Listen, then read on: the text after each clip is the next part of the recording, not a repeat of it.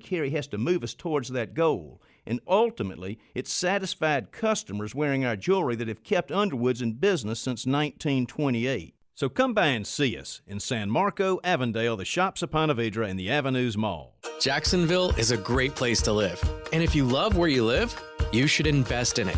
That's why more and more people bank with One-to-One Financial, Jacksonville's hometown credit union. We invest every penny back into North Florida, backing the very best small businesses, nonprofits, and of course the family home. Why put your money with some big out-of-state bank when you can invest in where you love to live? One-to-One Financial. We're your hometown credit union. Sign up today at one-to-one-fcu.org. Federally insured by NCUA. All offers are with approved credit and not a conjunction. See dealer for complete details. Start something new sales event. 3, 2, 1. Here we go! With the holidays behind us, it's time to take care of business. Car business. Now is a great time to get the new car, truck, SUV, or minivan you've been waiting for at Jacksonville Chrysler Jeep Dodge Ram Arlington. Come to 9600 Atlantic Boulevard and test drive a new Ram 1500 Bighorn. You'll see why truck buyers are moving to Ram. For a limited time, save up to $3,000. Inventory is up, and our selection of new Ram trucks is the best around. Maybe it's a new Charger or Challenger you're looking for. Now is the time to save. Want a minivan for your growing family? We have new Chrysler Pacificas waiting for you. See our inventory at number1cjd.com. We're ready to make you a new car loan today. Perfect credit or not. Jacksonville Chrysler Jeep Dodge Ram Arlington. Fast and friendly service you can count on. 9600 Atlantic Boulevard, across from the Regency Square Mall. It only takes a minute to find out if you may have prediabetes. And you can do it at doihaveprediabetes.org. But you're probably not going to. Nope. I'm sure you've got a perfectly good excuse. Kids, work. I get it. You're busy. So what better time than now? Let's begin. Raise one finger if you're a man. Ladies, none yet. Oh, count in your head if you're driving. Now, 3 more fingers for everyone over 60, 2 over 50, 1 over 40, 1 more if you're not physically active, another finger if anyone in your family has type 2 diabetes. Another if you've got high blood pressure. If you're overweight, raise another finger. 2 if you're very overweight. And 3 if you're really overweight. You've just taken the world's first audio prediabetes test. And if you're holding up 5 or more fingers, visit doihaveprediabetes.org or talk to your doctor. There's no excuse because prediabetes can be reversed. Brought to you by the Ad Council and its pre-diabetes awareness. Broadcasting live from the Anajar and Levine studios. Anajar and Levine Accident Attorneys. Call 1-800-747-FREE. That's 1-800-747-3733. WOKV Jacksonville. Listen live everywhere you go on ESPN690.com. ESPN 690, a Cox Media Group station. This is SportsCenter. I'm Christine Lisi from Dallas to L.A. for Kellen Moore. A day after he and the Cowboys mutually agreed to part ways, the Chargers agreed to terms to hire Moore as their new offensive coordinator. His hiring will benefit L.A.'s franchise quarterback, believes Pro Football Hall of Famer Michael Irvin. When Justin Herbert had his best season, it was in this offense. And then they changed coaches, and I was like, okay, now you're going to put him in a whole new system. He'll go back to this same offense, and I think he will play better. So I think it's a great opportunity for Kellen Moore, and I do think this will help Justin Herbert. Chiefs quarterback Patrick Mahomes came out of the AFC Championship game win over the Bengals feeling pretty good, according to ESPN's Jeremy Fowler. No structural issues with his high ankle sprain. Plenty of rest for Mahomes early this week, and then he will ramp up his activity in preparation for Super Bowl 57. The NFL has told its 32 teams that the 2023 salary cap will be a record $224.8 million, an increase over $16 million from the 2022 cap. Hockey Hall of Famer Bobby Hull has died at the age of 84. He was named among the 100 greatest NHL players in 2017. The new Venture X card from Capital One. Earn 10x miles on hotels and rental cars and 5x miles on flights when you book through Capital One Travel, plus 2x miles on all other purchases. Capital One. What's in your wallet? Terms apply. See CapitalOne.com for details. ESPN 690 and Action Sports Jax presents Brent and Friends with Brent Martineau. We're going to have to show a little more patience than the year 2 pom-pom people. Kasey Kurtz. Yo! Well, what are we doing, bro? Come on! And Aaron Schachter. I'm all in favor of these two showing their love, really celebrating their relationship. Get him! Get him! Get him! Hit him! Hit him! Hit him! Yeah! Boom! Jack! Boom! Yeah! Boom! Jack! Boom! This is Brent and Friends with Brent Martineau, Kasey Kurtz, and Aaron Schachter on Jacksonville's home for ESPN Radio. ESPN 690. Hey, congratulations, Jamal Agnew to going to a Pro Bowl. Well earned. It's a late replacement, but he's one of the best, if not the best in the game anyway, so I think he should be going for the Jacksonville Jaguars. Makes sense. And how in the world is Tyler Huntley going? I know this came out like a while ago, but now that the reality of the situation is here, Tyler Huntley is the Pro Bowl guy because Mahomes and everybody else can't go or isn't going. He's the replacement. How that happened, somebody needs to do an investigation. They must have had to go real far down that list. I mean, no, but you could have stopped at a lot of guys like Trevor Lawrence. Tyler Huntley. Yeah, exactly. I mean, what are we doing here? How is that process? All right, here's the deal. So I have learned over the last 24 hours or less that the reason the Cincinnati Bengals lost is because of the mayor of Cincinnati and because of the referees. They were fine. Joe Burrow was fantastic. Mm-hmm. Their defense was great. Their offensive line was good. Offensive line was fine. They were perfect. Okay. But it was the mayor's words that inspired those Kansas City Chiefs to not name it Burrowhead, that they played so well that they needed a 15-yard penalty and a big kick return, punt return to even get to 23 points for the best offense in the NFL all year. And the refs did the Bengals dirty. I'm not saying I agree or disagree with any of that. Everyone's got their reasons. I did think last week it was a lot of trash talk for two teams that are capable of beating each other on any given day. Yeah, I don't get all the trash talk. Like, it's great in hindsight. It's just funny to me. Like, I think the way this stuff is perceived, the mayor, his comments were goofy. He actually did tweet, like, I deserve all that, which was good. But it was like failed smack talk, too. It really wasn't great. It was like, kind of clunky. Stay in politics and get out of the way, right? Probably, and just root on your team, and that's it. Like, he turned to trash talking, which was odd, right? It was odd. And if you're the mayor, maybe you just stick to trashing the other mayor. Like, what are you trying to pick on the actual players who can embarrass you? But, the thing about it is they are not motivated. There's no way they played. They won the game because of what the mayor said, So I just don't buy it, and I think that's the way it's interpreted. And now it's just fun fodder after the fact, like Kelsey and everybody. And that's where you have fun with it. Yeah, like on 3rd and 7, no one's thinking of the Cincy mayor. Yeah, and I think even Andy Reid said today, Zach probably, meaning Zach Taylor, probably wished the mayor hadn't said that. Yeah. But again, this isn't college football. This isn't even high school football. You don't think it matters at all? Bulletin board does not matter no.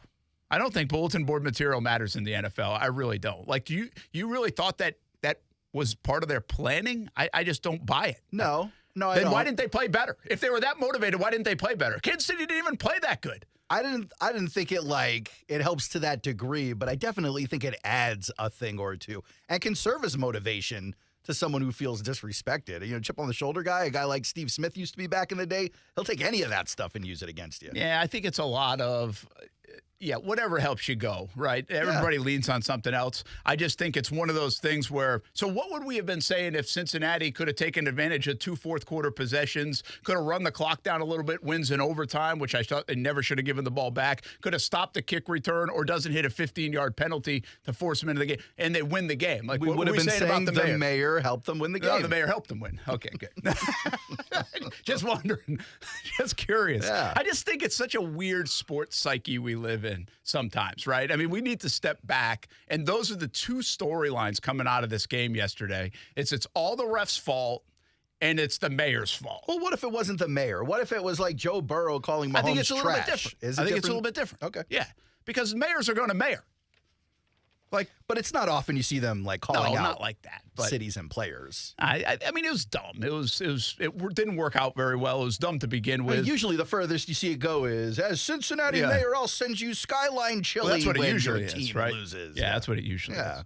But meanwhile, the other thing is the refs. The bigger one is the refs. And we have such a society of sports that we blame everything on the refs. Everything.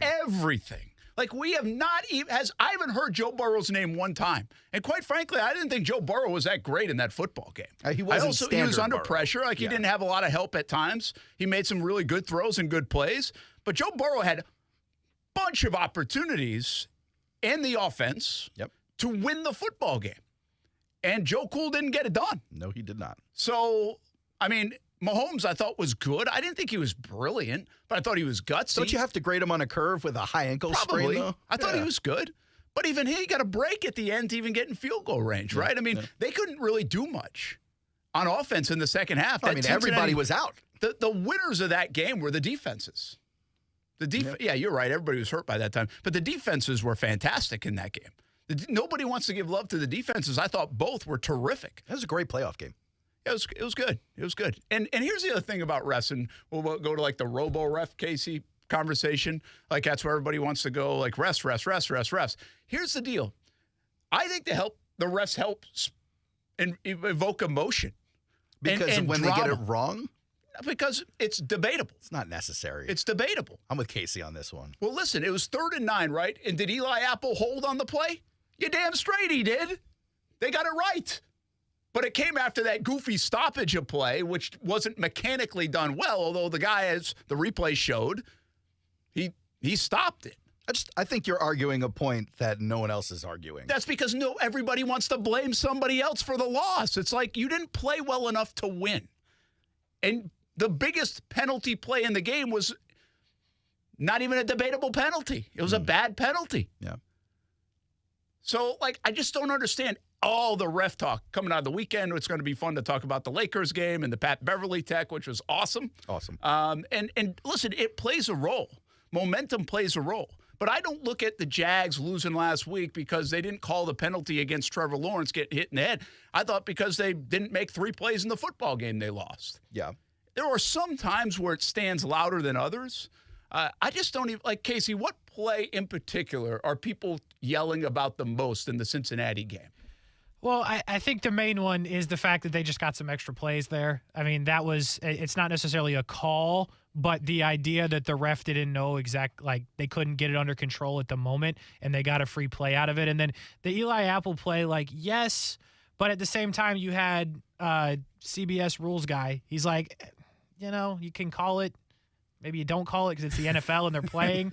You know what I mean? If you're going to let him play, you're going to let him play there. After that circumstance, though, too, right? Yes, yeah. After the so it felt like, if you've got the guy on TV saying, I don't know if I'm calling that, then it's obviously not clear and obvious. So you've got that after they screw that up. And then also stuff that doesn't get called. Burrow gets whacked in the end zone. I mean, there's an obvious block in the back on the kick return. Now, granted, after stuff goes wrong, after there's an obvious one, you're kind of looking at all the other plays and you're like, oh, that could have been a hold there. But, I mean, that whole sequence started it. But overall, I mean, it just felt not fair from the get-go. I'm not saying it was rigged. I'm just saying it felt like they desperately wanted Kansas City in the Super Bowl. That's how it feels. And that's kind of an interesting thing because I don't feel that way. People used to say this about the Patriots, and now all of a sudden we're getting that way with Mahomes. How does it change?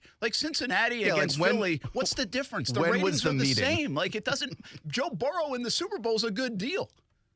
Why is that a problem?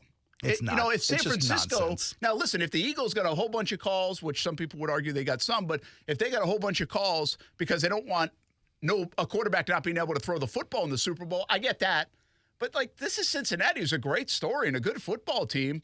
And they are the kryptonite to KC. So I just don't see that view of it I'm a neutral observer here. I didn't care who went. Now, I picked the Bengals. And by the way, my bowl pool would have went way better if the Bengals had won. So I kind of wanted the Bengals to win for selfish reasons. Yeah. But I didn't see that. I didn't see like, oh, they want Mahomes to go. They want Mahomes to go. In fact, I think you can make the argument, like, if you don't want an unhealthy Mahomes playing against the Eagles in the Super Bowl. Like, but you got the 2 weeks. He'll be fine. He obviously has proven he will be fine. He's like one of the great healers of all time. He needs like 3 days to heal from a severed head. It's unbelievable how he heals. It's ridiculous. And so, I don't know. I just got I thought it was too much. I'll give you another thing about the sequence that you're talking about. They got out of it.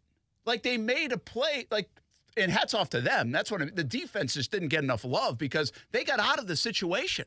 Like, the refs put them in a weird situation with all that going on, but it's not like it led to anything. Well, yes, but could they have had more time on the clock at the end so I don't have to throw the ball? You can run the ball, go back to your point, run out the clock more. I mean, you're saving time more than anything. I think they would have saved more time for Kansas City, but even, this is where we lose things. Like, is it a block in the back? Maybe it's a block in the back. It's terrible punt coverage for sure. Bro, that was a block in the back if anyone's ever blocked in the back. Now everybody's saying there's a hold on the Mahomes run, and then I've got Joe Thomas, who's a Hall of Fame guy, on Twitter saying it's not a hold. Well, Joe Thomas bet on the Chiefs. I don't know what I mean. Are we seeing things? And it was obviously he's obviously going against the Bengals. He's a Brown. Oh, that's a good point. Stop it. Come on. Get I don't Munoz. know. Let's have him break down the tape. I'm okay with the talk. I think officiating isn't great. I'm not saying it was great this weekend. I'm not here to defend the officials. I also have always been a believer that I like the human element of it. Yes, can we get back to this point? Because this is the part of the take where I kind of turn around and go, what? Yeah. You like the human error in officiating because you think it leads to more passion in the game. Well, I absolutely do. Yeah, I do think. Well, if I was the NFL, I'd want the debatable stuff. So that people can talk about it. Yes. Oh, yeah. So here's my greatest example. You don't have confidence they're going to be talking about the game even without the debatable calls? Well, they would. They could, but they talk about it. What are we talking about? We talking about the game today? We're talking about. We'll get to it. Like, if we weren't talking about refs, we would just be talking about the play. All right, here's my example. We'd be talking about the Bengals going to the Super Bowl is what we'd be talking about. I'm going to give you the example of it. The Rams-Patriots Super Bowl. What was that score of that game? 13-3? Go back and look at that a few years ago. Mm-hmm. It was like the most boring Super Bowl of all time. First of all, you don't have a lot of points, so that helps, right? 13-3. But still, 13-3, when it's a defensive battle, can still have a lot of interest, excitement, intense moments. I believe in that game, if you go back to it, I don't think there was one review in that football game. There was no controversial ref call, drama call that everybody was debating and Twitter was blowing up about and everything like that. It helped lead to a very boring Super Bowl. One, there wasn't a lot of points. Two, it ended up being a 10-point difference, although it was pretty close most of the way through. And three, you had no drama to evoke emotion on what we all do now. This is where we live. We live on Twitter. We live on social media. We live in the sports radio world where we're talking and debating. There was nothing to debate. They didn't mess up a call. It wasn't the big Saints-Rams, missed PI call. These things have helped actually build, I think, the NFL brand. What is a catch? What's not a catch? Was that a good call? Was that not a good call? Could you see it this way? Yeah, I could see it this way, depending on what goggles you have on. The reviews, all this stuff creates drama, suspense, debate. And I actually think it's a big part of, along with gambling, why the NFL is such a big deal right now, because there's so much ambiguity and judgmental calls that go on in the NFL, and it's such a fast game where the officials are playing it so fast and the guys are playing it fast, but then we all see it in slow motion on these crazy replays from 50 angles. And it's kind of like the Philly call, right? The Philly call with Devontae Smith early. That was really tough for the ref to see in real time. I can't blame the ref for missing that. It kind of looked like a catch, but then it was like, oh, could something happen? And then they didn't challenge it. And really, I thought they should have challenged it because Smith got up and was like this, let's hustle to the line, meaning I didn't catch the football, so let's go before they can throw a challenge flag. I would have thrown a challenge if I was San Fran just for his reaction, but they got the call wrong, but I think it was a really hard call to tell if it was wrong. So a couple of thoughts here. Number one, yeah, I think bad calls lead to debates and terse, angry conversations between fans, which can be equated to passion and conversation, which admittedly might be a goal of the NFL to have people talking about the product. But there's enough human contingent within the game, whether it's coaching decisions the quarterback makes, or anything of the like, where, okay, if you just throw out the officiating mistakes, there are loads of other mistakes for you to examine that humans are making for people to debate about or get upset about or argue about. Fine. My beef, I think, with not having robot refs, because I am a huge robot ref supporter, which, by the way, they're already doing a lot of this stuff. Oh, yeah, I know it. I hate it. They got the chip in the football. They got all the different cams on the sidelines and stuff like that. They got all kinds of different gyroscopes and stuff. We don't even know they don't even talk about on television that if you watch any of the big How Is It Made shows, you'll see them. But my beef is this. Rules are not supposed to be interpreted. Rules are supposed to be binary, black or white, 1 or 0. You either are within the scope of legality or you are outside of the scope of legality. Did you break the rule? Yes or no? There isn't a kinda when it comes to this stuff. There's not supposed to be. And so if humans can't get that right, then what's the point? Like, if you're not bringing every rule infraction in front of a 3-judge panel to argue and make your case for, then why not just have the calculator do it? If it's just inbounds or out, if it's just foot on the line or not, did he catch the ball or did it hit the ground? And you can have, like, machinery give you the absolute on it. Why not? Let me ask you this. Did you guys like tennis when Jimmy Connors and John McEnroe were yelling at umpires? I used to love when he would yell at the judges. Okay, well, nobody yells at anybody anymore in tennis. You know why? Because they got such good technology that they do get it right all the time. You're right. And there's no debate. There's no interest. But was all the interest in tennis? Was all the interest in tennis because of the yelling at the judges? No, they were good, but you also had emotion, drama. You built that. You had personalities. Pete Sampras is one of the best champions in American tennis history. He was one of the most ho-hum quiet guys I've ever seen in my life. He was boring. Yeah. That's probably started the downturn of tennis, actually. Blame it on Pete Sampras and Michael Chen and all these people. Just to confirm, this isn't a national issue. This is an America issue that they hate tennis. We've been through this a lot. Tennis is big in other places. Just because it's not big here doesn't mean they're doing it wrong. It is still big. There's a lot of money in the game, but there's no way it's got the landscape and footprint that it did have, at least in the United States, like where we are talking about. And it drives me, the whole human ref thing. Be more global because of it, I think. The human ref thing drives me even more crazy in baseball, where I know you're very sensitive to changing history. They're going to these robot refs in 2023, or the robot umps, I should say, in minor leagues. And AAA, I think, is getting them in 23 for this next season. And I can't wait, because it's coming to the majors, and I can't wait. I can't wait. I'm tired of catchers pulling a ball in 3 feet from the strike zone and going, see, it was a strike, and then getting the call. I hate it. I hate tie goes to the runner. I hate all of it. Yeah. I want rules. I don't want interpretations. Well, you're going to have a boring game. I already got a boring game. Well, it's going to get more boring. Can't wait. Go play a video game. No, Is it boring to get it right, though? Like, to actually know what happens? Exactly, Well, Kasey. Because here's the deal. They get it right a lot more. Nobody gives them credit for getting it right. But what if you got it right 100% of the time? It'd be boring.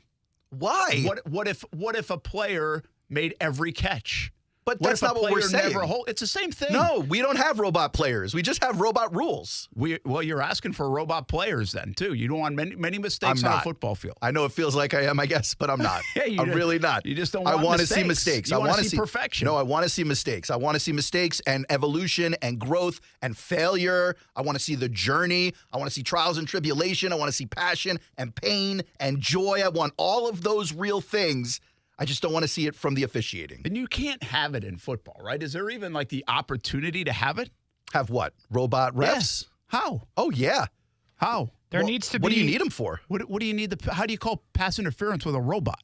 Well, you're going to have these wearables on the uniforms that determine how and when you got touched. And so you take the data from like what part of your body hit the ground or whatever versus what part of you got hit and how hard it got hit, and it'll spit you out an answer. It's great. It's great. You'll see. You need a person. You need a person that is watching that can call down and make the call. You need like an eye in the sky for every play. See, I think they've done a good job of they're not getting enough credit in the last couple of years. I think the NFL for that quick one without the challenge. They did it in yesterday's game. I forget which one, where they get the call and they're like, "No, you missed." Or his Mahomes was down. Remember, his knee was down before he threw it. Yeah. And they're like, "You don't need the challenge. It was down. We can tell on the first replay." Boom. Like those are good enhancements. Do you like call challenges?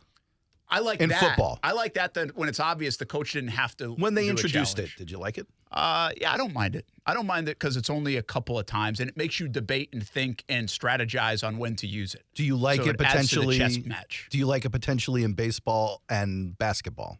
I don't mind some of the replay in both and even the challenges. I just am not a huge fan of robotic umpires in baseball. And also, if we've got to decide that one sliver, if we've got to look at it for 3 minutes to find out that guy's cleat wasn't on the bag and we can slip a piece of paper under there and it takes 3, 4, 5 minutes and 14 replays for me to see and still wonder, I'm not for that stuff. Yeah, why do you need that? Let's why move not? on. Yeah, why not just have cleats with the sensor when it touches the bag lights up and you know he was there first. There you go.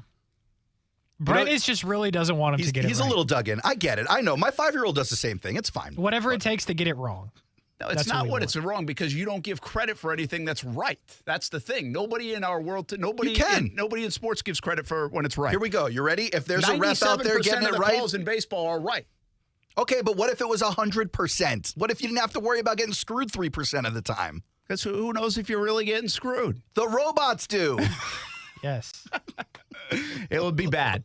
Like I said, if we want to turn it in sports into a video game like we have and use the virtual reality and everything like that, and that's what we are. I mean, it's video games. Outside of the things... We are trying to turn baseball into a video game if you have robotic umpires. Yeah. I don't think you can do it as much in football. Maybe I'll be wrong based on some of the technology that comes about. And the other thing is this. What you're doing now at the professional level is you're playing 2 different games than everyone else. Now, like in baseball, the SEC has enough money where they can put review in play. But nobody else in baseball, minor league level, like high school, college, anybody. So you're playing a completely different game, which you would eventually do in football too. You'd play a completely different game because you can't afford it, right? You've got to be $1 billion industry to be able to afford that kind of technology, most likely. So now you grow up and you're watching this stuff go and you get to the big leagues and now it's like a totally different ballgame. Well, you're already doing that somewhat. There are lots of rules that are different in college, especially in football, pros. Which by the way, I'm consistent here. I think why? It's stupid. Why don't we have the same rules at the NFL level, at the college level, and also at the high school level? And I understand the point you're making about this game versus this game. It won't be apples to apples. It'll be apples to oranges because you have different scenarios. But essentially, you're playing with the same rules. So you are technically playing the same game. It's just one's way more proficient at getting the call right, and the other is where you send the scrubs to train. That's what it feels like. I don't like it. I like the human element. I just don't understand why I don't go the pitching machine then off the mound in baseball. Why do we need pitchers? We might. We might. Guy will never get hit in the head. Yeah, let another 3 guys get hit in the head, and you may see that change come along. And there we go. We can just have a pitching machine now, and we'll never need Tommy John surgery again. So that'd be perfect. Unless you're Brock I think Purdy. It's better for the game. We got it right 100% of the time. Nobody gets hurt, and the guy's always he's never going to hit anybody in the head. Well, you get hurt if there's still humans there. I don't think anyone's proposing we replace the players with the robots. We're getting close. We are getting close. I would watch that, though. I'd watch robot football. I watched the robot fighting show. I forget the name of it. BattleBots. BattleBots. There we go. Yeah. That's like boxing. They replaced the boxers, Brent. It's like UFC this is for such robots. a get off my lawn segment. It really feels like that. It's amazing. We want to turn sports into video games. We just want to get it right. What would we be debating? We just want it to be right. You don't want to get it right. Yes, you do. You don't want to get it right. Mr. Pico. You do not want to get it right. Yes, you do. No, you really deep down don't. That's the thing. You do not want to get it right. You want to be able to gripe and moan about a bad call. You're saying that's part of fandom. You want to complain. But can't you gripe about the wrong call from the coach now instead of the ref? Well, yeah, you can do both. Yeah. Right. You don't need the refs. You want a reason. Like, you know what? Joe Burrow they'd be hammering them in Cincinnati today. Instead, they get to hammer the refs. Well, maybe it's better if they get to hammer Joe Burrow. Let me be mad at my team, not some other idiots that get to wear stripes. Yeah, man. You know what I mean? And those guys affect the outcome of a game. Sometimes they're dirty. Tim Donaghy? Well, there's that. That's a different element. Somebody definitely had Mahomes rushing yards over. Listen, Mr. Pico Boulevard thinks Paulie's robot from Rocky IV would be a great referee. I want to throw that in there. And Glenn is suggesting we play Mr. Roboto either here or tomorrow morning on my other job. Which is? 96.9 The Eagle. But I thought I was on Mornings of the 8th. What happened? Didn't get that gig, dog. Oh, sorry. I messed up. We'll be back. Brent and Friends on ESPN 690.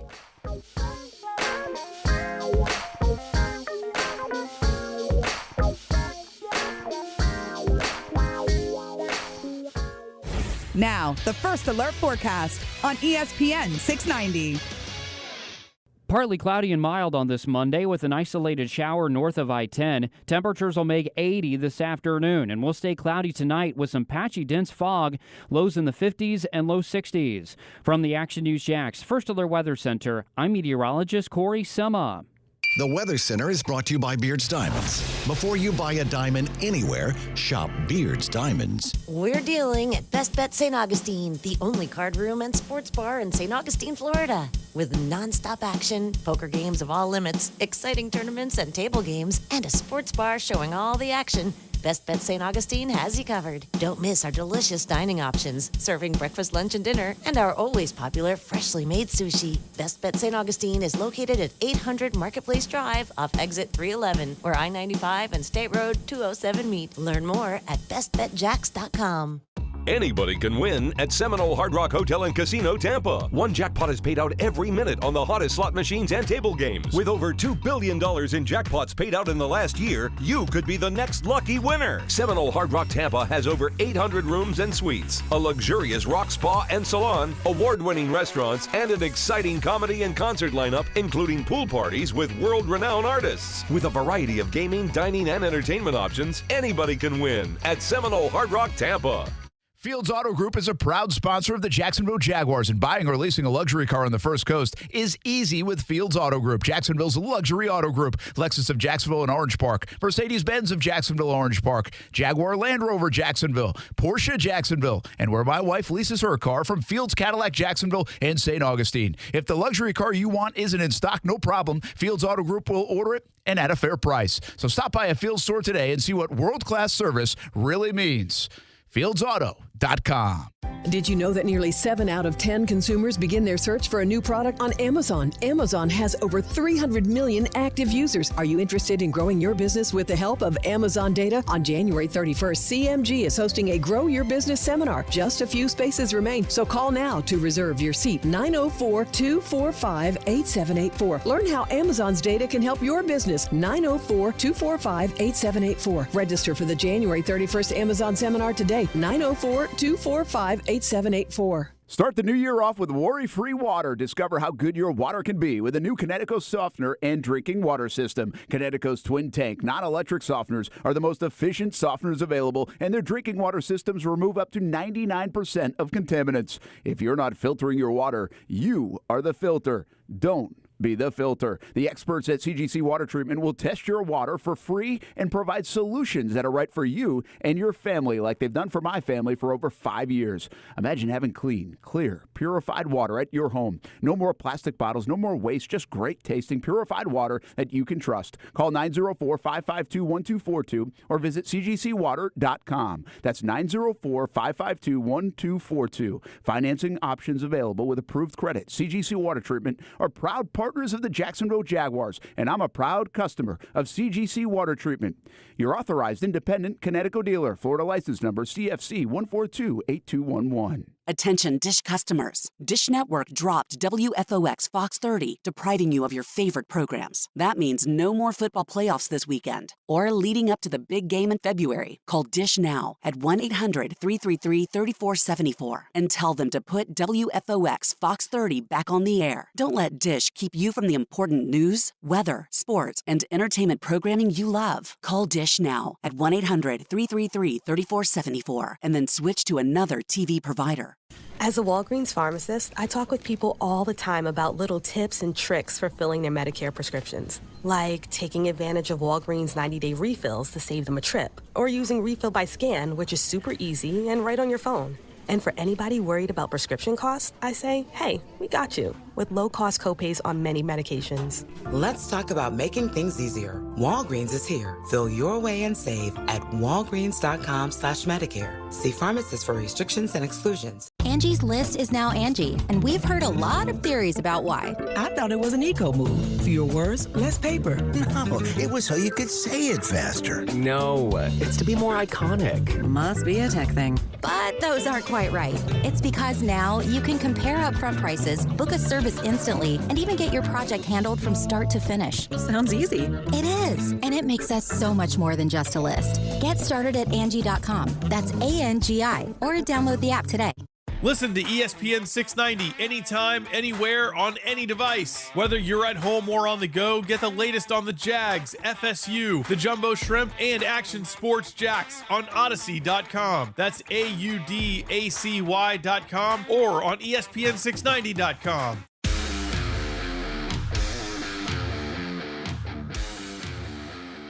I just saw a taunting penalty somebody was talking about. Remember the big offensive lineman? How are you supposed to robo-ump that, officiate that? You just take taunting out because it's a stupid call.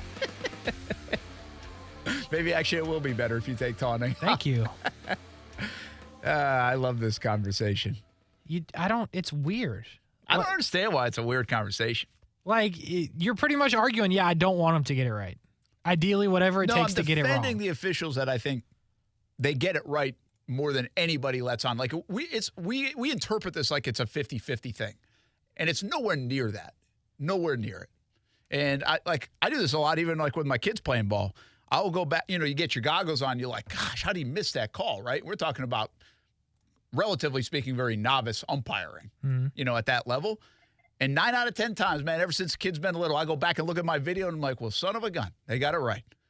Like, they usually get it right. That's just the way it is. And I think they're way better at it than people give them credit for. But the stakes are high. Like, I understand that part. It's hard to defend about getting it right. I understand that part. But, man, I think we lose a lot without officials and the human element in sports if that were to happen. Hey, we will talk a little bit more about the game coming up in a bit. We do have two former Jags backup quarterbacks now. One will win a Super Bowl ring, Gardner Minshew or Chad Henne. That will take place in a couple of weeks. But right now we're talking Pro Bowl because coming up this week is the NFL Pro Bowl, and Jamal Agnew announced to the team today, which is really cool. How about this first return specialist in franchise history to make the Pro Bowl? Now, the Jags have had Pro Bowl specialists before, but never in a return fashion. We think he's the best in the game at it, and he joins us right now on Brent Friends on ESPN 690. Jamal Agnew, tell us how you got the call. Congratulations. I appreciate you, man. Honestly, extremely grateful. I mean, I didn't even know until like 11 p.m. last night. I'm pretty sure Marcus Pollard hit me up, was like, Aggie. He calls me Aggie. He's like, I got some good news for you. I was like, MP's not going to be texting me, at 11 p.m. for no reason. He called me and told me. And I thought he was punking me for a second. I thought he was, but I was like, it's 11 p.m. I know he's not playing like that. That's awesome. Jamal Agnew making the Pro Bowl. What does it mean to a guy your age, been in the league for a bit? You're a heck of a story to even make the league and do what you've done. What does something like this mean to you to be named to the Pro Bowl? It means a lot, honestly. I've been close a couple times. I mean, just growing up, watching football, being a fan, you always wanted to play in like a Pro Bowl. Like, obviously it's like an all-star game, but just to get the respect from like my peers and, the coaches around the league and obviously the fans, it's just an honor. But I wouldn't be here without, the other guys, busting their butts on special teams. Special teams is a grind, so I definitely can't be out there doing it by myself. So I gotta show a lot of love to those guys. Jamal, congratulations. This is Kasey. The Pro Bowl is going to be a little different this year. There's flag football. There's a bunch of games as well. What are you excited to get at? The dodgeball, maybe a little water balloon toss? What are you looking at that you're going to excel at? I'm looking forward to that dodgeball. I grew up playing dodgeball all the time. I consider myself an all-star at it, so we'll see. We'll see if I can sneak into there. But I feel like the format this year is gonna, it's gonna be a lot more entertaining. I feel like, we're playing flag football, so it's a lot. Guys like me, I like to make people miss, so I can just, do a bunch of crazy moves and stuff. Growing up playing flag football, stuff like that, that stuff was fun. So, for guys like me, it's gonna be really fun. I don't know about how fun it's gonna be for, offensive linemen and stuff like that. Jamal Agnew with us here on ESPN 690. Do you like this idea of not having a football game? You just played 23 of them. It's been a long year. Is this almost a little better that you don't have to get yourself in shape to actually play a game? Yeah. See, that's what I love about this year, especially since the season's a little bit longer.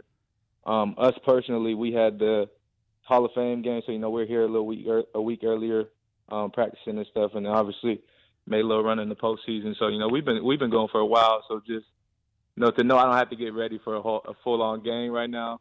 I'm not gonna lie, since the season been over, I've just been chilling on all-season mode. So, but I mean, it's definitely gonna be a fun time. That's awesome. Who was the first call you made last night when you found out, or maybe it had to wait till this morning if it was too late? Give us a little sense of someone that you wanted to tell and they couldn't wait to hear it.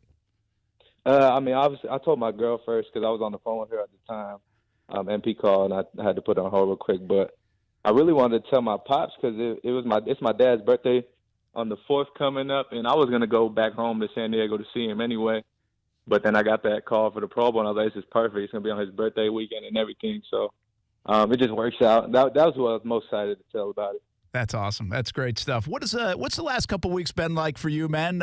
Obviously, a little disappointment at the end of Kansas City, but the fans have been terrific. Your teammates terrific, and then to see that it's more than one play in your sport, in your world, and then your all your work and the fruits of your labor paid off with this recognition. I mean, what's the kind of emotional ride been like for you the last 10 days or so? I mean, obviously we all wish we were out there playing yesterday. We're watching these teams play, and I'm sure every single one of us, players, coaching staff, knows we could play with every one of these teams. Even could have made a run at the big game. So it definitely hurts, but I mean, we shattered a lot of expectations this year, so I think we're hanging our hats. Obviously, no moral victories, but I mean, we feel like we did a lot of special things this year. Broke a lot of streaks that the Jags franchise had. It was cool to do that for sure. Just show that Doug's got this culture, and he came in saying he's going to flip the script, and I feel like we did that completely. Jamal, you talking about the fans and the environment the last couple of weeks, especially the last 2 games at home, and for a while in those games, there was not a whole lot of offense going around, but you continuously gave this team good field position. What was that like for you? We had you on earlier in the season. You talk about when you hear the crowd get going, you have space on the kick returns. What was that like with the stadium full, all Jags fans, and you just kept popping 50-yard returns, it feels like, every single time you got a chance? I mean, like I said, when I hear the crowd going crazy, I mean, that's honestly the best feeling for, like a professional athlete. I feel like you're just hearing the crowd go crazy for something you did or something your team's doing. So just to be able to come in there and make spark plays like that, that's going to get the crowd involved. And in me, just knowing it's sold out house, standing room only, I got to make some plays that's going to make the crowd turn up and stuff. So, I mean, that's something I feed off of, is definitely the energy from the crowd, but just having the opportunity to be able to make plays like that is kind of what gets me going. Jamal Agnew with us here on Brent Friends on ESPN 690 here on a Monday as he makes the Pro Bowl. First return specialist in team history to make the Pro Bowl. First Pro Bowler for the Jags since 2019. And we know this is a roster full of players ready to break out here in the NFL, and the success will pave the way for many more. Are you surprised you got as many opportunities in the playoffs especially, but even this year, to return kicks like that? They kicked it to you that many times? I mean, I feel like I'm definitely always surprised to get some opportunities. I mean, just what I've done over the course of my career, I kind of started seeing people not kick to me. But just to continue to get those opportunities in the playoffs when it mattered most was something I love to see, but something I was also surprised about. But I mean, we're going to take those opportunities and run with them.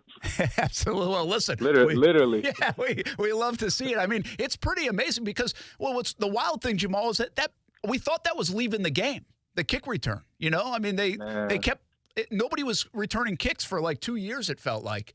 And, Turpin with Dallas had a terrific year. Obviously, Duvernay was in this spot initially. And, I mean, you were just so valuable for this football team. And I just don't know if I had asked that question to somebody, maybe even in the building or fans 2 years ago, with the way the kick return was going, that you would say, hey, Jamal Agnew is going to make a huge difference in 2022 on kick returns. I'm not sure people would have believed me, Yeah, they definitely. It kind of felt like it was definitely that 2020 season you referred to. They were trying to phase the return game out of the game a little bit, just for concussions and stuff like that.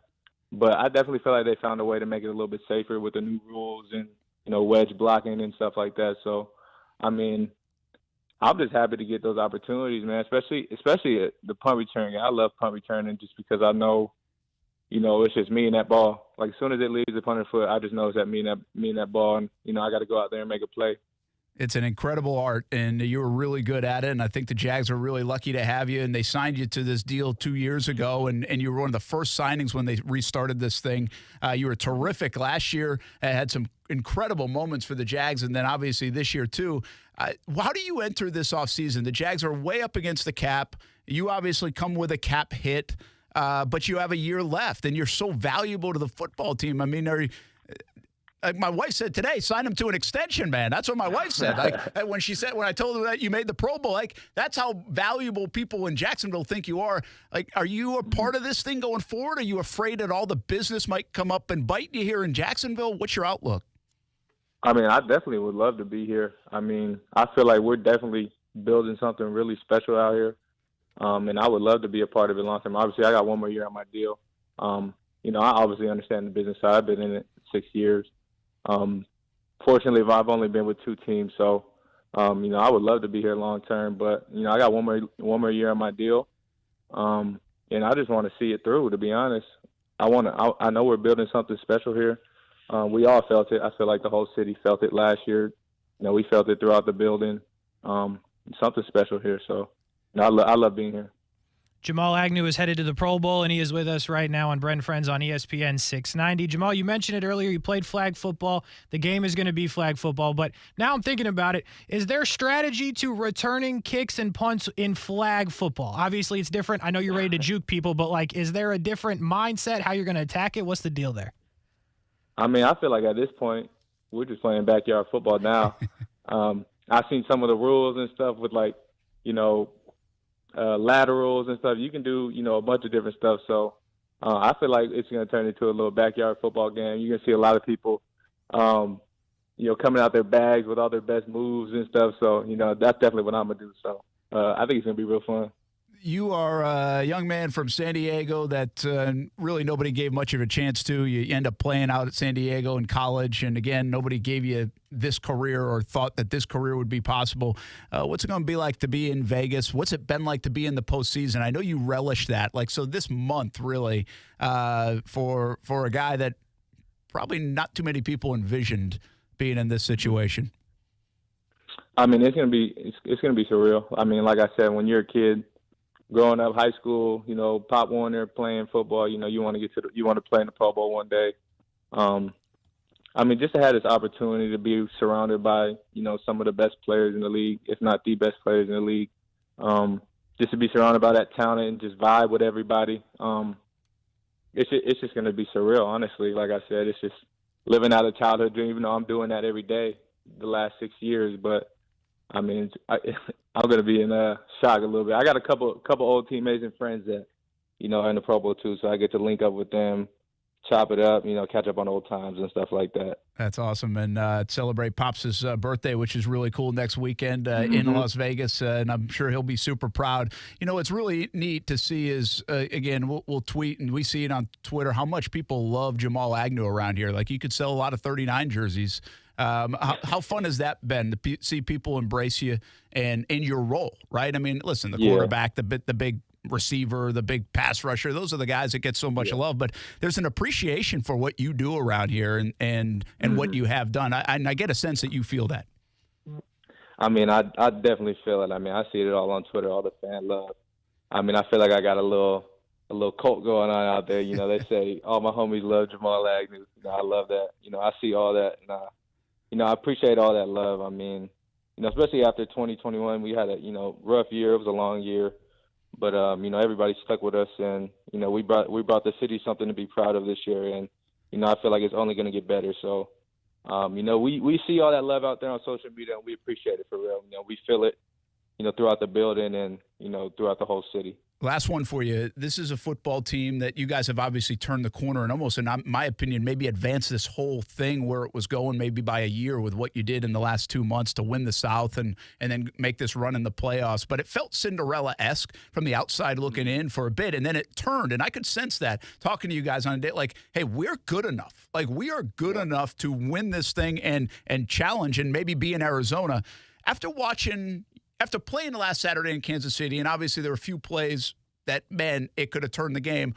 and watching last night's game, did that even hit you more that you guys are right there? Like you have a championship caliber team, and you don't just walk it back. I get it, but you guys can get a little bit better, a little bit more development. You could be there right again next year, and you're good enough to play the Philadelphia Eagles, say, in the Super Bowl. I mean, like I said, it's no moral victories, but I'm sure every one of us watching that yesterday was just like, yeah, we're a couple plays away from, being where we need to be. And I feel like that was just like something we kind of learned about ourselves throughout the season was like, especially when we went through that little losing streak, Doug would always say it's about us. Like, we're the team, other teams not doing anything to beat us, we're beating ourselves. And, that was a theme throughout our losing streak. And then once we started, picking it up and stuff, it was always about us. We got a little win, and then we went to Detroit, and, we played really bad. But even then, Doug was just like, it's about us. Like, it was nothing, obviously that's a great team, but, we were beating ourselves a lot. Obviously we turned the ball over early. Just like, last week in Kansas City, like I put the ball on the ground, and it was nothing Kansas City did. It was just something inexcusable for me personally.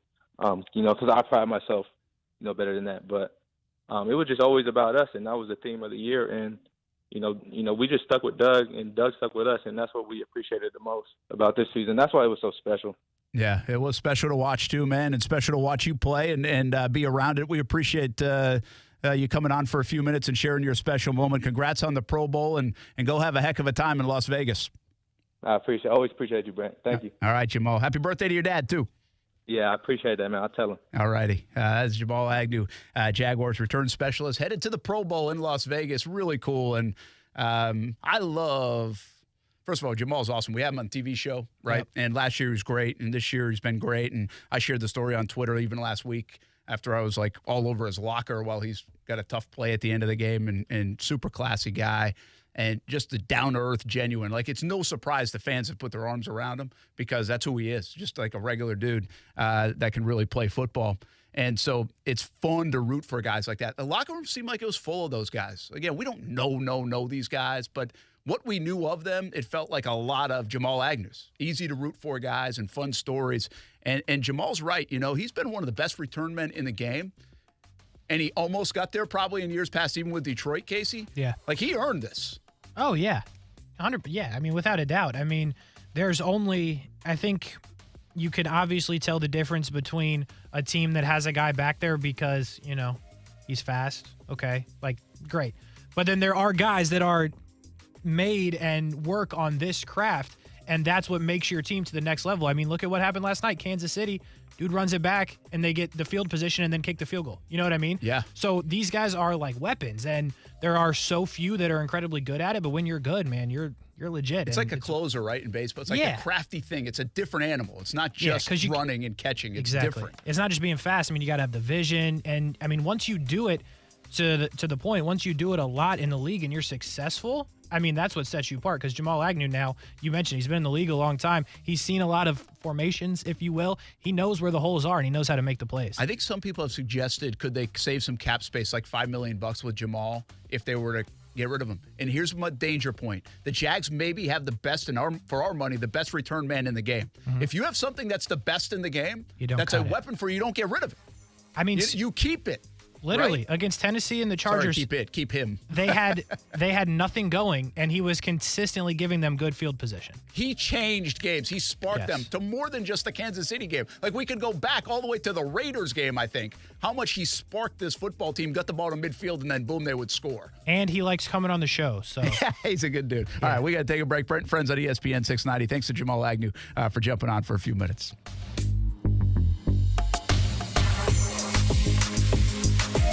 Brent and Friends is sponsored by Best Bet, now open in St. Augustine. Keyshawn, J. Will, and Max. Key, I'm thinking about for Valentine's Day with the wife, thinking like some chocolates, some flowers, maybe do like a nice dinner, something like that. Answer Max? your question before. What's Valentine's Day? You want to go? We want to go. We made up holiday. So you don't do anything. You do nothing for Valentine's Day. What are they going to do next? It's Ground Day. Key, Jay, and Max. Followed by Greeny.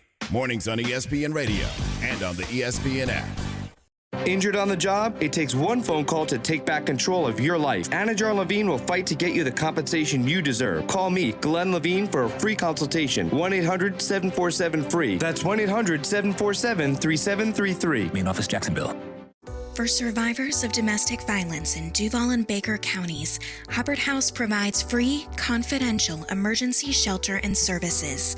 Call our 24-hour hotline at 904-354-3114. Did you know that nearly 7 out of 10 consumers begin their search for a new product on Amazon? Amazon has over 300 million active users. Are you interested in growing your business with the help of Amazon data? On January 31st, CMG is hosting a Grow Your Business seminar. Just a few spaces remain, so call now to reserve your seat. 904-245-8784. Learn how Amazon's data can help your business. 904-245-8784. Register for the January 31st Amazon seminar today. 904-245-8784. We've been in Jacksonville now for 15 years, and as you know and I know, we have to be ready for those hot days. And this time of year, the cooler temperatures, too. Need that AC working and then be ready to turn on the heat for a day or two. Bold City Heating and Air has us ready. They have for years. Can't say enough about their customer service. The communication, they are prompt, they are clean, they are good. Bold City Heating and Air, and right now, take advantage of their 0% financing on all purchases and just $97 for a tune-up. Be ready for the chilly weather and the heat. Bold City Heating and Air. BoldCityAC.com. With Progressive's Name Your Price tool, you can find options that fit your budget, because giving you options is the right thing to do. Oh yeah, like when I hold the door for someone. Sure, it may be weird if I don't time it right and they're a little too far away and now they're running. And we're both asking ourselves, is it worth it to run instead of just, letting them open their own door? But still, it's the right thing to do. So get options based on your needs with Progressive's Name Your Price tool. Progressive Casualty Insurance Company, affiliates, and third-party insurers. Comparison rates not available in all states or situations. Prices vary based on how you buy. Today on Hey Culligan, smooth skin and soft hair comes from where? Here's Mike. Hey Culligan, I've tried every conditioner, lotion, and body wash known to man, and my skin still feels like sandpaper. It could be your water, Mike. Oh, that's harsh. More like hard water. Are you interested in smart, high-efficiency water softeners from Culligan Water? Huh? Want baby smooth skin and soft, luxurious hair? Yeah, can you hurry? I have a date tonight. We're already on the way, Mike. Let us help you out with the free in-home water test from a local Culligan water expert at Culligan.com.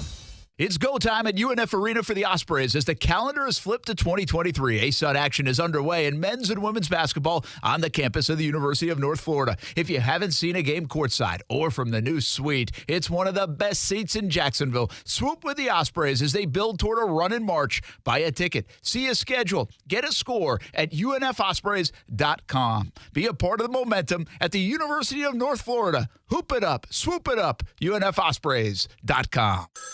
Ranger Station. I'd like to report a bear hug. Okay. I put out my campfire and Smokey Bear hugged me. So you drowned the fire, you stirred it, drowned it again, and felt that it was cold? Uh-huh.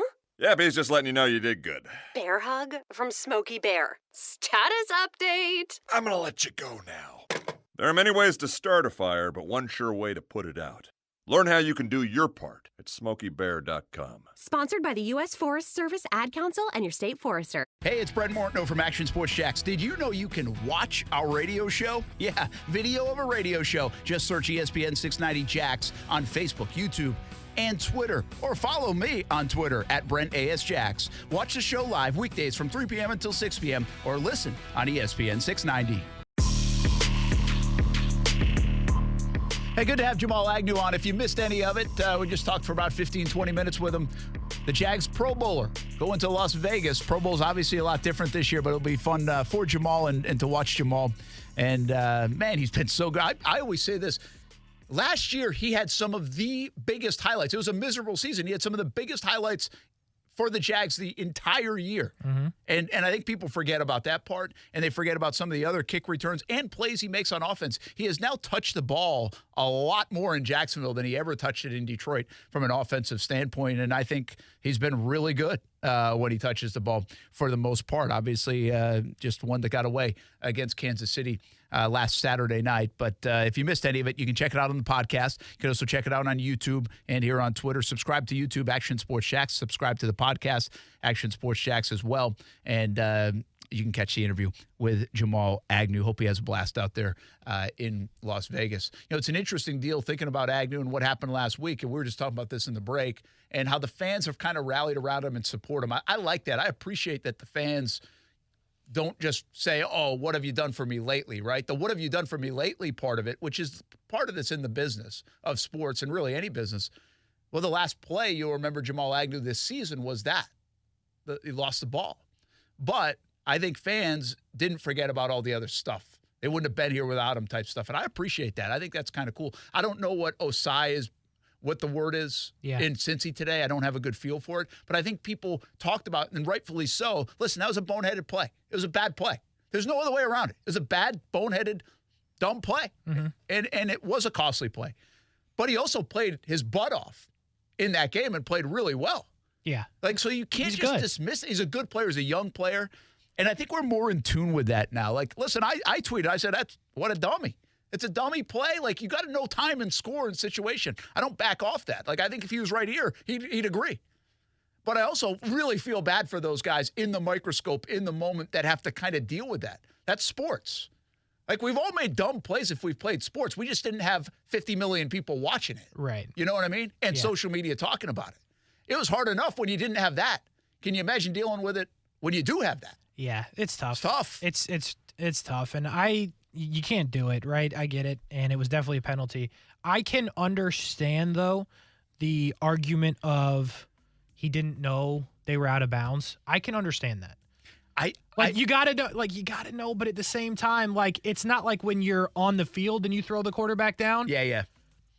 Are you looking down? No, you're trying to make a play to go to the freaking Super Bowl. I like his did you see his explanation? Yeah, and it made me think of it differently. He actually, because I was like, that's just a bad IQ play. And actually, he was thinking about he wanted the clock to keep running, so he wanted to push him backwards instead of him going out of bounds on his own. Yeah. And so that's where his mind was, so keep the clock going. Yeah. So at least he had that thought, but I think you got to think of it all, right? You've got to play that scenario out as a player. You can't hit them late. You got to know where the boundary is. They've got a 60-yard. You have to do that. It's tough, I think from now on he will do that. He will. You get better for it. I mean, absolutely. I believe players you don't lose on one play. I really do believe that. But I still feel bad for the guy that he made it in that moment, especially since he probably made a ton of plays we'll never talk about. And he almost tore everything in his leg. I know on that play, yeah. Holy cow. And he talked to the media after and handled it.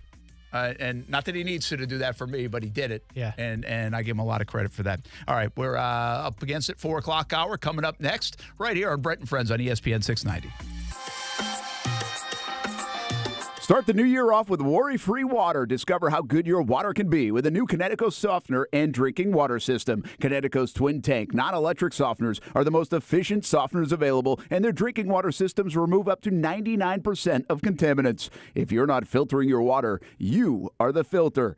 Don't be the filter. The experts at CGC Water Treatment will test your water for free and provide solutions that are right for you and your family, like they've done for my family for over 5 years. Imagine having clean, clear, purified water at your home. No more plastic bottles, no more waste, just great tasting, purified water that you can trust. Call 904-552-1242 or visit cgcwater.com. That's 904-552-1242. Financing options available with approved credit. CGC Water Treatment are proud partners of the Jacksonville Jaguars, and I'm a proud customer of CGC Water Treatment.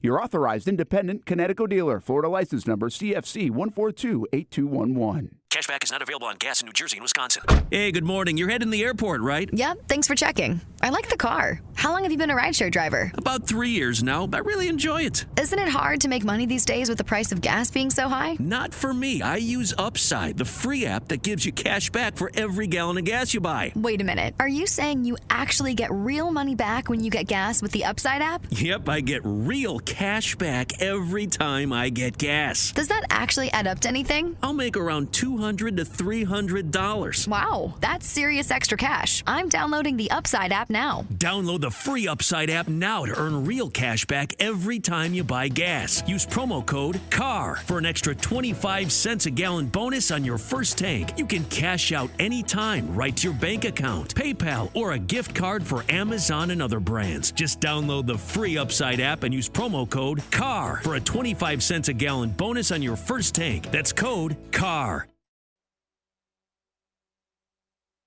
This is SportsCenter. I'm Christine Lisi. The Chargers' new offensive coordinator is the Cowboys' former offensive coordinator. LA's agreed to terms to hire Kellen Moore as their OC. He and Dallas mutually agreed to part ways yesterday. Positive news for the Chiefs. Quarterback Patrick Mahomes came out of the AFC Championship game win over the Bengals feeling good. No structural issue with his high ankle sprain, according to ESPN's Jeremy Fowler. He'll rest early this week, then ramp up, getting ready for Super Bowl 57. Mahomes last night showed again why he's clearly the league's most valuable player, in the opinion of ESPN's Dan Orlovsky. Patrick, that's why he's the MVP. The MVP played like an MVP. And the last two playoffs, we've had two of the best quarterback performances we're ever going to see. And they just so happen to belong to Patrick. I think yesterday was the perfect example of Patrick Mahomes. He did stuff that we just don't understand and can't comprehend. Dan Orlovsky on Keyshawn, J. Will, and Max. Hockey Hall of Famer Bobby Hull, known as the Golden Jet during his playing days, has died at the age of 84. Hull and his son Brett, another Hockey Hall of Famer, were named among the 100 greatest NHL players in 2017. The new Venture X card from Capital One. Earn 10x miles on hotels and rental cars and 5x miles on flights when you book through Capital One Travel, plus 2x miles on all other purchases. Capital One. What's in your wallet? Terms apply. See CapitalOne.com for details. WOKV Jacksonville. Listen live everywhere you go on ESPN690.com. ESPN 690, a Cox Media Group station.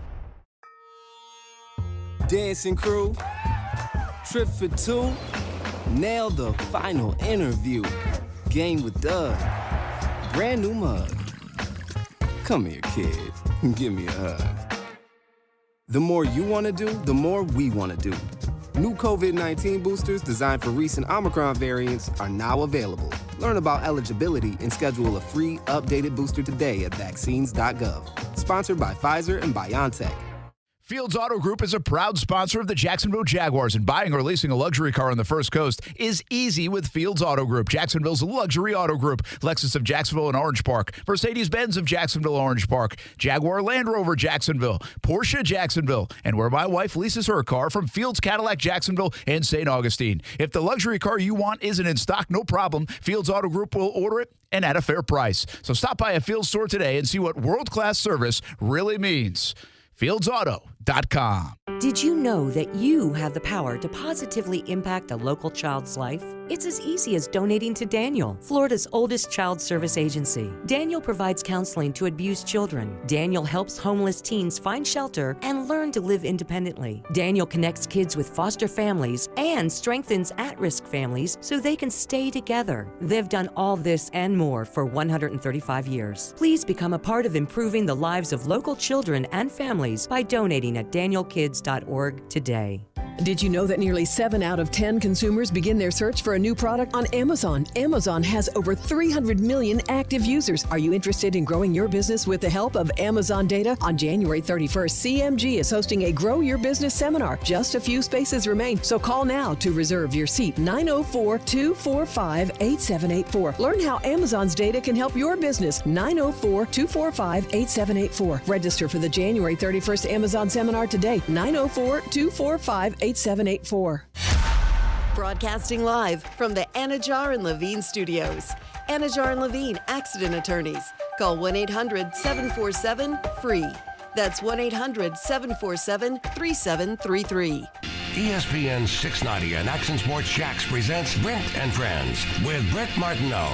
We're going to have to show a little more patience than the year 2 pom-pom people. Casey Kurtz. Yo! Well, what are we doing, bro? Come on! And Aaron Schachter. I'm all in favor of these two showing their love, really celebrating their relationship. Get him! Get him! Hit him! Hit him! Yeah! Boom! Jack! Boom! Yeah! Boom! Jack! Boom! This is Brent and Friends with Brent Martineau, Casey Kurtz, and Aaron Schachter on Jacksonville's home for ESPN Radio. ESPN 690.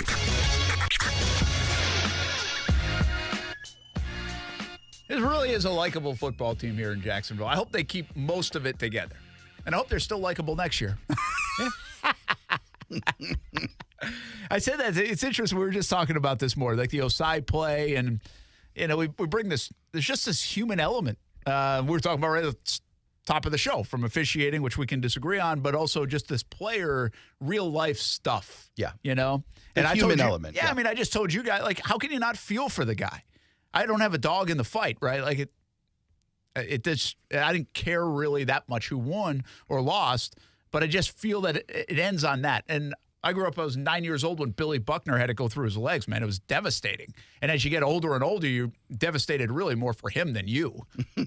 Well, you think about it in those human terms. You Yeah, do, like right? 20 years ago, Zach Wilson's play would have had me put a head through a wall. This year, I'm like, man, I feel bad for this guy. And it does. I mean, there's just, I guess, time and age and all that stuff, well, right? You grow empathy as an adult. Well, and I do this a lot now, and your kid's probably still too young, and Kasey doesn't have kids, but, like, I do this a lot with my kids. I'd just be like, my kids are 17, almost 18 years old.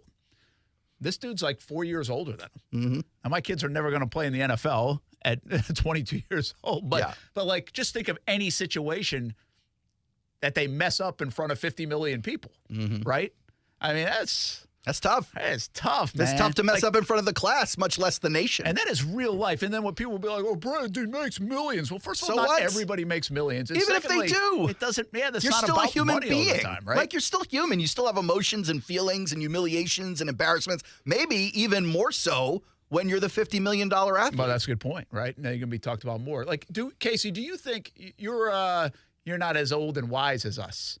I'm definitely not as old. No. So you guys are very old. Do you think, like, today's sports world, right, as fans process that human element of stuff better? Well, I don't know what the word, because better's tough, right? Better's tough. I think well's also tough to say there, because I think with how much is put on mental health now, how much attention, awareness? Yeah. Okay. I would. Thank you. I would think people my age would have more sympathy for it, but those are also the people that are the most ruthless on Twitter, right? That are like trolling these people for these moments that are like awful, and I can't imagine doing something in front of, to your point, 50 million people like that. And you think there'd be more sympathy for it, but I think the way that social media and how things have played out in life, like, there is no sympathy for that. Like, me, I get it. I'm not the person that would go on Twitter and do that, but there are people that would just go and be mean because they screwed up in front of a ton of people. When you talk about, like, Bill Buckner or what happened with the Bengals last night, like, I have sympathy for those people, because me, mentally, I couldn't handle it. Like, I would not be able to be my age right now or younger and make that play on Patrick Mahomes and, like, just go home and, like, deal with it. No, I'd off myself so quick. Like, I wouldn't be able to handle that. So I have admiration for these people that not only these things happen, they live with it and they, like, continue on. I mean, me and Aaron had a similar conversation on the same thing earlier today, because I talked to Jay Williams, and we were talking about the injury part of Jay's life and how that impacted everything. Like, I just think the mental strength that these people, if they didn't have it before, they have no choice but to have it now. Yeah. I agree with think that. that's pretty admirable. I agree with that. Yeah. I mean, you got to go through stuff, and that's normal people too, right? I mean, people deal with stuff that it's amazing that they can get through. Like, at face value, they never say they can get through it in everyday life, and then they do, and it just builds this enormous amount of strength, or they tap into something they never knew they had. But I think that's interesting in athletics, because, first of all, nobody's more disappointed than the player. Yeah. Right? Nobody is. And that's true. Nobody has put more work in. Nobody has more passion for it. Nobody wants to make a play more. It doesn't matter. But then you have this other sense, like, first of all, fans, like we just said, at first, as a 9-year-old kid, I'm mad at Billy Buckner for it, right? I think he cost me something. Like, there's a selfish nature to it. Yeah, you took it personal. But fans still do that, right? To this day, yes. Fans always do that. And then there's this other element around the NFL that you can't deny, and that's the betting element. Sure. Like, that play costs a lot of people money. Well, then that's that's the first legitimate gripe against an athlete I've heard thus far. Like, you could be mad at an athlete for making the wrong decision when you've got nothing except your fandom on the line, but believe me, that guy feels it. Now, when he costs you money, I get you now. Yeah, and then that brings a whole different level of emotion. Oh, yeah. Oh, for sure. Especially when you're in Kasey's shoes, making 100, betting 300. Tell him, Case. Hey. Yeah, no, I'm with you. I need the Bengals to win. Listen, I needed the Bengals to win, too, in that sense. But, like, just for a But little I'm not fun mad at him pool. for it, but I get it. But, I'm more mad. And that really, again, I think it's just an interesting thought. I don't know the answer, is to say, I feel like there's a level of sympathy we have and maybe it is, to Kasey's point, mental health related. Maybe we've seen the warts and looked ourselves in the mirror at times like, really? Like, it is sport at the end of the day. That guy feels worse than you do. Like, maybe there's some sense of that. Maybe not in the 5 minutes as it's happening, but by the next day or something else. I do think as sports fans, we're a little bit better probably than we used to be, although social media, that's changed too. 10 years ago, I think it would have been a lot worse on social media. Now you have defenders of I don't disagree with you. And, I don't disagree with you. But if I said to you the name Chris Webber, knowing that you're not you follow basketball enough to know who he is, but you're not like you wouldn't be able to cite his career stats to me. But if I said his name to you, what's one of the plays that comes to your mind? The timeout play. Play. And he had a great career. And that was pre-social media, right? So, I just think as humans, independent of social media, sports, betting, or otherwise, as humans, we thoroughly enjoy a disaster story. Well, we do. We watch NASCAR for the crash. There's part of that. But disaster stories are made so much better. I'm not saying it's right. I'm not saying it's correct. I'm not saying we're good people for this. I'm just saying a disaster story that starts on the 53rd floor is way more enjoyable than one that starts on the 3rd floor. Yeah, there's something to that. Something about the teardown that is fascinating to watch. Yeah, and then it's the fascination of watching, and then a couple of days later, it's like, whoa. Yeah. That's not cool. Well, you come to this realization, like, I shouldn't have enjoyed watching that, or shouldn't have wanted to watch it kind of reminds you. Right? Yeah. Well, like this whole Kanye thing, right? Kanye got in so much trouble for his anti-Semitic remarks, and now he's a pariah. Whether you feel like that's rightfully so or not is independent of the fact that the man lost billions of dollars of net worth over the course of like a week. And if you can't at least put yourself in those shoes, understanding what maybe you would have felt like feeling secure generational wealth for you, your children, and your children's children, and for it to disappear the next day because you messed up, I mean, I think anyone can relate to that and go, man, that mistake must hurt. Yeah, I think so. And, hey, here's the deal, though. We get back to doing what we do, and we break down a football game, and the Bengals just didn't play well enough. Again, there's officiating that goes into this and all these other storylines. But, Kasey, I know you're a big Bengals guy, Joe Burrow guy. They had multiple opportunities. I mean, this really goes back to the Jags game. You know, the Jags, the 3 plays that we talk about in the Jags game against Kansas City, that was one thing. The Jags missed a huge opportunity in the 3rd quarter when they made Kansas City punt a couple times where they could have taken over the game offensively, and they had to punt it right back. Like, Cincinnati had that chance yesterday. They had 2 chances in the 4th quarter where if they just go do Joe Burrow things and Jamar Chase things and T. Higgins things and Joe Mixon things, they win the football game. Like, they might. I said on that last drive, not the last one, but like with 7 minutes to go, if they call an epic drive here, they might not give them the football back and score as time runs out. 100%.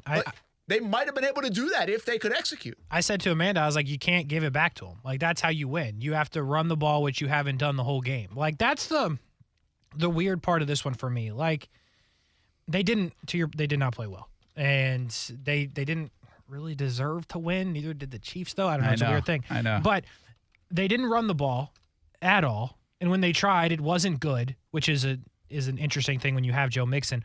But what came back to hurt them was the offensive line, finally. Yeah, it did. They finally got exposed by the offensive line not playing well.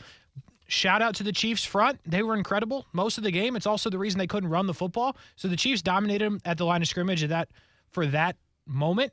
But neither offense was very good. I mean, because I think the Bengals' defensive line was really good too. I mean, they made Mahomes they sacked him multiple times. There were times when his knee was was down when he's throwing the ball just to get it away. I mean, both defensive lines I thought were really good. But second half, the defensive line of the Bengals was awesome. They were great. The offense they didn't do it, and just overall, the Burrow wasn't good enough. So I've realized for the last week and a half, we've been finding 18 different ways to say Pat Mahomes is a great quarterback and possibly one of the greatest of all time. But consider this. After the last game, that's now 3 times in his playoff career, Mahomes has gotten the ball with less than a minute left and driven his team for the winning or tying score. 3 times, 13 playoff games. No other quarterback has done it more than once.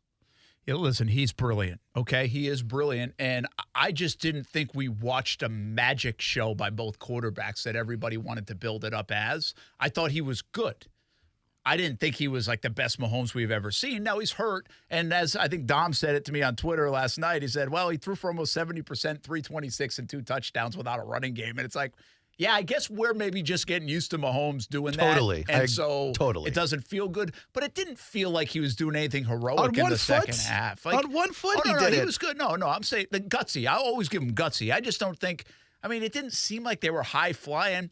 He made a couple of bad throws. He skipped some in. He threw it behind Valdez-Scantling. By the way, Valdez-Scantling should have been the MVP of that game for them. Like, he was brilliant. Remember the catch he made kind of in a honey hole earlier in the game? Had to turn his body. Wasn't a good throw by Mahomes. Right. He made a great play for him. He was great. So he was fantastic. But bottom line is, yes, he's brilliant. I mean, he's a great. high ankle sprain is 4 to 6 weeks. This dude is in there from the second it happened. I get it. I refuse to pick on his throws. Every receiver should know the throws are going to be off today. You got to catch the ball. I can't imagine what the feeling was after he gets pushed out of bounds and gets up after running on his ankle. Oh, yeah. Like, just what? After the emotion. He popped right up, too. He did, but when he was walking off, you saw it on his face. Yeah. Like, It hurt. Oh, man. The adrenaline. It's adrenaline. And those guys, listen, I can't say enough about the toughness of all the guys. Like we were saying last week, the Josh Allens, the Mahomes, Trevor. Trevor's in there. I mean, these guys, Burrow gets hit like a million times, you know? But I just thought, I'm going to go back to the Bengals here for a second because we're going to talk about Mahomes for the next couple of weeks, and he earns all the accolades. I'm a Mahomes fan. I don't know how you can't be. I mean, he really is brilliant, and I think the toughness is what does it. He's magical usually with his arm, but I just think the toughness on a couple of different occasions now in his career is what sells it even more for me. But back to Burrow, like I know the offensive line was leaky. I thought he was indecisive. Like I thought he held on to it too long at times. And then they did something at the end of the game that I'm telling you, I was in the sports office, so this was real time, and I could bring them up here to back it up. You remember the 3rd and 16 play? After the intentional grounding? To Hayden Hurst. Yes. Yes. So the clock is like, I don't know what it is. It's maybe like a minute 12, I think, when they restart the clock. But they go on they roll the clock. And they got 3rd and 16 from their own 10. So what's the chances of them making it? Like none.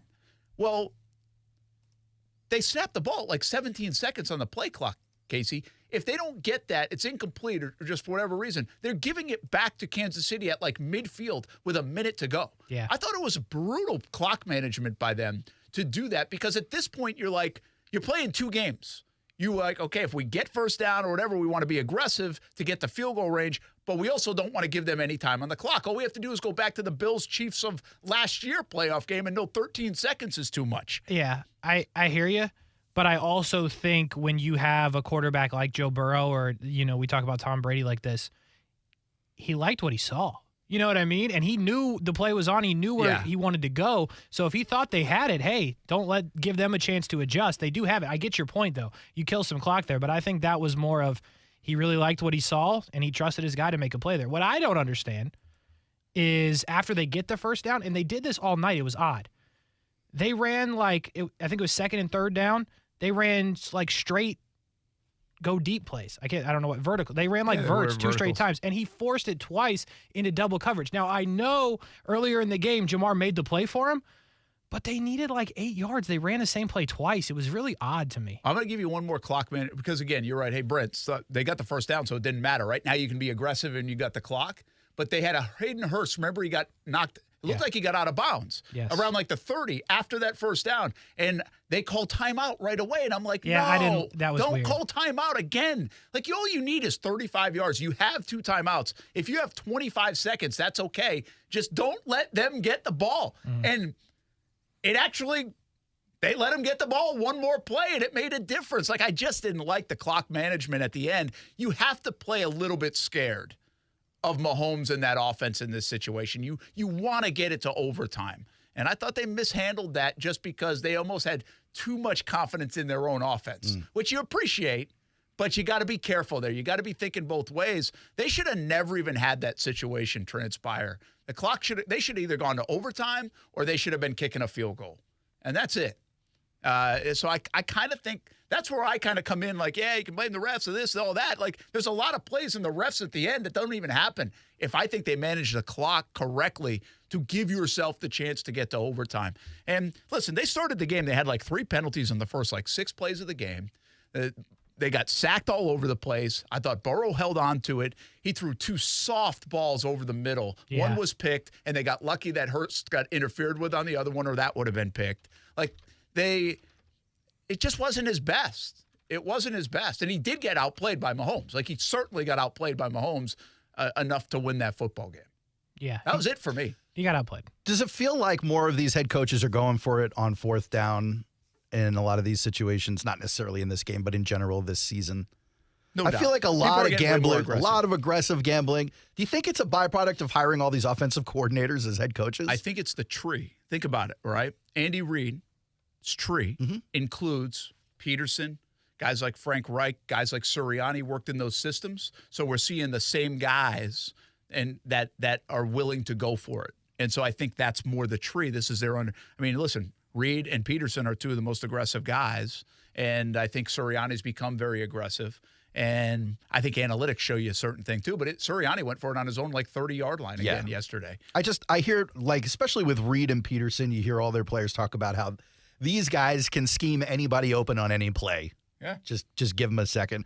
But when I think of Sirianni, also I think of a team that has so many options to gain short yardage, whether it's RPO or short passes or whatever, that I don't think any of these guys think any team can stop them from getting 3-yard gains. I think you see a lot of this now on 4th down when you have no business going for it, or mismanagement of the clock because you believe you're just going to get a fresh set of downs here at some point and not have to use your timeouts. I think we're seeing that a whole lot more. Let's take a break. I think this is going to be a lopsided Super Bowl. Same here. At first take, all right, at first glance. I think on a Monday, a couple weeks away, I think it's going to be a lopsided Super Bowl. And I also think, should there be concern about one element of this Andy Reid tree that has also moved into Jacksonville, and both teams were not good at it this year? I wonder if he can figure it out. I'll shed some light on it when we come back. Brent Friends on ESPN 690 here on a Monday.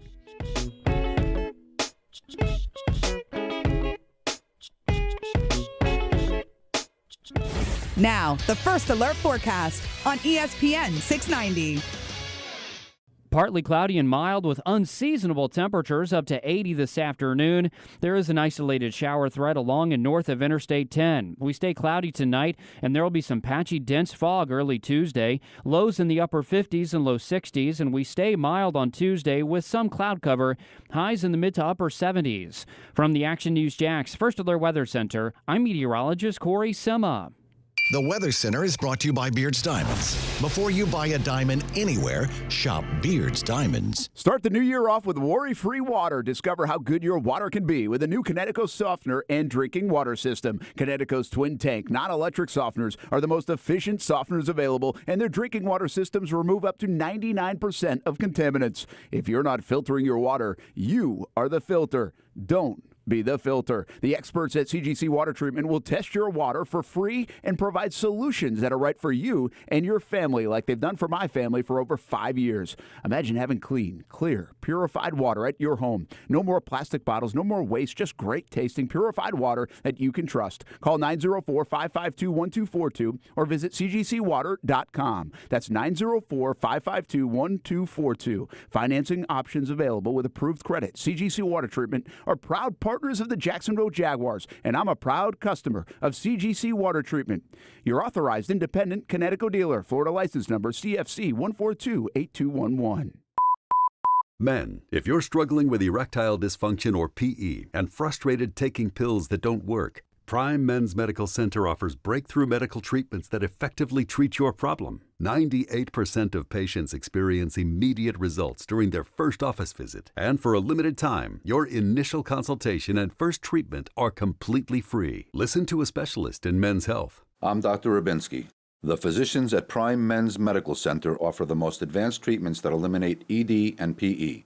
Now men are lasting 30, 60, 90 minutes or longer, regardless of age or medical history. Guys, to eliminate your frustration in the bedroom, call Prime Men's Medical Center now to take advantage of this exclusive limited-time offer. Your initial consultation and first treatment are totally free, and you'll see instant results right in the office. Call now, 904-664-8214. 904-664-8214. That's 904-664-8214. For survivors of domestic violence in Duval and Baker counties, Hubbard House provides free, confidential emergency shelter and services.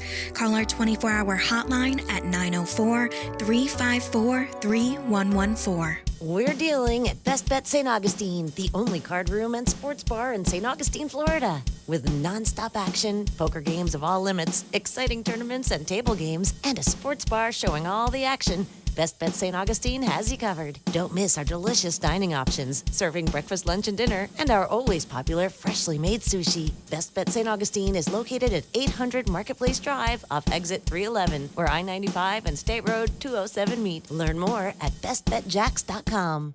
Did you know that nearly 7 out of 10 consumers begin their search for a new product on Amazon? Amazon has over 300 million active users. Are you interested in growing your business with the help of Amazon data? On January 31st, CMG is hosting a Grow Your Business seminar. Just a few spaces remain, so call now to reserve your seat. 904-245-8784. Learn how Amazon's data can help your business. 904-245-8784. Register for the January 31st Amazon seminar today. 904-245-8784. Hi, I'm Frank Frangie from 1010XL and founder of Walk Off Charities, which provides opportunities for underserved youth to play baseball. I want to thank the players for their continued support of our mission. 36 days to go. It's easy to think all money managers are pretty much the same, but at Fisher Investments, we're clearly different. Different? How? You sell high commission investment products, right? No, Fisher Investments doesn't sell any commission-based investment products. Well, you must earn commissions on trades. Nope, never at Fisher. We're a fiduciary, obligated to act in our client's best interest. It's the highest standard of care for a financial advisor. How do you know what's in their best interest? We get to know our clients and then tailor a portfolio based on their goals and needs. But you probably sneak in some hidden and layered fees.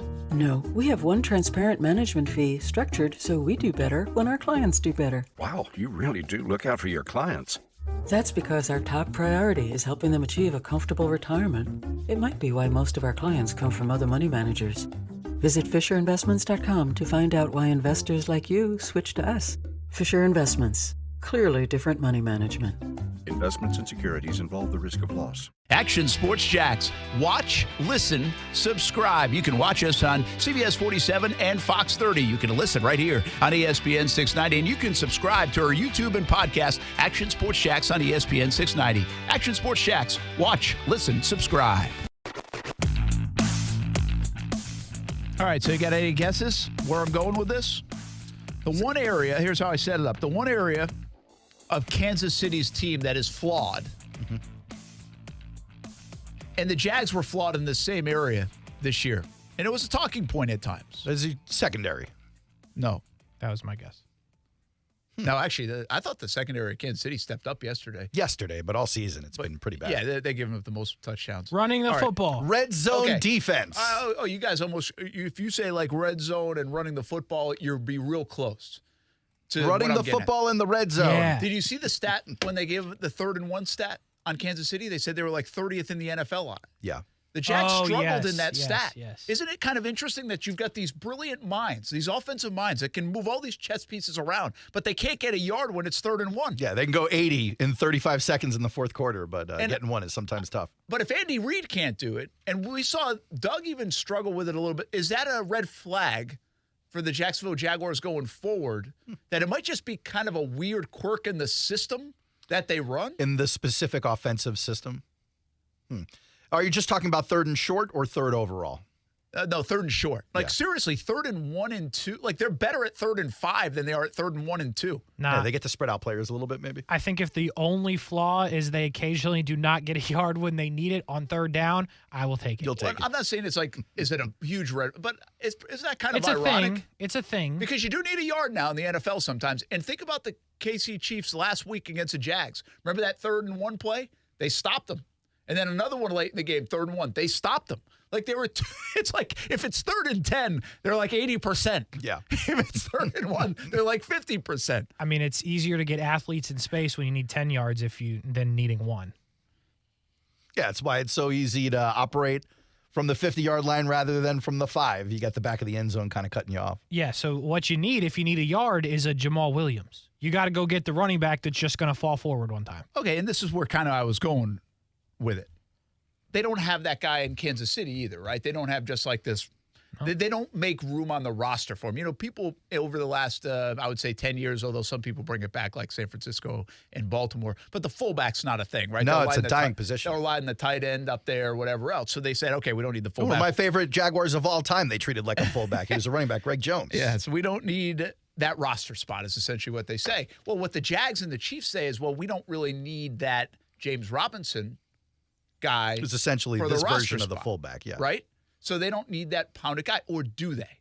That's really where I was kind of going. Do they? Do they need it more than maybe Andy Reid and even Doug Peterson think?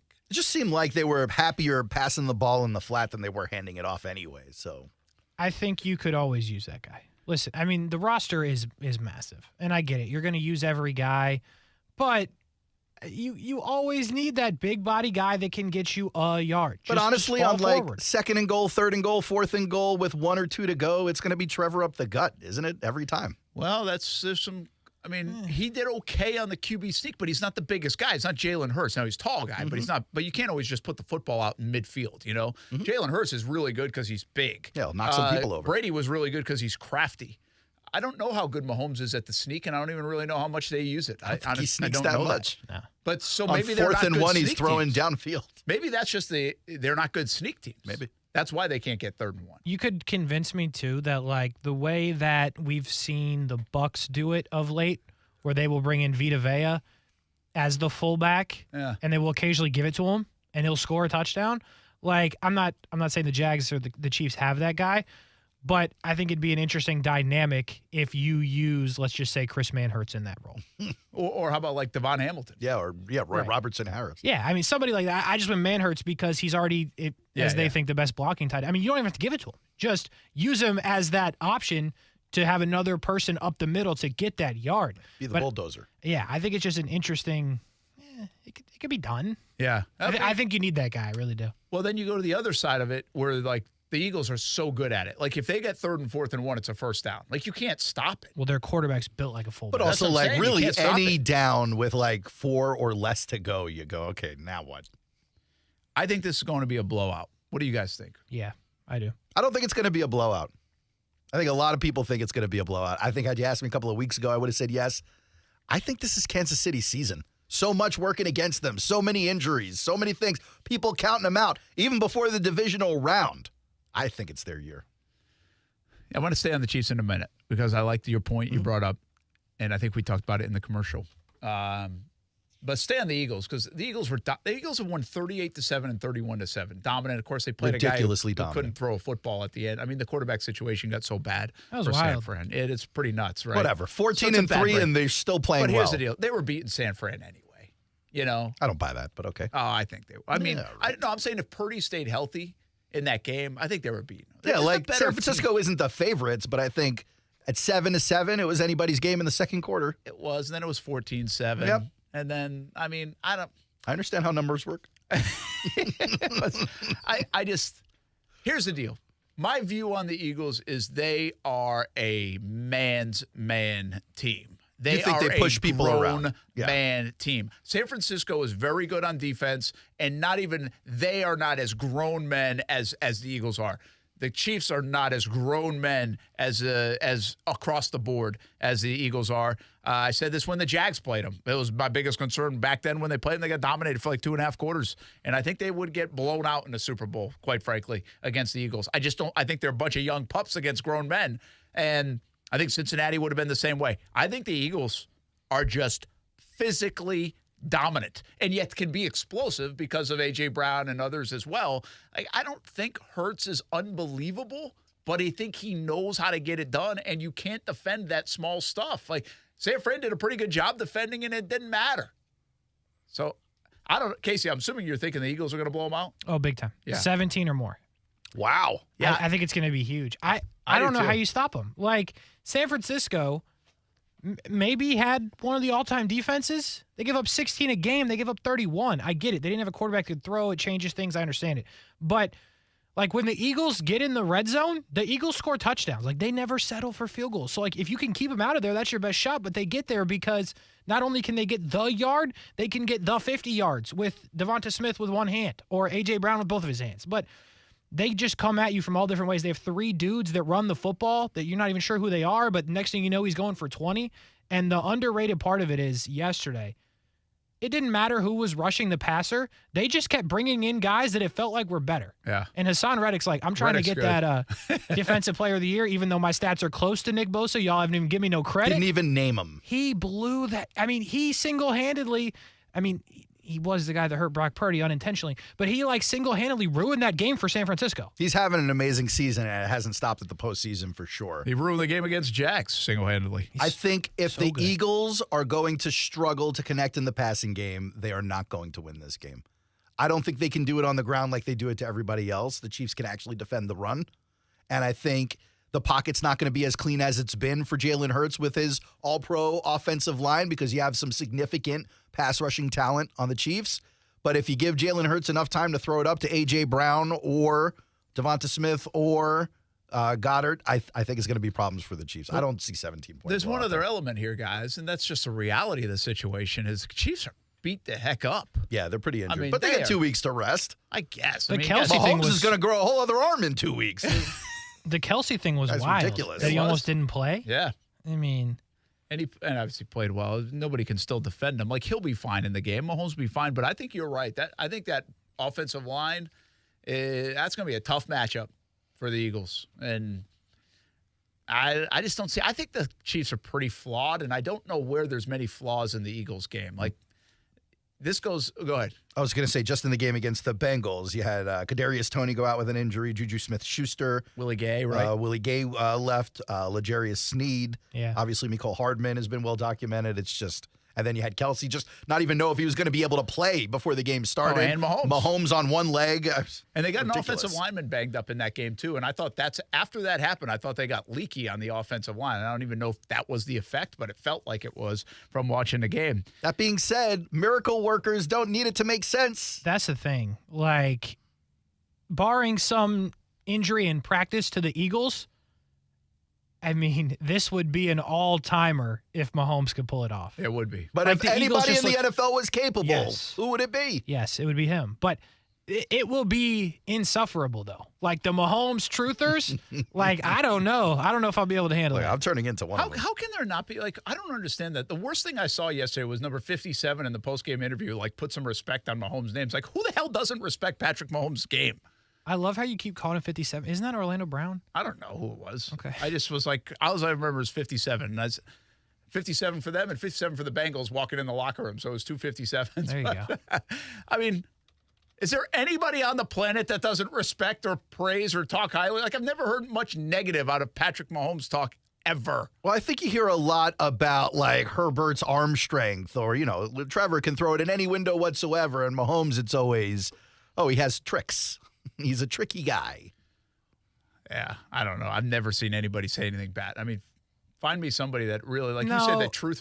Who's a hater of Mahomes other than if you just don't root for their team? That's one thing. But who can honestly, straight face, look into a camera or talk into a microphone and say anything bad about Mahomes? Skip Bayless. Probably. I mean, yeah, I get it. I just think that I could see it from the Chiefs' standpoint, right? Because we've talked about Jalen Hurts for the MVP. For my money, he's still the MVP.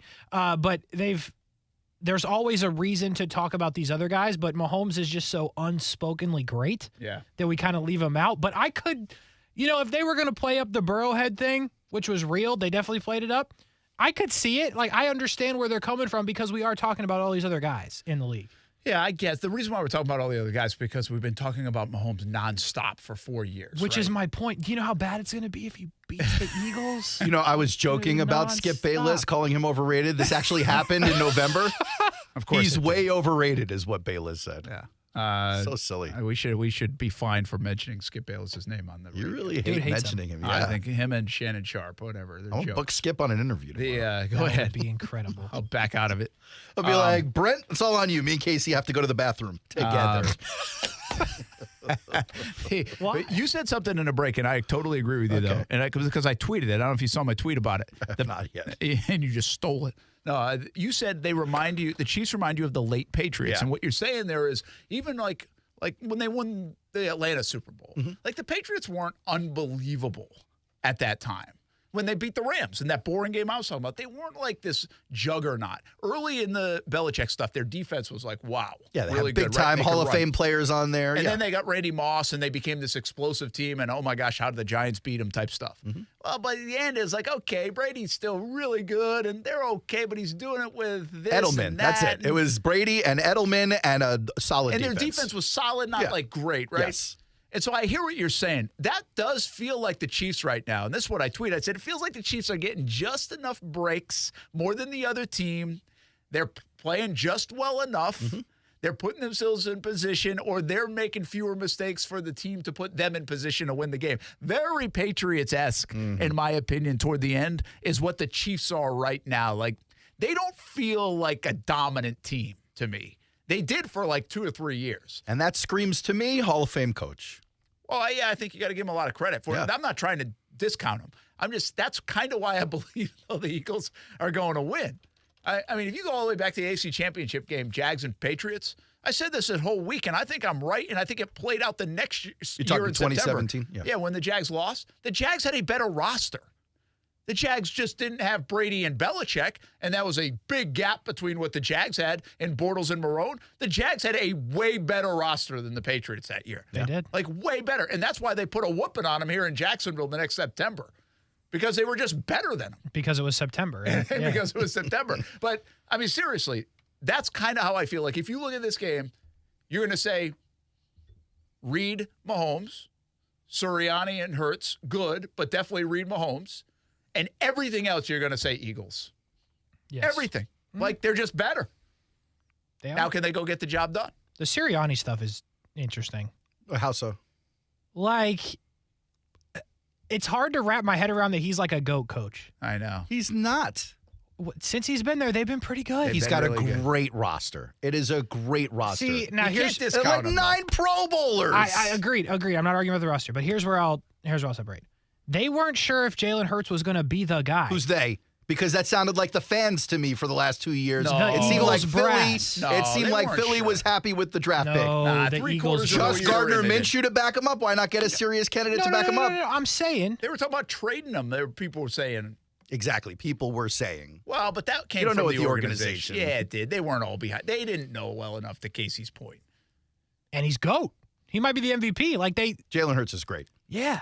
Like, you got to put some of that on Sirianni, if not a lot of that. Well, I don't put any on Sirianni. Well, by the way, if Sirianni, and listen, you got me defending a guy that I'm still a little weird about, right? We all really dislike this guy. I don't know why. Like, I feel weird about the way I say it. I don't know the guy at all, but he kind of comes off as a jerk. That's what I'm saying. Kind of rubs you like, you know? They're like goated. But he might be like the greatest guy in the world, and he's done a fantastic job. But if you're going to say he's got a great roster, well, guess what? Jalen Hurts is a great roster he's playing with. Why don't you discount Jalen Hurts? Because he's part of the great roster. Okay, he's part. Like, he didn't do anything special yesterday's game. The roster did.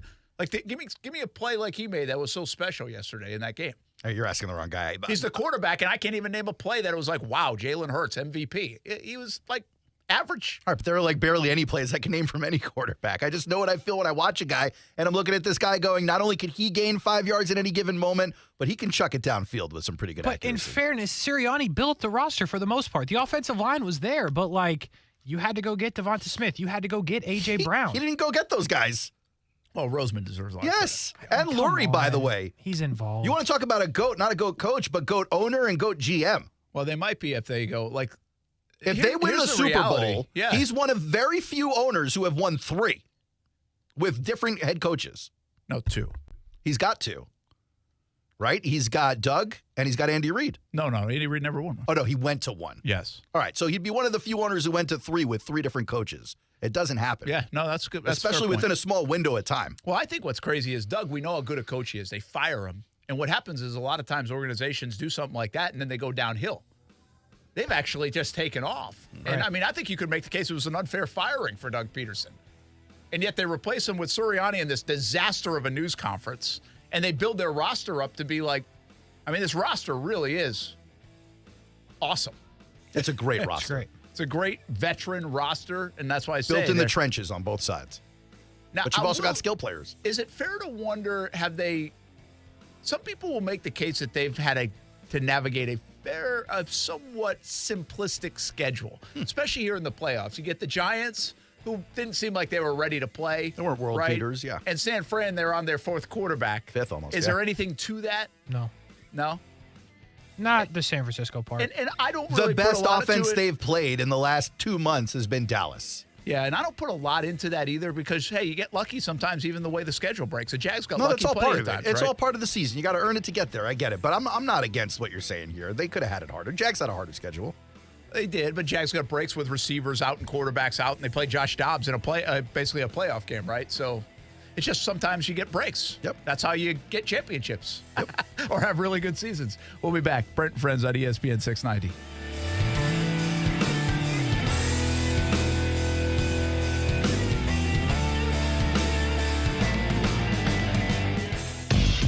Keyshawn, J. Will, and Max. Key, I'm thinking about for Valentine's Day with the wife, thinking like some chocolates, some flowers, maybe do like a nice dinner, something like that. Answer Max? your question before. What's Valentine's Day?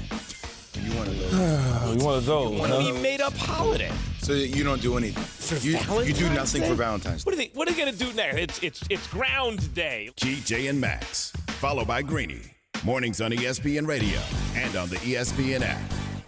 Did you know that nearly 7 out of 10 consumers begin their search for a new product on Amazon? Amazon has over 300 million active users. Are you interested in growing your business with the help of Amazon data? On January 31st, CMG is hosting a Grow Your Business seminar. Just a few spaces remain, so call now to reserve your seat. 904-245-8784. Learn how Amazon's data can help your business. 904-245-8784. Register for the January 31st Amazon seminar today. 904-245-8784.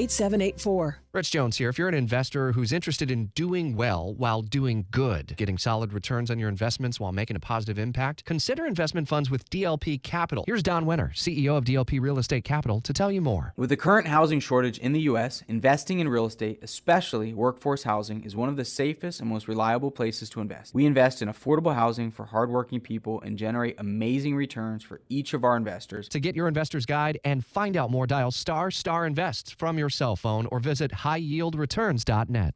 Forever Vets Pet Resort at Durban is officially open. Whether you're looking to board your pet during a vacation or looking for a place for them to play during the day, look no further. Forever Vets Pet Resort has officially opened its doors with roomy, climate-controlled indoor play areas for big and small dogs, shaded outdoor play areas with a splash zone, and private cat condos including access to a cat tree-filled oasis. Your pet will feel right at home. Forever Vets Pet Resort will provide a comfortable place for your pets while you're away and ensure your four-legged friend is safe and happy during their stay. Take advantage of a free day of play to all new clients. And if you purchase one night of boarding, you'll receive half off your next night. Want to learn more? Give us a call or go to forevervets.com. You can also stop by for a free facility tour. We're open 7 days a week with extended hours for your convenience. Forever Vets Pet Resort at Durban is now open for reservations. Look around you. There's history being made. Has been. Will be. Just something about those blue skies, high banks and high speed, all coming together in one perfect race. And it'll be here sooner than you think. The Daytona 500 at Daytona International Speedway, February 19th, 2023. Get your tickets now at Daytona500.com. Milk, eggs, $42. Ma'am, you okay? Need bucks? With Jackson Hewitt, don't wait weeks for the IRS to send your tax refund. Come in now for up to $3,500 with a no-interest, no-fee refund advance loan when you file your taxes. That's up to $3,500 today. Don't let high prices get you down. When every dollar matters, it matters who does your taxes. So get to Jackson Hewitt today. For eligible clients, loans by Republic Bank and Trust Company. Details at jacksonhewitt.com. It's the final days to save big store-wide at the Truckload event at Lowe's. Right now, get limited-time deals on your favorite tools and accessories. Plus, get 10% off in-stock kitchen cabinets with a $1,000 minimum purchase. And save even more on clearance cabinets in-store. Hurry and shop the Truckload event in-store or online while you can. Must ask cashier to apply discount at time of purchase. Exclusions apply while supplies last. Selection varies by location. See Lowe's.com for details. Valid 126 through 28. O'Reilly. Protect your engine with Syntec Full Synthetic Motor Oil at O'Reilly Auto Parts. Syntec is designed for today's engines to dissipate heat and reduce friction and wear. Get 5 quarts of Syntec Full Synthetic and a MicroGuard Select Oil Filter for just $33.99, plus 2 times O Rewards points. Choose Syntec, available exclusively at O'Reilly Auto Parts. O'Reilly Auto Parts.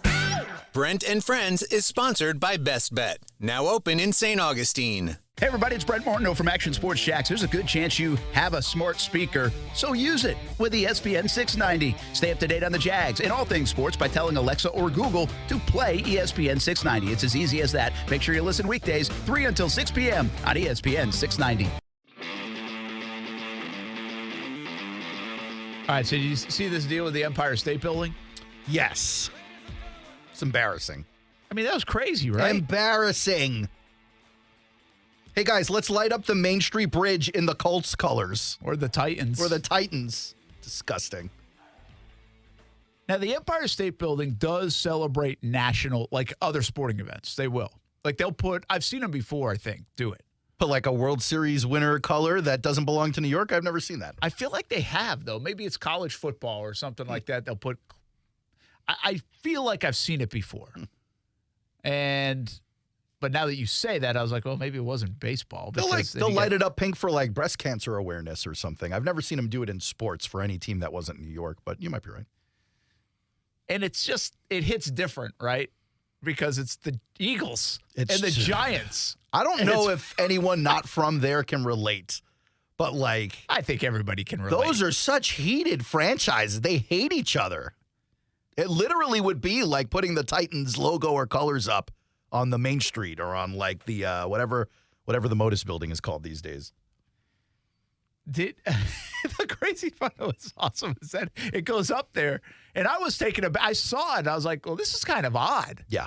And then I guess it really started, like I didn't pay attention to it, but it started to go. Like Pat Hanlon, who works for the Giants, he's their PR guy, and he tweeted something like, oh, I guess I'll have to work on credentials or, who's putting in credentials or something like that. And, but like he even had the Giants tweeting at him, in other words. And then Kansas City won. So then they're like, okay, we'll put the Chiefs colors up. But like it didn't bother anybody that they put the Chiefs colors up, even though the Jets play too. Well, the Jets fans were all about those Eagle colors when they saw them up there. They're like, yeah, put them up, baby. Green and white. Come on. It's like, not for you guys. The Empire State Building, like lighting things up for everything, is kind of a weird deal to begin with anyway. It's just kind of dated. The Empire State Building is one of the most overrated buildings in They did New York. it. Oh, easy. So they did it for It looks like they did it for the Cubs when they won the World Series. All right, but they ended a big, like, 100-year streak. I'm just trying to see if they've done it. But the Mets and Cubs, like that wouldn't bother Mets. It didn't bother Mets fans. They did it for the Yankees in 2009. The Yankees are from New York. I'm just saying, dog. They didn't do it for the Red Sox? I don't see a Red Sox. But that would have been the equivalent. It would have been a riot. They did it for Stranger Things season 4. That's what I'm saying. Like non-sports things, I think they do it like often. Stranger Things? So like what were the colors? It's so stupid. It was like a projection of one of the pictures, actually. But okay. yes, there was some red. Ooh, what is this? The other part of it is like there's things inside the Empire State Building, touristy things that they want you to do. They want you to go to Ripley's Museum in there. They want you to go on the observation deck. And so I think they're just trying to like promote, hey, not only are we a landmark, but we're also a thing you can go inside of and like see some stuff. They did it for the MLS in 2016. The New York Red Bulls. What's MLS? What is that? So like, this is a thing. So you're saying it's free advertising? A little bit, yeah. You know, like Empire. When you're a kid, you go to New York, like the Empire State Building. But I've been to New York like 50 times, and I've never been to the Empire State Building. Yeah, so like, how can you trash it? Well, because I just don't think it's that big a deal. You never been? Listen, I lived in New York as a resident until I moved here until I was like 23. Alabama for 2018. And then, that's weird too, to be honest with you, because no one cares about college football up there. But when I went back, one of my first trips back there, I decided to do like a tourist. So I did all the spots. We did the Statue of Liberty. We did Carnegie Deli. We did the Empire State Building. We did Ground Zero at the time. It was fun. Like, the trip was cool. Double-decker bus, go to Times I've done a Square lot and of that. stare at the building. Yeah. So, like, what's the problem with the Empire State Building? I'm not saying it's a problem. I'm just saying I do think it's one of the overrated parts of it. That's pretty cool. Like, it's on the list, but I feel like it's overrated. I went one time. I think it's lost its luster to me. You know what's overrated? Central Park is overrated. That is a Bro, bit my overrated. dad got pooped on by a bird in Central Park. The best part about Central Park is that, like, you It's just a weird start day. envisioning Home Alone stuff. Well, see, for me, the coolest thing about Central Park, you only get to see if you're, like, 10,000 feet above the city. And, like, you're looking at this skyline of just mountains of buildings with a weird rectangle park in the middle of the island. And then that's the only cool part to me. I do like the touristy stuff. I just think the Empire State Building's overrated. Want to get South Beach Gary real quick before we hit the top? I think South Beach is overrated. South Beach is overrated. Yeah, I've been there. Expensive. That's right. Hey guys, but you really ought to hire me to be co-host. What did I tell you Friday? knew The it was Chiefs' defensive line was going to be the difference in the game. I said that Stephen Ross will hire Vic Fangio no matter what the cost is. He's the highest paid coordinator now in the NFL. And guys, at the end of the top of the next break when you come back, please discuss the salary cap increase, how that will affect the Jags on who they may or may not keep going forward. It is on the list. Hey, Thank you. before we discuss the salary cap and the Jags, I do want to ask South Beach who he thinks the Dolphins are going to draft with their first-round pick this year. They don't have one. Oh, sorry. I forgot about that. My bad, bro. South Beach Gary, appreciate the call. And, hey, South Beach, why would we hire you when you just call do it for free? Yeah. Why pay for the milk, buddy? We got the cow. Also, South Beach, you'll be sad to find out me and Aaron don't get paid. So there is that. You ain't lying, brother. We do not get paid. There's to a do lot of this. that going on around here. Yeah. You think it's a joke. The listener thinks it's a joke. Oh, I need to check my bank account. Dang it, that reminds me. I forgot to bring you a check today, Kasey. Oh, Casey's getting paid. Just when I thought I was going to get paid on the show. It's okay. You're here tomorrow, right? Yeah, football My and guy. fun. I'll send you a text tonight. Hey, the Jags should be able to afford you. The salary cap did go up to $224 million. Sweet. What does that mean, really? We will get to it. South Beach Gary actually was on the list. We also have some tweets. We've also got offensive coordinators being hired like, boom, We should right just after add, being fired. We should add South Beach Gary to the group text. Maybe Should he'll also bring more add ideas. add him to the list of offensive coordinators available for hiring. Maybe the Jets will interview him. Oh, they should. We'll be back on ESPN 690.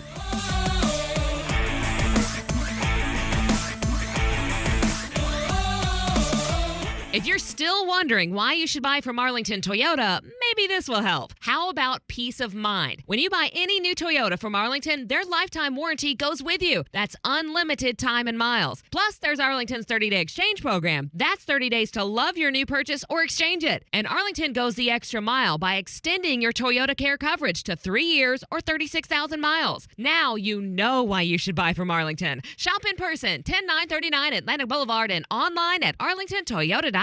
Sell your home with a guaranteed offer from Mark Spain Real Estate. You'll save time and make the most money. Hi, this is Mark Spain, and our offers are the strongest in the industry, so you can sell your home stress-free and avoid the costly repairs. Go to markspain.com to get a guaranteed offer on your home and skip the hassle of constant cleaning. When you get a guaranteed offer from Mark Spain Real Estate, there are no showings, no open houses, and no stress. Our guaranteed offer keeps you in control. One of our clients, Jimmy, said, Mark Spain Real Estate's guaranteed offer was a home run for me. The whole process was very smooth, and our offer was more than I expected. I highly recommend them to absolutely anyone selling their home. I've been in business for nearly 30 years and have served over 44,000 satisfied clients, and I know what matters most: a quick sale and maximum profit. Find out what your guaranteed offer would be. There's no obligation. Call 855-299-SOLD or go to markspain.com to get a guaranteed offer on your home today.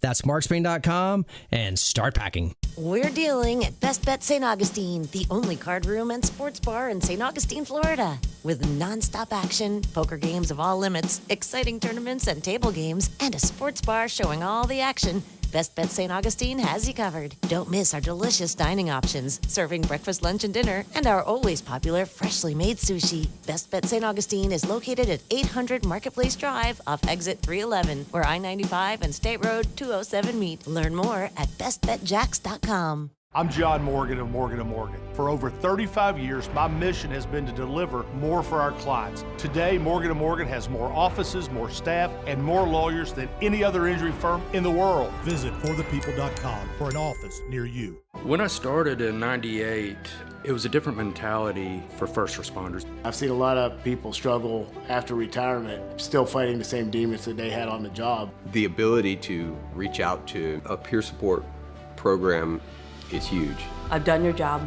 I know the burden you carry. I know the stigma of the job. You've saved other people. Let us save you at this time. It only takes a couple seconds to dial 3 numbers. Call 211 or visit stayfitforduty.org.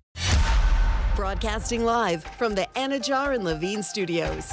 Anajar and Levine Accident Attorneys. Call 1-800-747-FREE. That's 1-800-747-3733. WOKV Jacksonville. Listen live everywhere you go on ESPN690.com. ESPN 690, a Cox Media Group station. This is SportsCenter. I'm Christine Lisi from Dallas to L.A. for Kellen Moore. A day after he and the Cowboys mutually agreed to part ways, the Chargers agreed to terms to hire Moore as their new offensive coordinator. 4 years in Dallas, Moore in a better spot with quarterback Justin Herbert with the Chargers, believes our Chris Canty. He went to an offense that has more talent and a better quarterback overnight. Overnight. That just tells you the perception around the National Football League is that Kellen Moore wasn't the genesis of the problems going on with the Dallas Cowboys offense. Canty and Carlin co-host Chris Canty. Chiefs quarterback Patrick Mahomes came out of the AFC Championship game win over the Bengals feeling good, according to ESPN's Jeremy Fowler. No structural issues with his high ankle sprain. Plenty of rest from Mahomes early this week, and then he'll be ramping up his activity in preparation for Super Bowl 57 and the Eagles. The NFL has informed its 32 teams the 2023 salary cap will be a record $224.8 million. Hockey Hall of Famer Bobby Hull has died at the age of 84. Hull was named among the 100 greatest NHL players of all time in 2017. The new Venture X card from Capital One. Earn 10x miles on hotels and rental cars and 5x miles on flights when you book through Capital One Travel, plus 2x miles on all other purchases. Capital One. What's in your wallet? Terms apply. See CapitalOne.com for details. ESPN 690 and Action Sports Shacks presents Brent and Friends with Brent Martineau. We're going to have to show a little more patience than the year 2 pom-pom people. Kasey Kurtz. Yo! But what are we doing, bro? Come on! And Aaron Schachter. I'm all in favor of these two showing their love, really celebrating their relationship. Get him! Get him! Get him! Hit him! Hit him! Hit him! Yeah! Pull Jack from! Yeah! Pull Jack from! This is Brent and Friends with Brent Martineau, Kasey Kurtz, and Aaron Schachter on Jacksonville's home for ESPN Radio. ESPN 690.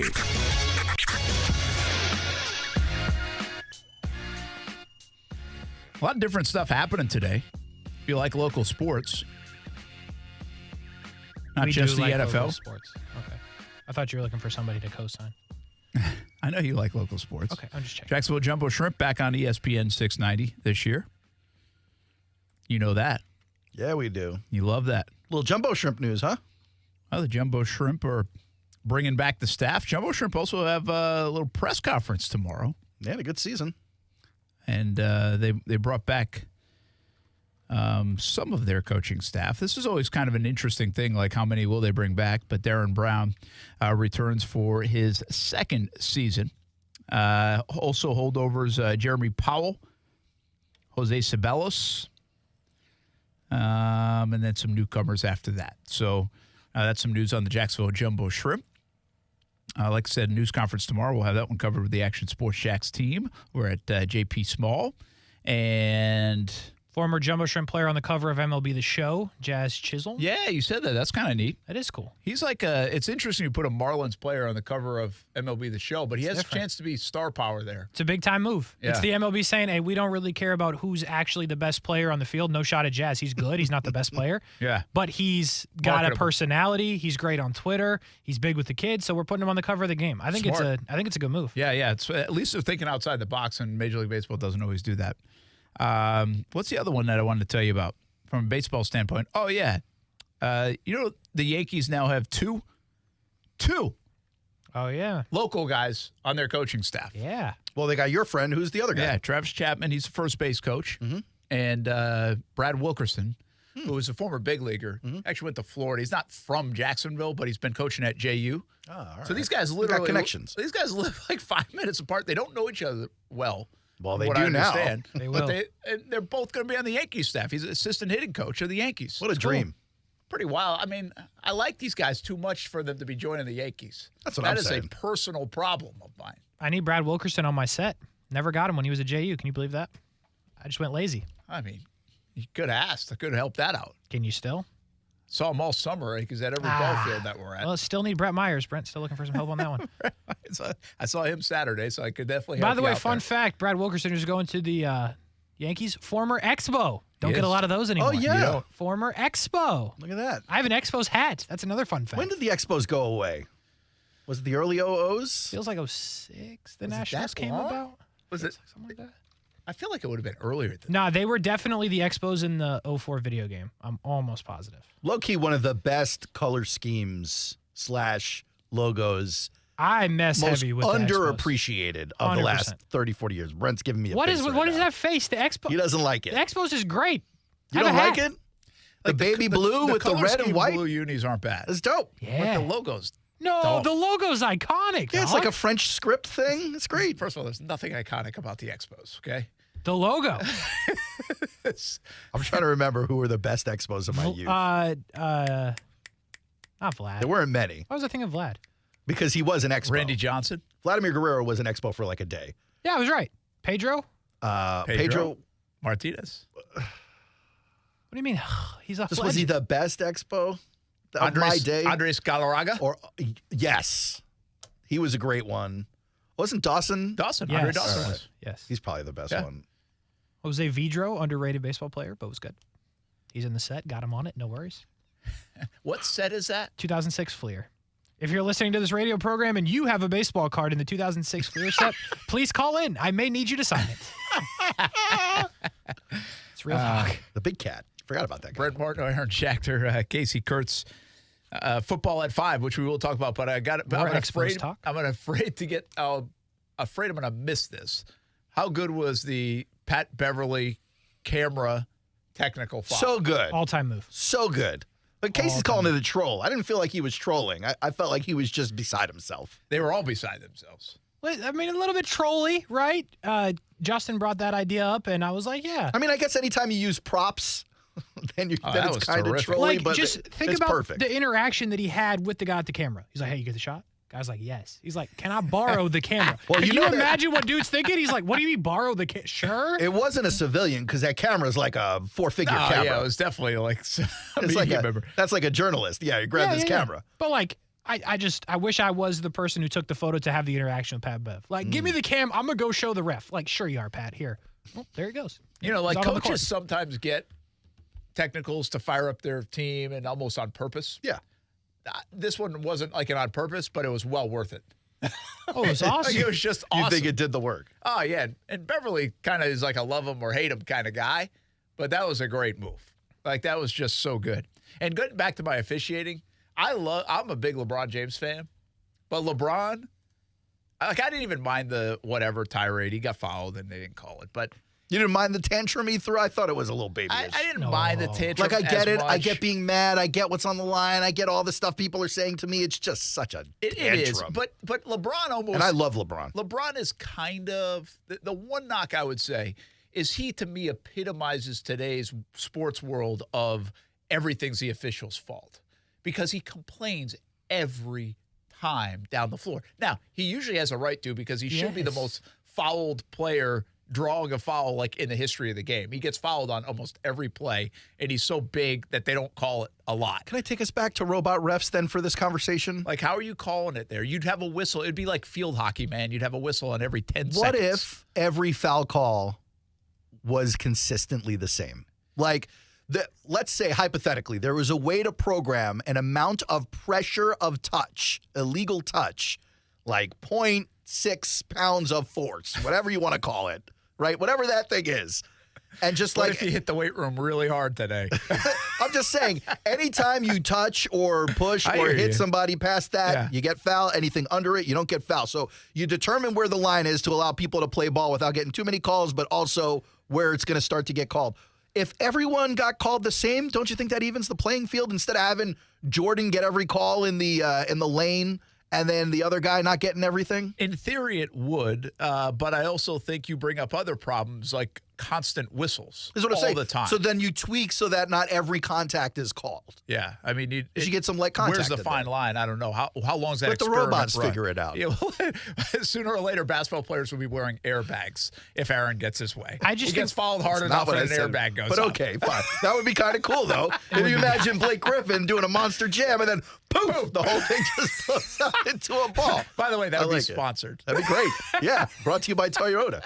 Yeah. The easiest answer there is like, I don't understand how because the review in the NBA is so weird anyway. Like what you can chat, like it doesn't make any sense. It doesn't. There's no reason that you shouldn't have like an eye in the sky. It's like, nah, bro, he fouled him. Like even if it takes 2 minutes, which that one would have took 4 seconds. Yeah. Just he fouled him. Yeah, he fouled him. It's that simple. We are in this weird because that was obvious. We are in a weird stage of sports. And some like the NBA is like this. I think the NFL is kind of like, all right, we don't care. We're going to hurt your feelings. If you got the wrong call, we saw it, Today. we know it, we're going to buzz down, right? The NBA doesn't feel like they're there yet, like where they want to hurt the feelings of the ref. And again, I think each guy calls it differently too, right? Whether they let them play more It also may or be not. based on the strength of whatever unions are involved and stuff like, because each of the referee groups have their own unions. Some sports respect that a little differently. But I do think, you get what I'm saying about LeBron. LeBron cries after every He makes a lot play, of noise, right? And it's so noticeable. And that's what people kind of get annoyed with LeBron. I'll say this. I'm a big LeBron fan, big LeBron. But I do think part of our society is like every time there's a play that's missed or a call that's missed or whatever that we're watching, it's somebody else's fault. No, so you missed the blame damn that shot. on LeBron. You're saying that. I think he's part of it. I think he's part of like the He's psyche teaching of the it. youth to complain. I think he's part of the psyche of it. Did you think Kobe complained a lot? I think Kobe and Michael did too, but I think LeBron's taken it to a new level. Okay. I feel like he has. Now, he probably gets fouled more than those guys. More than anybody in the league. He really does. And Big body. With the game on the line and you're playing a team that went to the finals last year and your team is not good, yes. Look, you're going to see Lose this. your mind. You're going to start to see this. How old are your kids? 7 is the one playing sports. So you're playing sports. You're going to see this all the time in the youth field. It's the ref cost us the game. The ref cost the game. And it's like you really have to dial down and drill down and be like, okay, no, they didn't. Like not every time you strike out, it's because the ref. You actually get 3 strikes. Yeah. Like you get 3. You didn't swing at the one or you missed the one, and then you allowed him to make a bad call. So it wasn't all his fault. Hit the damn ball. That's fair. So there is this. There's an element of that in youth sports too. Like I see it all the time. Yeah. And I think it's just an element of sports in general. And to the point I made earlier, you're not going to fix it at the youth level. We're not having robo-umps do 7-year-old games. That'd be dope though. I bet you we will sooner than later. Could you imagine how many times? Damn, the gate fees to get into that game are going to be a hell of a lot more than $10. Well, how many times you showed up to one of these games? Maybe not so much in the leagues that you guys are in, but I've certainly been to games that aren't youth sports where it's like we can't play today, or one of you guys is going to have to ump because the ump called out sick. Bro, today. I used to ump. Think about that. This is what I'm talking about. So, like, we're going to get to the point where just every new park with a baseball field will also have sensors in it. It's not going to be expensive. It's coming. It's not going to be expensive. No, it's coming. I was a Look, terrible what about these umpire. little GPS tiles that you put on a keychain for your keys? 70 years ago, it would have cost you like 20 grand. I hope I'm dead by then. So do we. Whoa. Sorry, I took a shot. I saw an opening and I went. That's a big shot. I'm sorry. Either that or I hope I have $224 million and then don't care about anything. Well, Steph just signed the new life insurance policy. So. That is the cap for the Jags. How impactful is that? I mean, cap's going to go up. Yeah, like barely for them. Well, $16 million. You know what that is? That's a franchise tag of Jawan Taylor if they want to just use it on one guy. Yeah, but everyone else's money is going up too. Well, yeah, money's going to go up. But no, I mean, like organically, even without the cap moving, all these contracts, most of them at least, are going up in value next year, especially for your young guys. I don't know what the difference of last year's jump to this year. I felt that was a pretty healthy jump. And remember when a couple years ago they went down in the pandemic?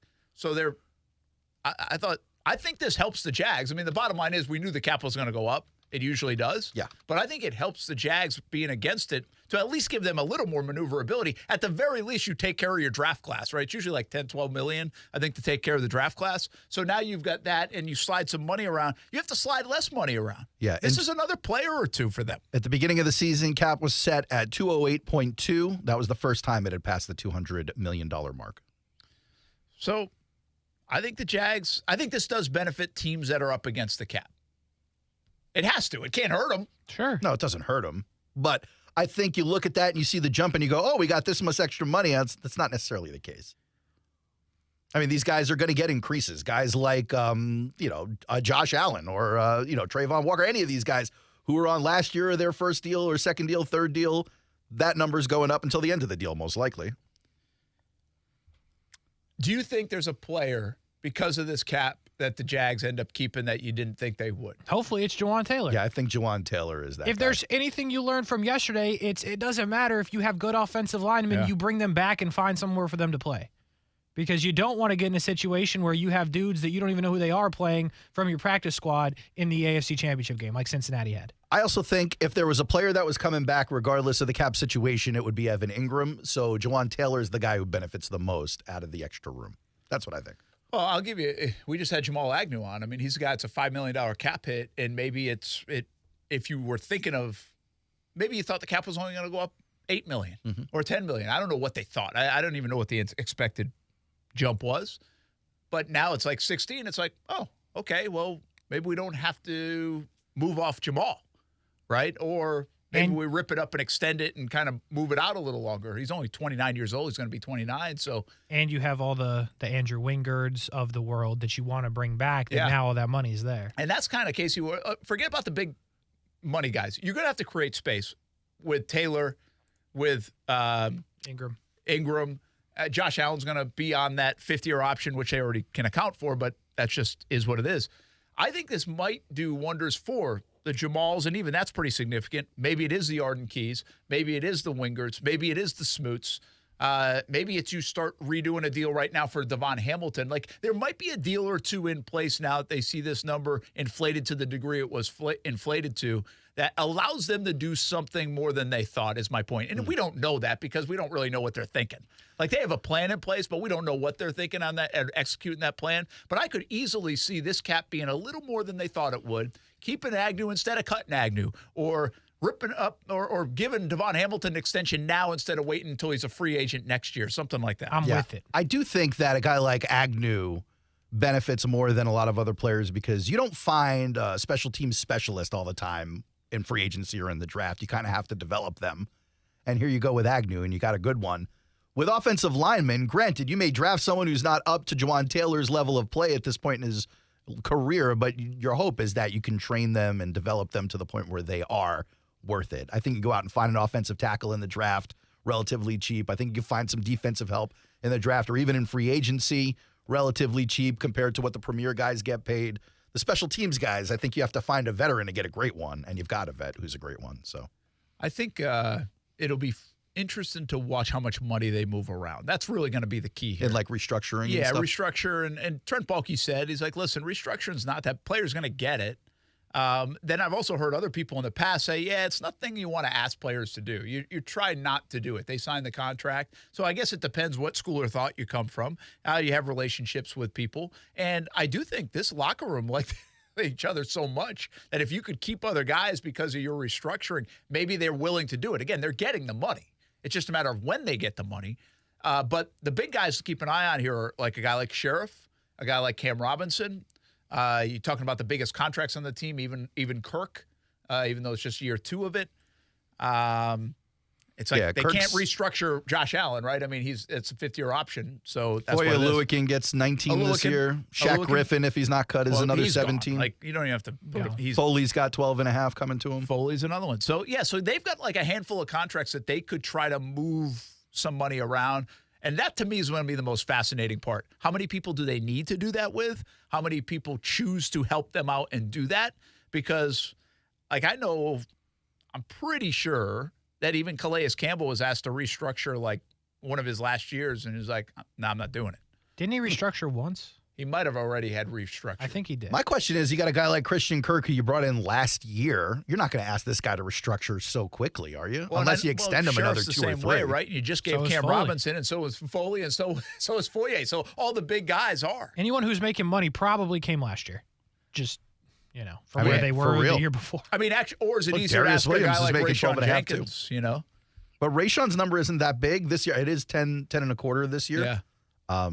So it's just the semantics of all that will be interesting to see, and I'm fascinated how much money they can free up. This is gonna be fun Monopoly to watch. You may be for able the to. Jags. You may be able to ask Christian to restructure if you extend his deal out by like 2 or 3 more years. Yeah, maybe give him some incentives or something. I've never really thought about it. Like if you put yourself in their position, like is that good, bad, indifferent? Like do you care about it that much? If you're going to have Calvin Ridley as your wide receiver 1 and you're trying to bring back Evan Ingram as your option 2 or 3, you got to wonder, paying Christian Kirk $23 million this year, you're going to get your money's worth there. You got it this past year. Are you going to get it next year? Yeah, well, you're on the hook for it. Yeah. Unless you restructure one way or another, you're going to be paying it, and you're on the hook for it. We're going to get some tweets. We'll do that after the break. But did you see Brock Purdy? It is a UCL, and he's going to have surgery. Is it like a Tommy John surgery? It's not Tommy John. They think he can avoid Tommy John, which so UCL usually related to Tommy John, but obviously not enough. That's correct. I guess the throwing motions are a little bit different. But when you watch Brock Purdy on the sideline yesterday after he went out, he was trying to throw the ball. It was clear he had no push behind that ball. It's crazy that they had 4 quarterbacks get seriously hurt this season. Yeah. It's a lot of it's bad luck. A lot of that's just bad. How does that happen? Straight bad luck, right? Well, I was saying this to my friend over text too. Mike LaFleur, who comes from that West Coast offense, that Shanahan offense. He was on the Niners learning under Shanahan, Mike LaFleur, who then went to the Jets as offensive coordinator. The expose came out after he left the team that he would be behind the scenes crapping on Zach Wilson, saying any other quarterback on this roster runs this offense way better than Zach Wilson. Joe Flacco does it. Mike White does it. And he named Josh Johnson, who was on the Jets 2 seasons ago. He's like, Josh Johnson can run this offense. So here we go. Josh Johnson comes in this playoff game. And granted, when he went down, I think it was 4 of 7 or something like that. But he looked like he was going to be in command as long as they kept him short. It would have been fine. I really think that the Niners might have had a real shot in that game, even with Josh Johnson. I don't. Yeah. I can't believe the guy's still playing. Shout out to him, though. I mean, 13 different teams. Are you surprised? I'm surprised we don't see that injury more. Like Josh Allen, looks like it happens to him 3 times a season. I think it has to do with throwing motion. Well, the violence is amazing. I mean, the violence on those guys going forward while you got a 300-pound guy holding on to you. You ever see Trevor throw the football sometimes when he lets it rip? It's like, I mean, it is a violent action. Like we talk baseball, but those guys with big arms, the Allens, the Trevors, it's violent now. And when that thing, you just take the force of that. And again, I'm not really a physics guy, but I can kind of imagine it would be pretty good. 300-pound lineman coming at you at full speed and knocking your hand backwards as your hand's going forward. Yeah. And what torque that puts on your elbow, shoulder, whatever else. Or strain, yeah. How do these bones not break? But we don't see it very often. We don't. So I'm just, like I saw a video of Josh Allen, I think 2 weeks ago. Didn't we think he hurt his elbow? And there were some reports that he was playing with like a strained UCL, I think, this year. Yeah. That was earlier this year, yeah. This sucks for Brock Purdy, though. I was going to ask you this. So, Brock Purdy, how much does that damage his case to be 0? San Francisco's quarterback? Quarterback or starter next season? Oh, no, starter next season. All the way damaged. None. Yeah, no, I think you got to bring in a vet now. Bring in a vet? They've got 40 quarterbacks. Not for long. Who's their quarterback next year? Brock Purdy. I think it's Brock Purdy and a veteran starter in front of him. What do they do with Trey Lance? Trade him, Titans. Trade him. Or the Texans. If you get a second or third for Trey Lance, you trade him. I'm not trading for anything else. Unless you get another human, that's good. You walk away from Jimmy at 30, 35, whatever he's going to ask for. Jimmy's done. And then you trade Josh Trey Johnson Lance. Go on his 15th team. Because San Francisco doesn't have picks right now. You trade Trey Lance and stock up again. I think I'm keeping Jimmy G. You can't pay this man $35 million to be in front of Brock Purdy for 5 games. If I'm Jimmy G, I ain't staying in San Fran one more year. Yeah, no after way. the way they've treated me.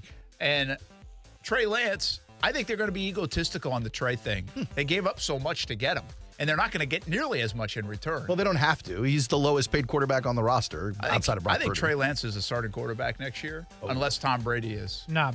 Brady or Rodgers. Brock Purdy is somebody's starter next year. because you could trade him right now for much more than you drafted him for. Okay, that makes more sense to trade than Trey Lance, who you're going to get much less than you traded for. You know, Brock Purdy might be kind of. You have no idea about Trey Lance. They're not trading Brock Purdy. The value isn't there. You could have a starting quarterback. The value is there. You could have a starting quarterback or what, a 4th-round pick for this guy? No one's paying more than a 3rd or a 4th for this guy. Yeah, let's see who doesn't get Aaron Okay, Rodgers. but here's the deal. Mr. Irrelevant, and you got a 3rd-round pick for him. That's a hell of a lot of value. Yes. Okay, but you also might have a starting quarterback who you love. They're not going to let go of him. I don't believe it. And I'm keeping both of them. Both of who? Lance and Purdy. I believe that too. We'll be back on ESPN 690. Get some tweets about what else is going on in the football world, including offensive coordinator Kellen Moore was on the street for about a minute. We'll be back.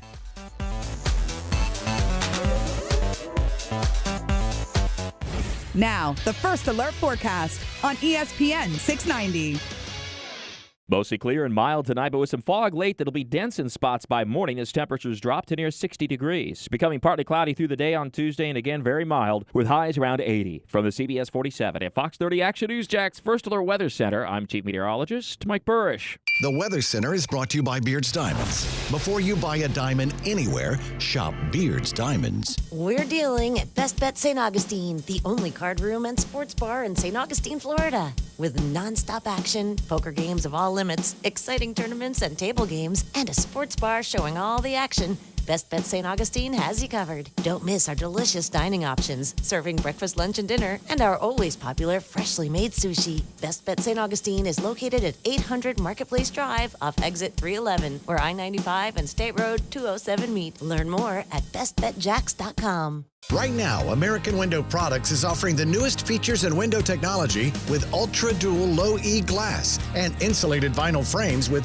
magnet weather stripping on windows for an airtight seal to help reduce your energy usage, all at an affordable price. This exclusive offer is for a limited time, so act now to save big with 12 months zero interest financing. Schedule a free estimate at AmericanWindowProducts.com. American Window Products, the window professionals. Financing at time of sale for new orders only. It's go time at UNF Arena for the Ospreys as the calendar is flipped to 2023. ASUN action is underway in men's and women's basketball on the campus of the University of North Florida. If you haven't seen a game courtside or from the new suite, it's one of the best seats in Jacksonville. Swoop with the Ospreys as they build toward a run in March. Buy a ticket, see a schedule, get a score at UNFOspreys.com. Be a part of the momentum at the University of North Florida. Hoop it up, swoop it up, UNFOspreys.com. Are you a real estate investor or have considered investing and want to know where you can put your money that offers solid returns and protects against market volatility? It's Rich Jones. I want to introduce you to DLP Capital, CEO and founder Don Wenner. For more than a decade, DLP Capital has delighted our investors with consistent double-digit returns. Through the smart, conservative real estate investment strategy our company is built on, we have been able to achieve this with monthly distributions and tax shelters so our investors can keep more of their returns. Dial ** invest on your cell phone or visit highyieldreturns.net. I like getting more. You too? Well, then you're going to love this. Cars, trucks, SUVs, but there's more. Imports, domestics, luxury, but there's still more. Like over 400 pre-owned on the lot. So come find it all and a whole lot more when you shop my friends at Arlington Toyota Pre-Owned. Plus, with Arlington's 30-day exchange program, you get 30 days to love your purchase or exchange it. When you want more, get more and pay less at Arlington Toyota Pre-Owned. Shop in person and online at arlingtontoyota.com. Still overpaying for a razor? In this economy? Gross. At Dollar Shave Club, you can get a top shelf shave at a regular shelf price. We've been hawking shaving products for years online, and we're excited to bring you the same great quality and low prices at a store near you. From high-quality stainless steel blades to super smooth shave creams, Dollar Shave Club's in the business of making your shave easier. Find Dollar Shave Club in the men's razor aisle. Getting your Dollar Shave Club razor wherever you want. Isn't that great? Get in zone, AutoZone. Welcome to AutoZone. What are you working on today? Oh, want better visibility to get you through the winter? A new pair of premium wipers can help. Right now, you can earn a $10 bonus reward when you buy a pair of Rain-X Quantum Wiper blades. See better and stay safe on the road all winter long. Get the parts you need when you need them at AutoZone or AutoZone.com. Get in zone, AutoZone. Restrictions apply. Offer available to AutoZone Rewards members. With Progressive's Name Your Price tool, you can find options that fit your budget, because giving you options is the right thing to do. Oh yeah, like when I hold the door for someone. Sure, it may be weird if I don't time it right, and they're a little too far away, and now they're running, and we're both asking ourselves, is it worth it to run instead of just, letting them open their own door? But still, it's the right thing to do. So get options based on your needs with Progressive's Name Your Price tool. Progressive Casualty Insurance Company, affiliates, and third-party insurers. Comparison rates not available in all states or situations. Prices vary based on how you buy. Today on Hey Culligan, smooth skin and soft hair comes from where? Here's Mike. Hey Culligan, I've tried every conditioner, lotion, and body wash known to man, and my skin still feels like sandpaper. It could be your water, Mike. Oh, that's harsh. More like hard water. Are you interested in smart, high-efficiency water softeners from Culligan Water? Huh? Want baby smooth skin and soft, luxurious hair? Yeah, can you hurry? I have a date tonight. We're already on the way, Mike. Let us help you out with the free in-home water test from a local Culligan water expert at Culligan.com. Listen to ESPN 690 anytime, anywhere, on any device. Whether you're at home or on the go, get the latest on the Jags, FSU, the Jumbo Shrimp, and Action Sports Jacks on Odyssey.com. That's AUDACY.com or on ESPN690.com.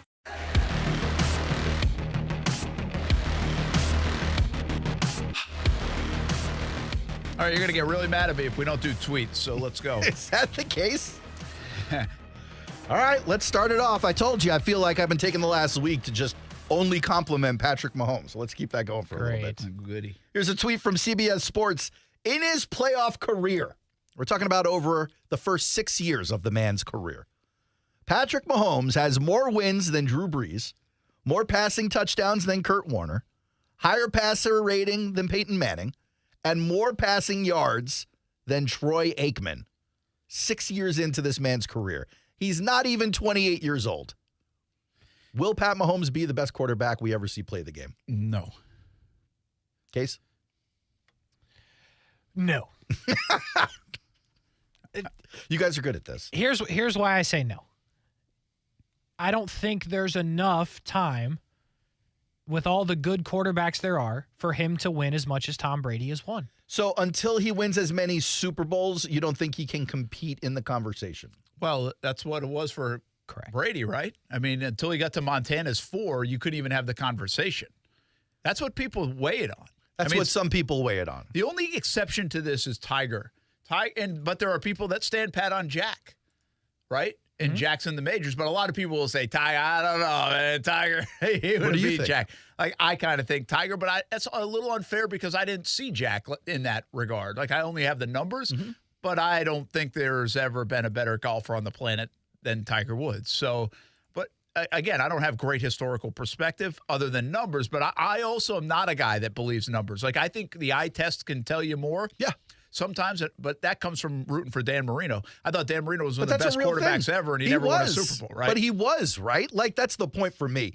For me, I think what matters more personally for me than a Super Bowl is, can this guy beat you at any given point in the game? With 8 minutes left, with 30 seconds left, with 3 timeouts left, with no timeouts left, with all of his players healthy, with all of his players injured? Are you scared of this guy in particular? Tom Brady, yes. Peyton Manning, yes. Drew Brees, yes. John Elway, yes. I'm going to put Pat Mahomes in there. Oh, Mahomes is going to be in the conversation, but I do think when you have, it's like LeBron. Right now, LeBron's about to break every record that ever existed, or he has most of them. But there's no way the eye test and the championship test of Jordan will stand the test of time because he won 6 times. So the eye test already told you, and you've got this backing of championships. Well, LeBron's not winning 6. So even though LeBron's got all these numbers in this current generation of for a lot of these people, like a guy like Brian Middleton, he's their Tiger Woods, right? Yeah. He's like, I've seen this. I've watched it. This is greatness. And they're right. It is greatness. And the numbers tell the story. The numbers say he's better than Jordan in all these categories, but the titles don't, right? And so you're going to have that debate, but you can't even get in the conversation until you win. Patrick Mahomes, with all the greatness, has won 1 time. He's never played a road playoff game. He's never been an underdog in a playoff game. Don't you think that? And yet he still lends itself to his legend. He's part never of the been an legend, but he's underdog in a won road Super playoff Bowl game because he's never had to be. He's that good. And he's got 5 AFC championship games at home. Brady had 7 of them, right? So he might eclipse that. But Soon. until he's got to get to at least Montana's mark of 4. And I don't even think he's getting 4 Super Bowls. Super Bowl appearances? No. Wins. But couldn't you say that the not playing an away playoff game I mean, it's incredible. Don't get me wrong. You can look at it. No, it lends itself to the legend. But couldn't you also say, like, hey, what happens if he has to go on the road? That's right. I understand he never had to, but, like, can he win on the road? We don't know. What happens to Brady and Belichick if they have to play anybody that's not a pillow in the AFC East for 2 decades? Yikes. Like... He's talking to South Beach. The AFC East was trash for like 20 years when the Patriots were winning. I like that it's past tense. Okay. Still garbage. Yeah, pretty much. So here's the answer to me. No. Right. And here's another reason why. Because once you have the GOAT, time has to go by before the other GOAT comes in. Yes, but I'm with you. Because I'm definitely one of these people who thinks there's like a gross overuse of things like the word genius or brilliant. Yeah.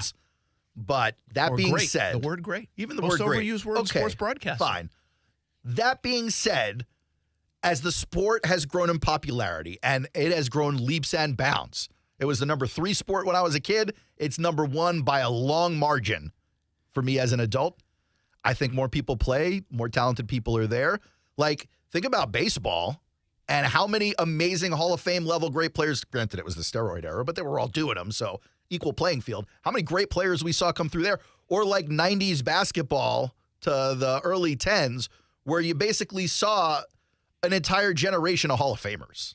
Like these guys, where in decades before, maybe you had a few all-time greats who were playing, and then you had this 10, 15, 20-year run where it seemed like every team had an all-time great on it.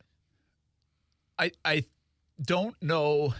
I think what you're saying is right about, hey, you could keep getting the guy that might be the next, like might be talented, but I think circumstances won't allow it because there's too many good players. To your point, there's a lot of good players, and the quarterback position just keeps getting better. Look at these guys. I think if Mahomes doesn't win this year, I'm not sure when the next time he's getting the second one because, to be honest with you, he's been to 5 straight AFC championships at home.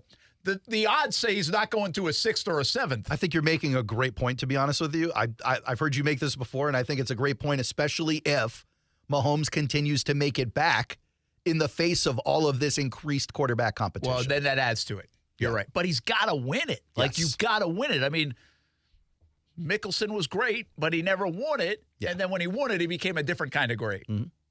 Yeah, all right, I'm with you. Now he plays for Live Golf. Let's go to your guy, Dan Orlovsky. Do we have Way to go. Nice. Throw a little shot at Phil for no reason. Do we have an interview booked with Dan? Am I imagining that? Was that a fever dream? Yeah, that's not real. All right. Dan Orlovsky tweeting what it looks like to, quote, dent the defense, end quote.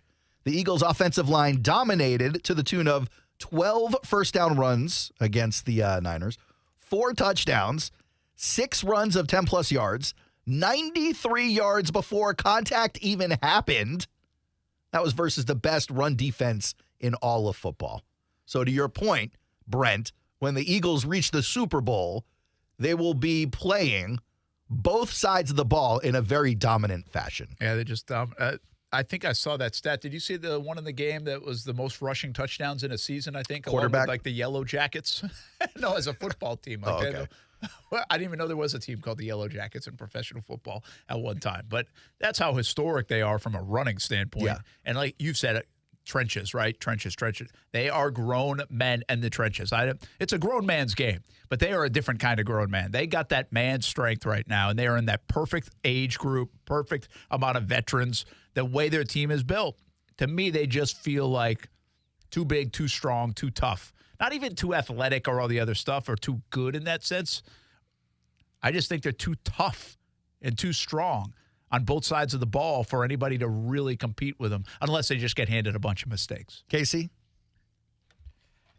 I think that, well, first of all, you know how I feel about how the game's going to play out. But I think 45-41 Chiefs? No. Let's sign up for that.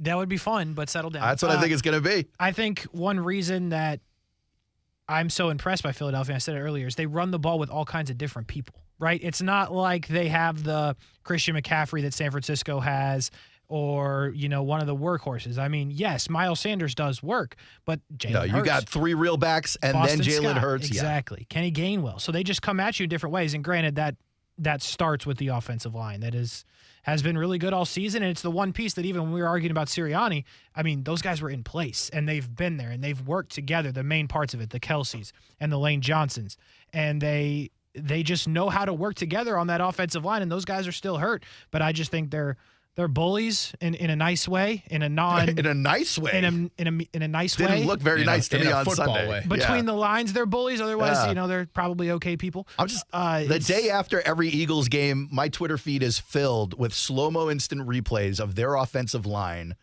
abusing football players. Yeah, I mean they're just abusing grown-ass 6'7", 300-pound men. Yeah, like it's no big deal. Kenny Gainwell was big yesterday, huh? He's been big the last couple of games for them. Decent season. Out of this nowhere. New wrinkle, right? Yeah. I thought he was a pass catching back. He's running between the tackles. What is happening? I was actually I don't watch the Eagles enough to know, but I was like, does he always drop back here, or are they trying to answer the Deebo Samuel stuff out of the backfield? Nah, they're like, whatever it takes. I was pretty sure he was a short yardage guy until recently. In any case, let's go to Sport Tech. We talk a lot about the salary cap. Yeah. Especially with most of our seasons coming to an end. Here's estimated 2023 cap space. Your top 5 teams are the Bears, Falcons, Bengals, Giants, and Patriots. Your bottom 3 are our Jaguars, the Buccaneers, and the Saints. Bro, how the Saints don't have money? Who's on their team? Seriously. They stink. They really do. They're still paying Michael Thomas for not playing for 3 years. That's fair. Well, ignoring the fact that the Bucs and the Saints need a lot of help and they have zero money to do it. Let's talk about the top 5 here. Out of the Bears, the Falcons, the Bengals, the Giants, and the Patriots, all those teams with all that cap space, who do you think has the easiest shot to turn around and become a true contender over the next year or two?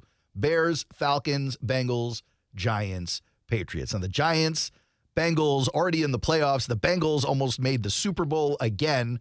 $44.5 million in cap space. They're going to have some big names that they need to re-sign to the tune of like Jesse Bates and some of those guys. Bears, Falcons, Patriots, Bengals, and Giants. Let's not count the Bengals and Giants because they're already playoff teams. But Bears, Falcons, Patriots. They got the cap space to turn it around. Who's got the easiest path? Oh. Because at first I thought it was Patriots. I thought maybe if the Patriots get their offense together and kind of understand what happened with Mac this year. But I'm looking at the Falcons going, you know what? I mean, you just need some offensive line help there. You've got some playmakers. You got a couple of great pass catchers. You got a good running back there. You got 2 good running backs there. I'm going to say Chicago. Yes. I would say Chicago. They already have the quarterback. Need so much help. Yeah, but they got the quarterback in place. That's all they got. $98 million, though. Yeah, they've threatened a lot of teams this year, though, and they have a lot of money. It's not just some money. They got a lot of money, and they have the number 1 overall pick. I mean, I think they have a chance to really increase things quick. They were competitive a lot this year and still lost a lot of football games to get in the number 1 position.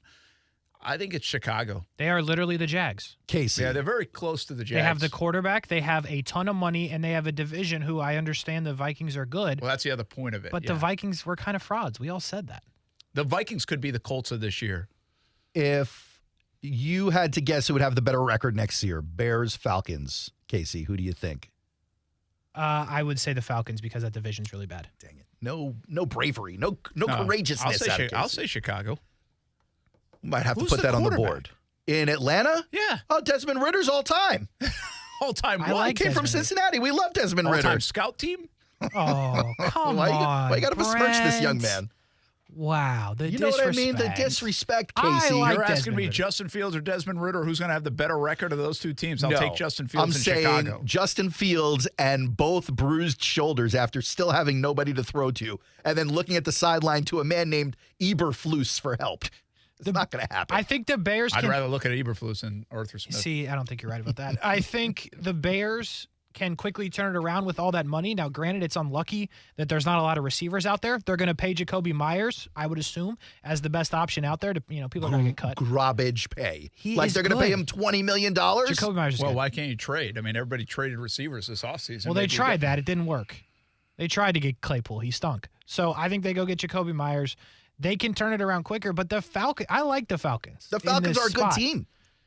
They're going to be a good team. And that division's bad. It's a bad division with a good defense and young studs on the offense. Atlanta has potential. The problem is this year, You're so mad at me right now. Barring people getting cut. He just loves Drake London so much. But London is good. It's good. No, Kyle Pitts is good. Barring people Patterson getting is good. cut, there's not a lot of big-time free agents in the same positions that both these teams need to fill out those rosters. So people are going to start getting cut if you want that to happen. Atlanta just needs offensive linemen. You pick up one in free agency or two in free agency. They got an all-time quarterback here, Desmond Ridder. I could play all-time quarterback in the parking lot for us. What is wrong with? He's better than us, at least. Desmond Ridder's not bad. That's why we're playing him. I don't know if he's like NFL starting quarterback, but he played okay towards the end of the season. He played better than Marcus Mariota. You got another one? Fine. I got another one if you want it. Let's go one more. Fine. Welcome to L.A., says the Chargers, to their new offensive coordinator. We've agreed to terms with Kellen Moore to become the offensive coordinator. Kasey, you're making the point, so we'll go to you first. I know you hate Brandon Staley. Do you think in 2024, Kellen Moore will be the new head coach of the Los Angeles Chargers? In 2024, absolutely not. He will be the head coach of the Los Angeles Chargers in week 23. 8. Okay. In week 8. Okay. I mean, this is what that is. That's how they sold him to come here. Justin Herbert, and you're going to be our next head coach when we fire this dude that blew a 27-point lead to Jacksonville. Like, that's what it was. That was the move they made. Kellen Moore's had head coaching interviews, right? So he's thought about in that level. Dallas is dragging their feet with whatever. I don't blame Kellen Moore for walking out and walking into this opportunity. So, yeah, that's your next coach of the Chargers. Can they be great with Kellen Moore is the question that they're now asking, because Brandon Staley is already a dead man walking. Brent, Kellen Moore had the top 10 offense 3 out of 4 years. He was over the offense in Dallas. Now he takes over what a lot of people believed was the most coveted offensive coordinator opening in the entire league. Yeah, I think he knows. Here's why I think he left too, and what he knows is Staley obviously is one that you can jump right into. Herbert is great to sign on with and better than Dak, quite frankly, if you want to go run an offense. And you got Keenan Allen, Mike Williams, you got Austin Eckler. You got a lot of pieces, Everett, all the rest. And you got a good offensive lineman coming back in Slater. So you've actually built better going forward. And I think my guess is they've been told Dan Quinn is the next guy in waiting in Dallas because he's passed up coaching jobs like 2 years in a row. Why is he staying in Dallas? And I think Kellen Moore probably sniffs that out too. And is like, all right, I'm going out of here and I'll go get my own gig. You brought up a good article today, ranking the NFL offense coordinator openings from best to worst. Yeah.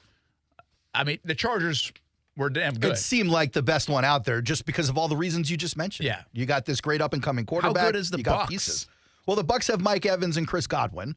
So, like, maybe they had off years last year or the year before, but those are still great pieces. And Kasey would say Kyle Trask. You got Rashad White. Kyle Trask, baby. I'm not sure Fournette's situation with his contract, but he was on the team this year. You got offensive linemen who are decent players, although they didn't play well this year. Salary cap's going to be an issue for the Bucs, as we just talked about. Yeah, they're way over. They're one of the worst in the league, but the belief is they're going to bring on a veteran because you got older players on this team, and you're going to make another shot. Yeah. What about the Ravens? Commanders, Panthers, Titans. Like, name one that like really intrigues you. Cardinals, Broncos, Texans. Well, the Ravens is actually intriguing to me for bad reasons if Lamar doesn't stay, because that team it doesn't get worse than that roster without Lamar Jackson. That is an ugly roster. Commanders, you got some pieces there, although I'd hate to work for Ron Rivera, especially when it feels like he's not going to be there long term. You feel like that may be a one-and-done opportunity. I'd hate the Panthers one, but everyone is loving this Panthers opportunity, especially now with Frank Reich as the head coach, offensive mind there. So you know they're going to take that rebuild obviously fairly seriously. They're going to go out and get a quarterback, whether it's a veteran or a rookie. The Titans job is getting a lot of love, and I'm sitting there going, why? Yeah. I don't really understand that. Like, you have no answers whatsoever at quarterback. You don't know what you're doing with Tannehill. You don't know if Malik is the right choice there. And then there are all kinds of rumors that are surrounding Trey Lance because you just hired Carthon, who's a San Francisco guy. You got a decent defense, but it's aging. You got Derrick Henry, who's 29. He's not over the hill, but this will be the last contract probably with the team. Oh, yeah. So I think the surprise one for me, Cardinals, you can make it. Broncos, whatever's there. I mean, you got receivers, but what can you get the best out of Russell Wilson? Texans are going to be starting over. And then they have the Colts as the last one. Yeah. Isn't that kind of surprising? Well, it didn't surprise me for this reason. And I thought the write-up, the guy who did the write-up is actually making a great point here. The reality is, not only do you not know who the quarterback is, you don't know who the head coach is. The offensive line, which has been the strength for the last 3 or 4 years, was invisible this year. You literally hired the best offensive lineman in franchise history to coach the team, and he couldn't get it turned around with those offensive linemen. And by the way, Jonathan Taylor on the roster, you're going to have to spend $16 million to keep him there because his contract's coming up. I think this isn't even close, by the way, who the best job is. I think it's the Ravens, because you have a quarterback. Like, you think they're going to sign him, so you have a one quarterback. Of the best all in the league. Other situations, other than Kyler Murray, who I don't think I want to touch because they're going to lose DeAndre Hopkins probably. It seems a little toxic. The next best one is Houston, because it's a blank canvas. You buy that yourself doesn't mean time it's a and good you job can for paint. me. Yeah, I think it is because now you got job security. I can move my family here. I know they're going to be there for 3 years. But you don't. Yeah, you do. And you can paint it whatever way you Houston want. has been one and done with their last 2 head coaches. You think that makes the offensive coordinator feel secure? I don't think so. I think they're fine. But there's not a lot of these jobs are not appetizing because nobody's got quarterbacks. At least in Houston, you go pick the quarterback. That's right. Right? Yeah. So, but the Ravens to me are really the only slam dunker because they're the only ones that have a quarterback to build around. I like the Bucs better than the Ravens, but I think both of those are the 2 best jobs left. And Ravens have to make a move with explosive people on the outside. They've got to do something. They've got to get him help. If they're going to sign him, they've got to do something. We'll be back. Put a bow on the show. On deck, it's Overtime with Kurtz and Middleton. And how was the murder mystery? That is on the way on ESPN 690. Brent and Friends is sponsored by Best Bet. Now open in St. Augustine. Ready for a helpful tip? If you've got to drive it, rent it with Rent a Toyota at Arlington Toyota. Whether it's a car for a business trip, an SUV for an outdoor adventure, or a spacious minivan for that family vacation with all the stuff. If you've got to drive it, rent it with Rent a Toyota at Arlington Toyota. Rent a Toyota at Arlington is the best way to try it before you buy it. You can even rent 2023 models. And Arlington's competitive rental rates will put you behind the wheel with ease. Reserve your rental online at arlingtontoyota.com today. Did you know that nearly 7 out of 10 consumers begin their search for a new product on Amazon? Amazon has over 300 million active users. Are you interested in growing your business with the help of Amazon data? On January 31st, CMG is hosting a Grow Your Business seminar. Just a few spaces remain, so call now to reserve your seat. 904-245-8784. Learn how Amazon's data can help your business. 904-245-8784. Register for the January 31st Amazon seminar today. 904-245-8784. Sell your home with a guaranteed offer from Mark Spain Real Estate. You'll save time and make the most money. Hi, this is Mark Spain, and our offers are the strongest in the industry, so you can sell your home stress-free and avoid the costly repairs. When you get a guaranteed offer from Mark Spain Real Estate, there are no showings, no open houses, and no stress. Find out what your guaranteed offer would be. There's no obligation. Call 855-299-SOLD. Or go to markspain.com to get a guaranteed offer on your home today. That's markspain.com and start packing. Certain restrictions apply. Attention Dish customers. Dish Network dropped WFOX Fox 30, depriving you of your favorite programs. That means no more football playoffs this weekend or leading up to the big game in February. Call Dish now at 1-800-333-3474 and tell them to put WFOX Fox 30 back on the air. Don't let Dish keep you from the important news, weather, sports, and entertainment programming you love. Call Dish now at 1-800-333-3474 and then switch to another TV provider. I'm Marcus Roberts, and I've been blind since I was 5 years old. I'm a jazz pianist and composer, and I've been fortunate to perform all over the world for more than 30 years. I am also a proud graduate of the Florida School for the Deaf and Blind. While there, I had great teachers who specialized in working with blind and visually impaired students. FSDB provided me with many of the essential skills I needed to succeed. The school is a state public school available at no cost to eligible K-12 Florida students who are deaf, blind, or both.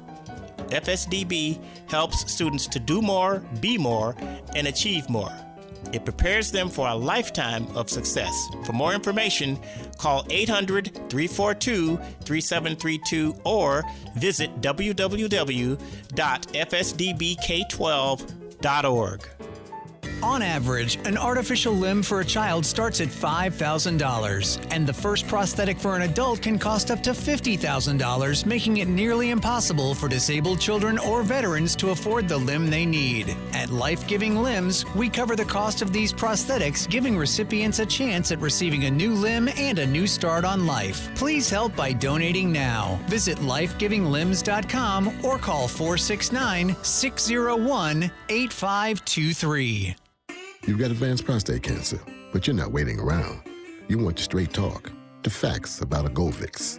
Orgovix Relugolix 120 milligram prescription tablets is a treatment for adults with advanced prostate cancer. Fact, Orgovix is a different kind of androgen deprivation therapy treatment, a pill, not an injection. Orgovix may cause serious side effects, including a heart condition called QT prolongation. Tell your doctor right away if you feel dizzy, faint, have a racing or pounding heart, or chest pain. Orgovix can cause harm to an unborn baby or miscarriage. Use birth control during treatment and for 2 weeks after Orgovix treatment. The most common side effects include hot flushes, increased blood sugar and blood fat levels, muscle and joint pain, decreased blood hemoglobin levels, increased liver enzymes, tiredness, constipation, and diarrhea. Other side effects include weight gain, decreased sex drive, and erectile function problems. Orgovix may cause infertility. Talk to your doctor if infertility is a concern for you. Go with Orgovix. Ask your doctor. For more facts, visit gowiththefacts.com.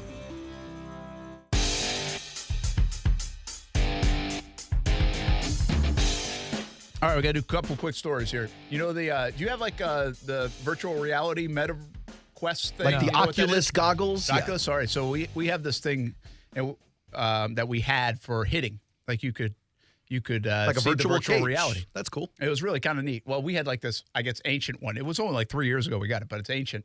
And I called the guy. I'm like, do we need updates? He's like, yeah, what do you have? He's like, send me all this stuff back. This thing had like sensors and like a laptop. Brent's like, I don't know what version of AOL this is, but it's not working anymore. It was like that. You would think it was 12 years ago we had it. It was really 3. 3 years is an eternity right now with virtual reality. So anyway, he's like, I'll send you this. This is all you need now. You don't need to set up everything in your house. It's just like, boom, the Oculus thing. So I get it in the other day, and I'm using it, and I'm swinging, and poof. Did you break something? Lost the handle. and so that happens all the time. And I was like, I couldn't find, we had no idea. Like, I got the thing on, right? I'm in this virtual reality world. Yeah.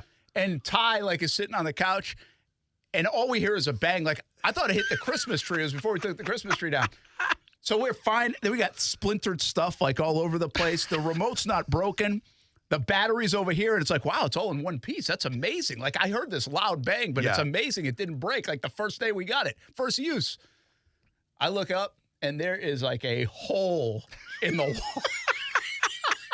I mean, all the way up in the wall. That's great. Oh, it's so crazy. It sounds like you were swinging for the upper decks. I forgot to put the thing, attach it to my wrist. That's great. You start thinking like, man, I could have hit Ty, like sitting on the couch and be like, that would be one bad story to tell. This was the thing, though, when like Wii became really popular, Wii Sports. Oh, yeah. Like everyone was doing the bowling and the tennis, and they were just swinging these things at the TV. It's great. And they tell you right when you put it on, it's like, make sure nothing's around and make sure you it's like, can't listen to that. Instructions are for nerds. That virtual reality world, though, is something. You think we'll have our show someday in virtual reality? I do, actually, yeah. That'd be awesome. No, like, I was think thinking, I was like, hey, I want to have our show there. How was the murder mystery? That's the most important question. It was fantastic. My best friend was named Best Actor of the Night. Every table, and there were like 10 tables of like 10 people at them. Each table had an actor in the murder mystery. Ours won Best Actor, and he was also the murderer. So we had a great time accusing him of murder. We got very drunk with a bunch of people we didn't know. We got very rowdy. I'll tell you, I'm not built for the alcohol anymore, but it was super fun. Is it better to get drunk with people you know or don't know? That night, it was better for people I don't know. It was a bit embarrassing. Had I known somebody, someone may have taken a picture or something. Well, like at least that. You weren't Stetson Bennett. That's right. I forgot about that. How many doors did you knock on after? Maybe a bunch. We did cause some mayhem in that neighborhood. There's something I appreciate about Stetson Bennett living his best life, even though who cares if it cost me draft position. He's only got a couple years left on this earth. He's like 60. It's true. Overtime with Kurtz and Middleton up next. If you missed Jamal Agnew's interview, you can see it on YouTube and listen to it on YouTube and on the podcast. Subscribe to Action Sports Shacks. We'll do it again 3 o'clock tomorrow. Overtime. Kurtz and Middleton next on ESPN 690. We're dealing at Best Bet St. Augustine, the only card room and sports bar in St. Augustine, Florida. With nonstop action, poker games of all limits, exciting tournaments and table games, and a sports bar showing all the action, Best Bet St. Augustine has you covered. Don't miss our delicious dining options, serving breakfast, lunch, and dinner, and our always popular freshly made sushi. Best Bet St. Augustine is located at 800 Marketplace Drive off exit 311, where I-95 and State Road 207 meet. Learn more at bestbetjacks.com. Look around you. There's history being made. Has been. Will be. Just something about those blue skies, high banks, and high speed, all coming together in one perfect race. And it'll be here sooner than you think. the Daytona 500 at Daytona International Speedway, February 19th, 2023. Get your tickets now at Daytona500.com. Right now, American Window Products is offering the newest features in window technology with Ultra Dual Low E glass and insulated vinyl frames with magnet weather stripping on windows for an airtight seal to help reduce your energy usage, all at an affordable price. This exclusive offer is for a limited time, so act now to save big with 12 months, zero interest financing. Schedule a free estimate at AmericanWindowProducts.com. American Window Products, the window professionals. Financing at time of sale for new orders only. We are here for Magda, a Holocaust survivor. Things become harder with age. We are here for Sharonda, who needed parenting support. I cried out to her, she listened to me. And we're here for Ashley, who needed to heal. She helped me feel like I didn't have to be scared. Jewish Family and Community Services is here for seniors with food, financial assistance, and counseling. JFCS is here for Jax. Visit jfcsjax.org. They say they'll get your biggest tax refund. Jackson Hewitt says your biggest tax refund guaranteed, and a chance to double your tax refund.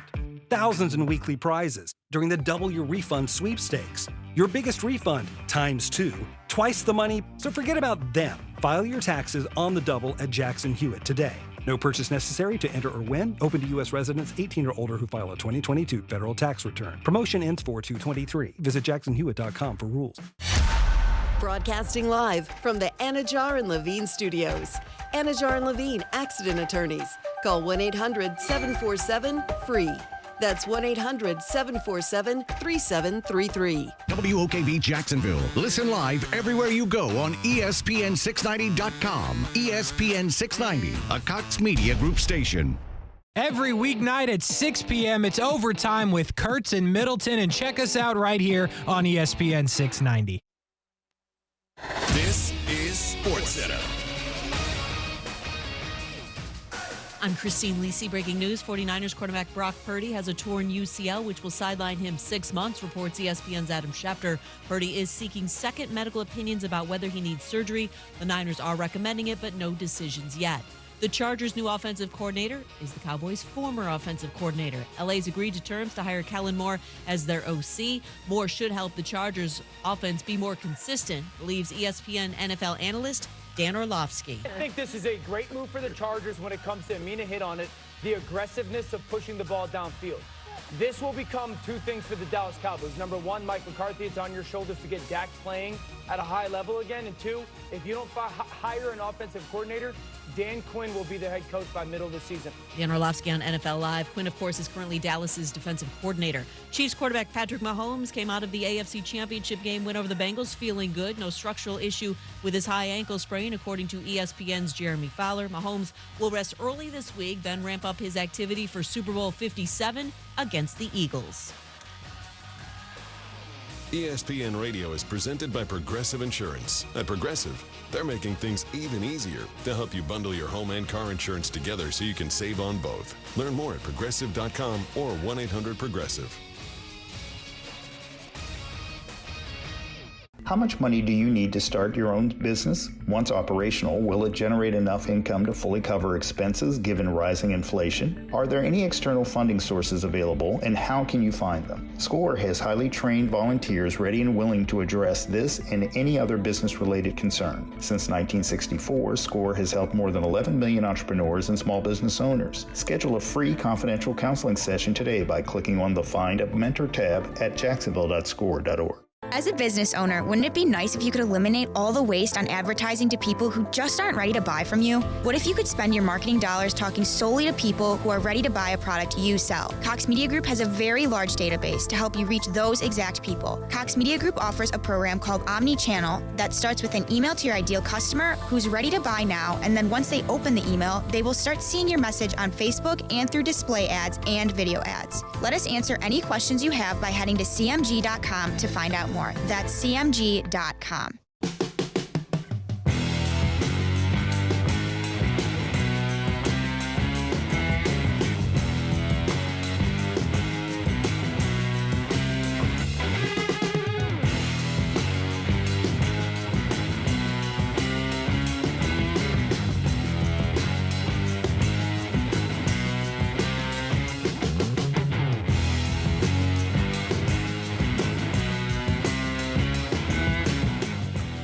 I was wrong. I was not correct on the situation. I will be the first one to admit it. I thought the Bengals were going to blow out the Chiefs. I was wrong. You like that I'm coming into the show owning up to it, Brian Middleton? What? What do you mean? I'm taking responsibility for the bad take. No, I'm saying you were wrong. That's what happens when you get it wrong. You know that from trivia. That's fair. Game day trivia. But I'm owning it. Are you smarter than Kasey Kurtz? I can't. Terrible takes. You've heard that plenty of times, Kasey. I can't believe the Bengals were that bad, to be real with you. Really? That was awful. That was awful. Overtime with Kurtz and Middleton. That is not awful. That is a good radio program, which you are listening to right now on ESPN 690. Brian Middleton is the broadcast on. He is continuing the streak of being on time to work. Nobody was yelled at today. Shout out Huffle. Huffle Puffle. Huffle's not in today. You just shouting him out, though. And Aaron Schachter says that's why you're on time. So we'll get to deal with that tomorrow. Full show lined up for you. We go until 7 o'clock. After that, it will be the FSU Inside Seminole Basketball. You will hear from Leonard Hamilton about the Florida State Seminoles basketball program. Until 7 o'clock, we will obviously talk about what happened yesterday in the National Football League. We will talk to Jay Williams, who you know from Keyshawn, Jay Will, and Max. You will hear that in about 20 minutes or so. We caught up with Jay Will this morning. Me and Brian Middleton did. And Brian Middleton now, as you heard on Friday, what are we calling this that you're talking about, LeBron James? The countdown to coronation. The countdown to coronation. Thank you. We will do that after a strong showing from LeBron against the Celtics. He would be 2 points closer to the record if, the refs could call fouls correctly, but that's a whole nother story. So that's what we got on tap for you today. But we, as mentioned, start with the NFL. The Super Bowl will be the Eagles and the Chiefs. And Brian Middleton, why am I? Whoa! What? We're starting with the NFL. Super Bowl will be Eagles and Chiefs. Why are we not starting with Jamal Agnew? Why are we not starting with the X Factor, Kasey? That is a good question. Okay, Super Bowl. No, as you were saying. No, we will start with Jamal Agnew. There we go, Kasey. That's what I wanted to do. I wanted to start with Jamal Agnew anyway. We had Jamal on the show earlier today. Look at y'all. Which big timers. Is kind of why I wasn't thinking about it, but you keep me in my place, which is a good thing. Jamal Agnew will be going to the Pro Bowl or the Pro Bowl games as the returner for the AFC. He was added, which is an awesome accomplishment for Jamal Agnew. First Jag since 2019 going to the Pro Bowl. Jamal Agnew is well deserving of that. Again, he was on the show earlier. If you want to go back and find it on the podcast, Hour 1. It's already up. So just search Brent Friends, Action Sports Jacks, wherever you get good podcasts, and you will be able to find that. But, Brian Middleton, yes, Jamal Agnew is headed to the Pro Bowl, and you sound very excited about it. Yeah, man, well deserved. I'm trying to figure out why he wasn't already going to the Pro Bowl.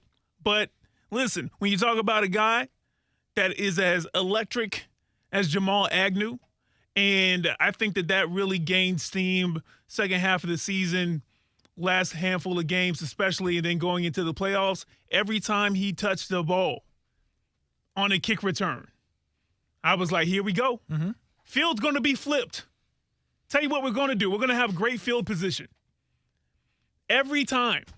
And so I didn't care if he caught it on the 5, if he caught it 5 yards deep in the end zone. I was like, take it. I feel like Jamal Agnew, I don't know enough of the returners in the league. I don't. That's one thing I don't follow too closely as far as the NFL. So I'd have to go in and start looking at stats. But I feel like there's a handful of guys who have a green light no matter what in the NFL. And Jamal Agnew has to be one of those guys. Now, do they take that opportunity every time? No, because they're smart. They're intelligent. That's another reason why they are probably trusted to have the green light.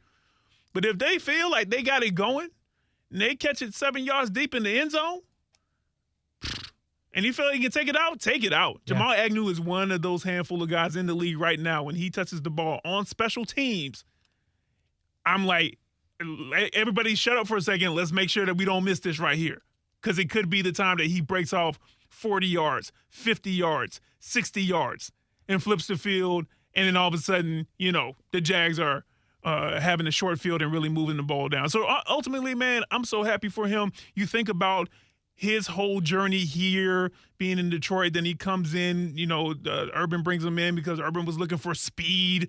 And then he actually, as a receiver last season, well, I guess this season is still going on. So last season, it wasn't, I thought that it was a pretty good showing from him. Now he got hurt. He made some plays, absolutely. Yeah, he got hurt. And then you come into this season right here, brand new coach, brand new regime. How does he fit into everything? And they figured it out. He's comfortable as well at that position of returner. Like, you know what I'm saying? Like, he's comfortable there as well. So I'm just happy to see that he has made this Pro Bowl. He's deserving of this Pro Bowl.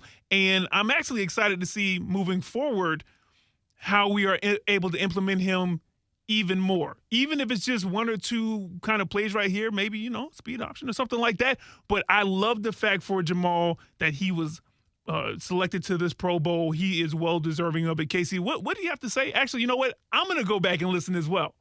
I'm going to go back to which hour did you say? Hour 1. Hour 1. It's already up. On the ESPN690.com podcast page for Brent Friends. I'm going to go listen to it. Don't you tell me a thing he said, Kasey. Well, I am going to tell you a thing he said because he was very, very excited to be going to the Pro Bowl. And that is what the Pro Bowl is for, right? I think the Pro Bowl, I personally have not given the Pro Bowl a lot of love. And I think there's reasons to not like the Pro Bowl, but there's also these stories where Jamal Agnew is a guy who is well-deserving, is one of the best returners in the league, and should be at the Pro Bowl for this position. He's the best at his position, if you ask me, and he's well-deserving of going. So that's when I can get excited about the Pro Bowl, when you see stuff like this. And there's guys throughout the league that are well-deserving and go, but I think the Pro Bowl, everybody feels a little bit differently about it depending on the person, but this is what should excite you about the Pro Bowl, when guys like Jamal Agnew get in. And Brent asked him earlier, right? Jamal Agnew went to a very small school, and, nobody thought he would be here. And he's extremely humble and honored to be going, which is a cool thing. It's awesome. And to your point on the field position, I asked him, those two games, the Titans and the Chargers, when the stadium was packed with Jags fans, for a while there was no offense going. And the only offense they had was Jamal Agnew consistently putting them in good field position. And, of course, he talked about the team, right? Because he doesn't do it by himself. He's a very big team guy, which you appreciate. But, he understood the moment. And he talked about how good the crowds were in those two games, and the feeling he gets when the crowd gets hyped when he's running back a big return. And so, for all of those reasons, but just a really good guy. He's been on the show a couple of times. First one-on-one interview I ever had in the locker room was with Jamal Agnew, so I got a lot of love for Jamal Agnew. Well-deserving. And I'm happy he gets to go. And I'm happy that he's on the Jags. Now, the salary cap goes up today. They get a bump in the salary cap. Every team does, which is a good thing for a player like Jamal Agnew, because Jamal Agnew is a $5 million cap hit next year, which does not sound like a lot. But $5 million is, they need $5 million to kind of get an Evan Ingram deal done. From where they were last year to where Evan Ingram's going to be now, $5 million is what will get this deal done. So you look at a guy like Jamal Agnew, you say, could he be a cap casualty? Well, I don't think he would have been anyway. But now with the salary cap going up a little bit, you feel really good that Jamal Agnew is going to be safe. And you don't cut a Pro Bowler. I understand that. I wouldn't cut him. That's not what I'm suggesting. But what I am suggesting is the Jags are over the salary cap and are going to need money. But with the bump that they get, with some other moves they can make, they can likely keep their Pro Bowl returner, as they should. But it's a good little wrinkle to this that the salary cap is going up. So you will have more money to spend, more money to keep players like Jamal Agnew, who you should keep as he is heading to the Pro Bowl. It's a good call, Brian Middleton. We needed to start with that. Feels good. Feels right. Good. Feels good. Well-deserved. And by the way, Jamal Agnew thinks he's going to be a whole problem in the dodgeball game, because they're playing the Pro Bowl games. He thinks dodgeball is going to be where he's at. Don't be too much of a problem, all right? Well, yeah. Give it like 25% energy, man. You know what I mean? Like, we need you next year, all right? I think back to the guy from UGA, Robert Edwards, the running back. Have you ever heard that story? It was like a Pro Bowl or like an All-Star special or something like that. And he ended up getting injured. And he was like a highly touted running back. I think he was on the Patriots. Keep me honest, chat, if you guys remember this, but Robert Edwards. And they were doing something on the beach. It's like one of those little like beach games or something like that. Okay. And I think he got hurt there. Yeah. And then it was like, well, and I don't think his career ever popped off. Well, clearly it didn't. I can't really remember what he did after that. But, Jamal, I know that you're shifty. I know you're quick and fast. Just make sure, 25%, give a little bit of a showing and then be like, yeah, I got to make it back here next year. So that means I got to turn up next year. So let me not, do anything to jeopardize that. But I'm happy for him for real, man. I'm happy for him. Absolutely. I am as well. And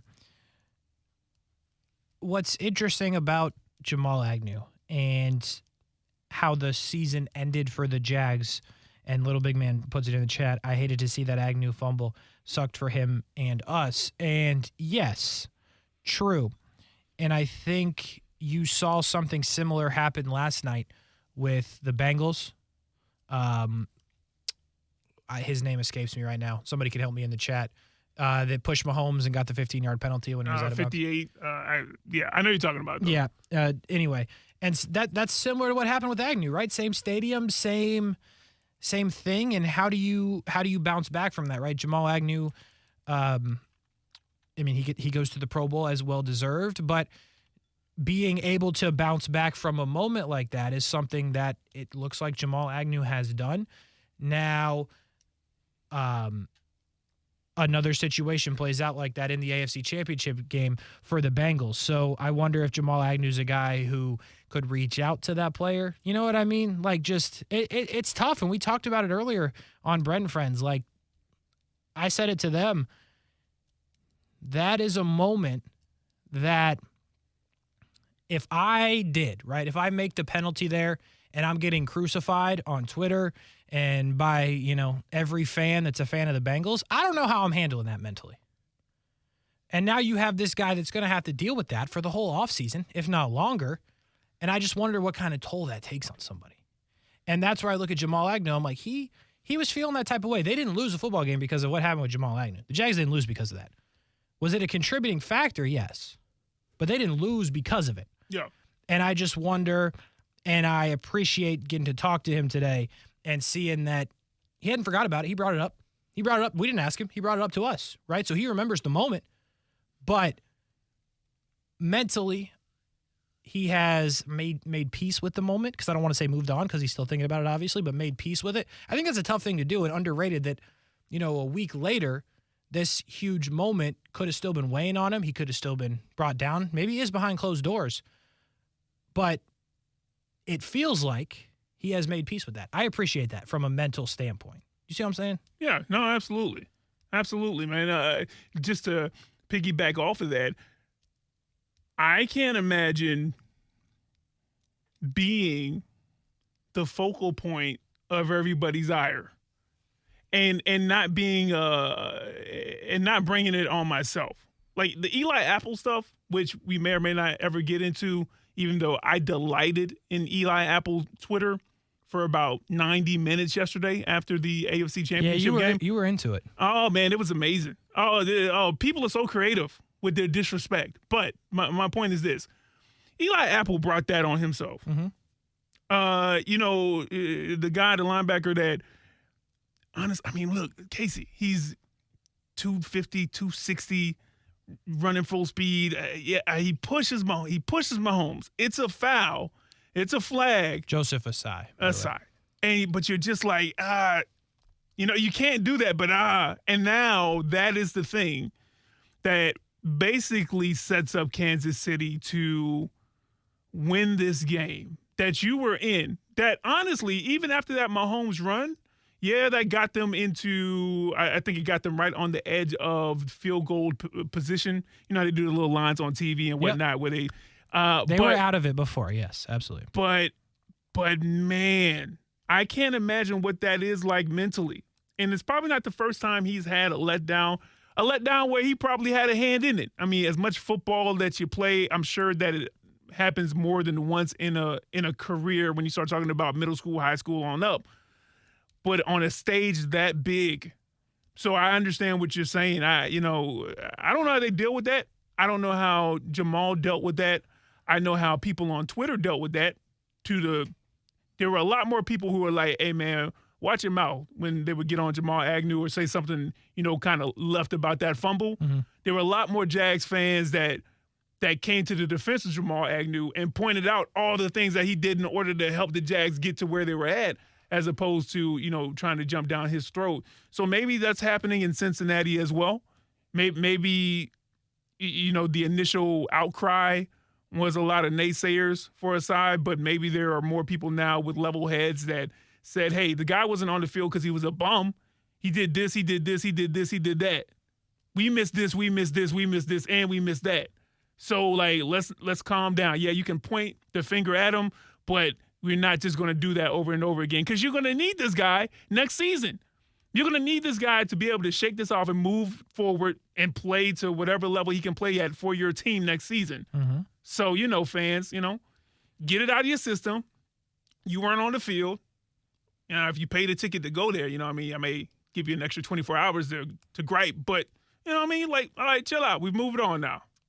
Dante Taylor on YouTube says, if Kirk doesn't get hurt late, then Agnew probably isn't on the field in that spot. Talking about the fumble. Yeah, it's he's true. right. Yep. It's true. Yeah. Yeah, that part of it is a what if. I'll give you that.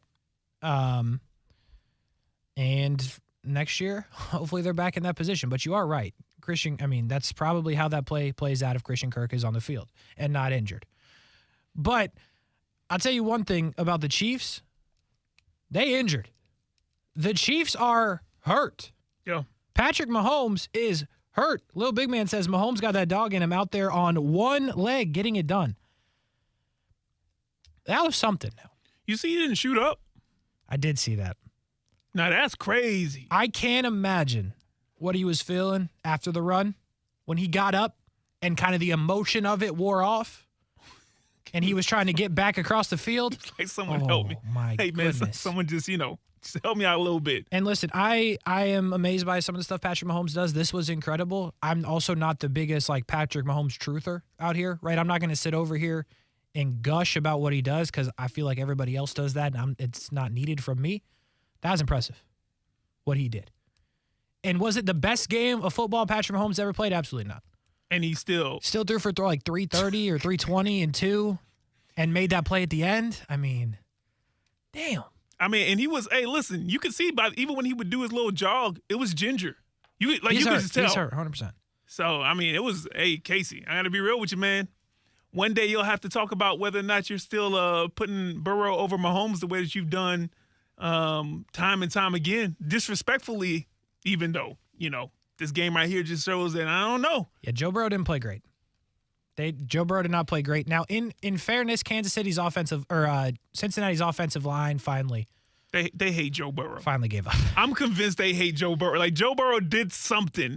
They tried their best. No, they didn't. Yeah, I think they did. I think they did try their best. They're just they got exposed. And they had some injuries that they're injured, and their replacements were just. They don't like Joe though. They got abused. There's no other way to put it. A guy like Frank Clark. Your boy Carl Laftis, as you say it. Yeah. Chris Jones. They was all over him. Man. And the crazy part is, because we were texting back and forth, and I got to be real with you, Kasey. When they got that ball in the fourth quarter, and it was still 20-20, after the Mahomes, I think this was after the Mahomes fumble, but I was like, all of the terrible things in the mid-looking performances from the Bengals O-line, and I think Joe Burrow about to take Kansas City hard. Because he just had that look. After they scored that first touchdown. When there was 8 minutes left. Yeah. They scored that touchdown. It was 20-all. They showed a clip of him on the sideline talking to the offensive little huddle right there, clapping it up. And I was like, yo, this dude built for this right here. I think Kansas City going to have to – they may burn Kansas City down because I think the Bengals may be able to pull this out even though I picked Kansas City. But the other thing, Kasey, was my point on Friday. It was what are the percentages that the Bengals don't finally have something beat them? It doesn't have to be the fact that they didn't play their best. What are the chances that they finally beat themselves with something? And that play happened. That play happened at the end of the game. Yeah. And I was just like, that's the thing. it finally happened. Some interesting things on that drive when Cincinnati got it back. They were backed up. Don't get me wrong. Cincinnati couldn't run the ball all night. That was a problem. 8 minutes in that game, I said it to Amanda. I'm like, they can't give it back. If they give it back, they're losing. Right? Mahomes is going to go down. Like, that's just what he does. So then they get to like third and forever, and they complete that ball to Hayden Hurst, which was a great route. Brent brought it up earlier. Why did they snap the ball so soon there? I think that's because Burrow knew he had what he wanted, and their play was going to work.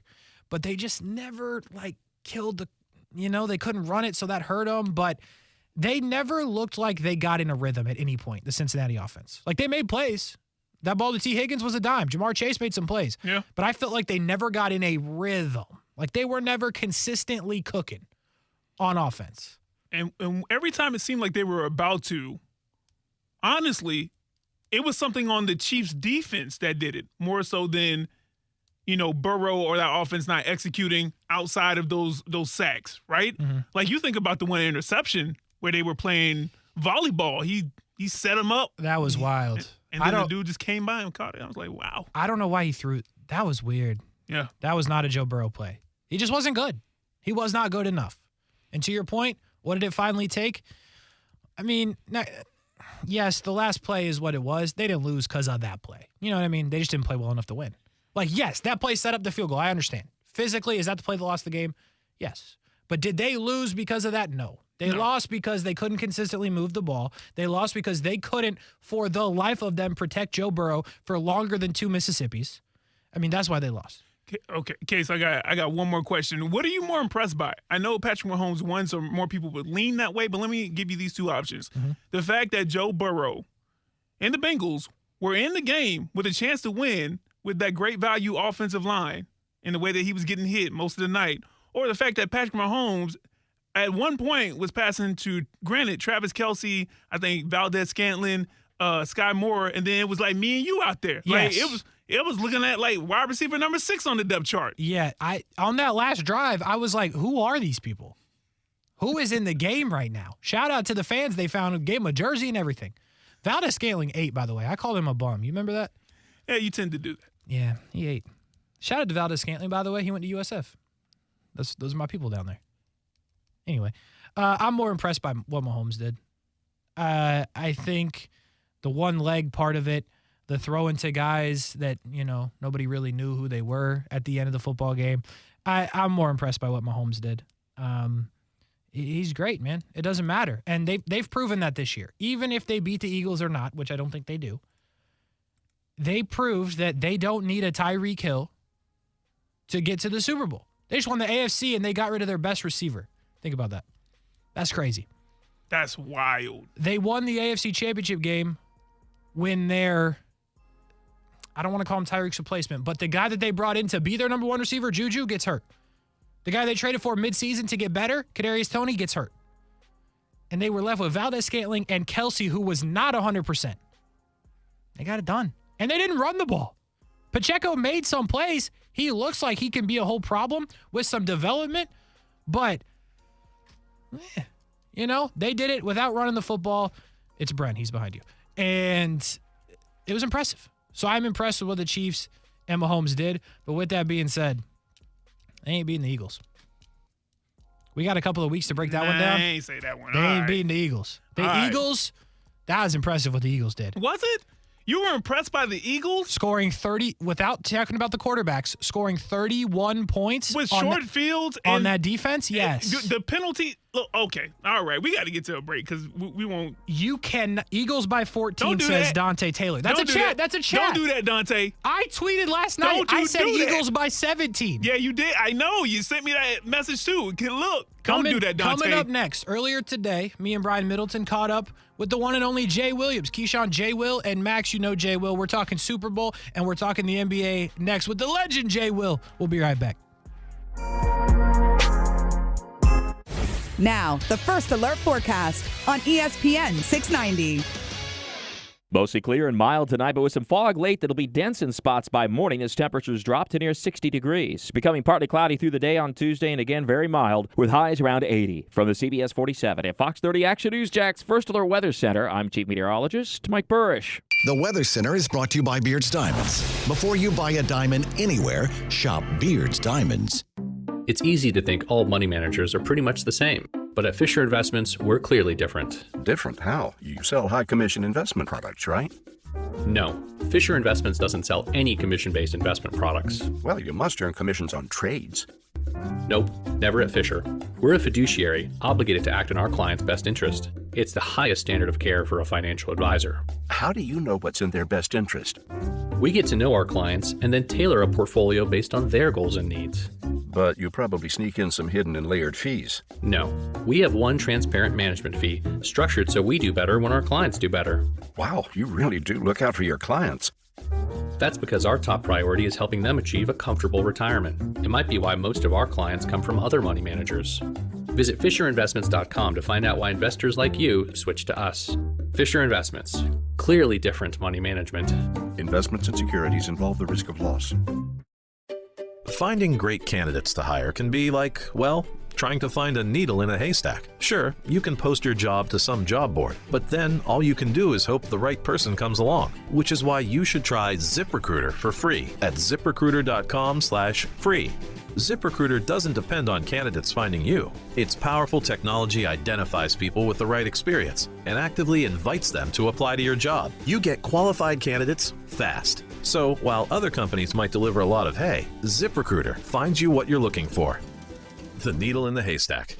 4 out of 5 employers who post a job on ZipRecruiter get a quality candidate through the site within the first day. ZipRecruiter, the smartest way to hire. And right now, you can try ZipRecruiter for free. That's right, free. Just go to this exclusive web address, ZipRecruiter.com/free. That's ZipRecruiter.com/free. ZipRecruiter.com/free. If you're the victim of a car crash, never rush to settle with the insurance companies and never settle for just any attorney. Demand Anna Jar Levine. Call 1-800-747-FREE for a free consultation and take back control of your life. Main office, Jacksonville. Anybody can win at Seminole Hard Rock Hotel and Casino Tampa. One jackpot is paid out every minute on the hottest slot machines and table games. With over $2 billion in jackpots paid out in the last year, you could be the next lucky winner. Seminole Hard Rock Tampa has over 800 rooms and suites, a luxurious rock spa and salon, award-winning restaurants, and an exciting comedy and concert lineup, including pool parties with world-renowned artists. With a variety of gaming, dining, and entertainment options, anybody can win at Seminole Hard Rock Tampa. Jacksonville is a great place to live. And if you love where you live, you should invest in it.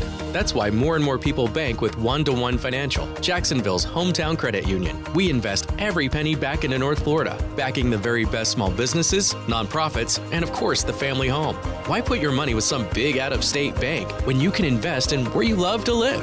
One-to-One Financial, we're your hometown credit union. Sign up today at one-to-one-fcu.org. Federally insured by NCUA.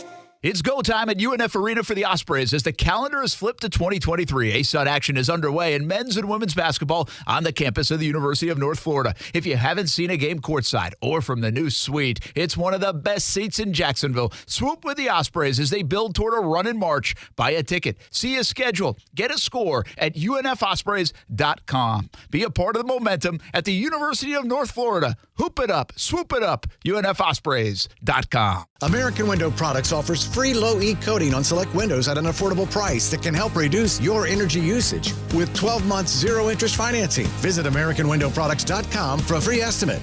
Financing available at time of sale for new orders only. Hey, it's Brent Mortno from Action Sports Jacks. Did you know you can watch our radio show? Yeah, video of a radio show. Just search ESPN 690 Jacks on Facebook, YouTube, and Twitter, or follow me on Twitter at Brent A.S. Jacks. Watch the show live weekdays from 3 p.m. until 6 p.m. or listen on ESPN 690. Welcome back in Overtime with Kurtz and Middleton. ESPN 690 is the station, and we are blessed to be joined right now by the one and only Jay Williams. You hear him in the morning. Keyshawn, Jay Will, and Max right here on ESPN 690. Jay Will, appreciate the time, man. I'm not sure I can even call you Jay Will because we're not friends like that, but hopefully that's cool. Don't worry. You know, I do feel this way being on radio and TV every day, that people just randomly walk up to me and start talking to me about things. Like I take my conference calls in the bathroom to get away from my kids. And my wife and I were having dinner a couple nights ago, and the guy was like, man, I do the same thing. I take conference calls from the bathroom too. My wife is like, "You take conference calls from the bathroom?" I'm like, "Damn it, you're giving away my good stuff, guys." That's awesome, man. Let's get into it. We had those conference championships yesterday, obviously, in the NFL. We got the Chiefs and the Eagles in the Super Bowl. My question for you is this: do you think we did get the two best teams that are going to face off in Phoenix here in a couple of weeks? I do. The Eagles have been one of the most complete teams in the NFL since the beginning of the season. And we were having a debate today about, historically, is this one of the best defenses the game of football has ever seen? Now, you may not say that about their defense overall, but their pass rush unit, you can definitely make that case. And Jalen Hurts, with the way he's led, being involved in the MVP conversation, and then obviously getting hurt and battling back through injury over the last couple of games, he still didn't play great, but you saw the full franchise and how they came together and rallied around him yesterday. And then Patrick Mahomes, I mean, look, we're talking about the GOAT, and that was a big-time matchup against him and Joe Burrow. And you kind of felt like whoever's going to win that game was going to have a legitimate chance to win the Super Bowl. You hate to see the Bengals lose it the way they did with a penalty off a late hit on Patrick Mahomes, but you talk about things that add to the legacy of who these players are. On a high sprinkler aim for him to get 8-9 yards for a first down and then take that hit, those are things that add to the legacy and the greatness of who Patrick Mahomes is. So I do feel like the league is represented in its best manner with these two teams.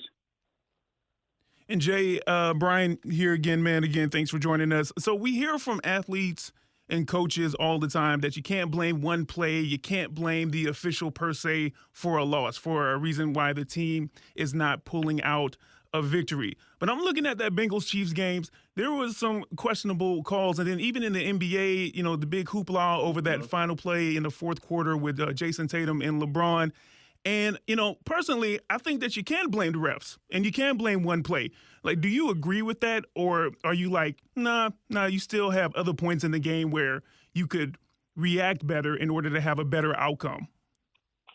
I mean, 1,000% I agree with that. I mean, I blame the refs for all my losses. Okay.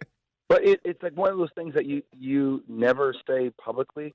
You can say it internally, or you can, if you do make a public statement like, yeah, that was a one call, whatever. It's really tough, I think, if you're Cincinnati because the game was so close and you're on the road. And that's how I kind of look at it with LeBron, too. It's like there's certain things that I don't expect.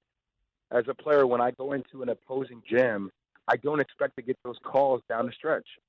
LeBron, you're probably not going to get that call in Boston.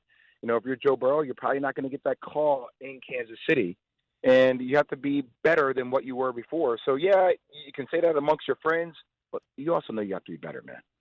Yeah, I get that. Let me take it a bit more local. So here in Jacksonville, I'm sure that you saw the whirlwind of a second half and playoff run that the Jags had, really turned it on and had an epic comeback in that wild card round against the Chargers, man. Came back from 27 down.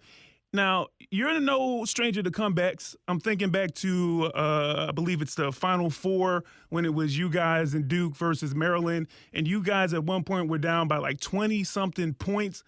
And you were 22. able to come back. Yeah, 22 points. And you guys were able to come back and pull it out and actually, won the championship that year, I believe. So tell me this. What is it like?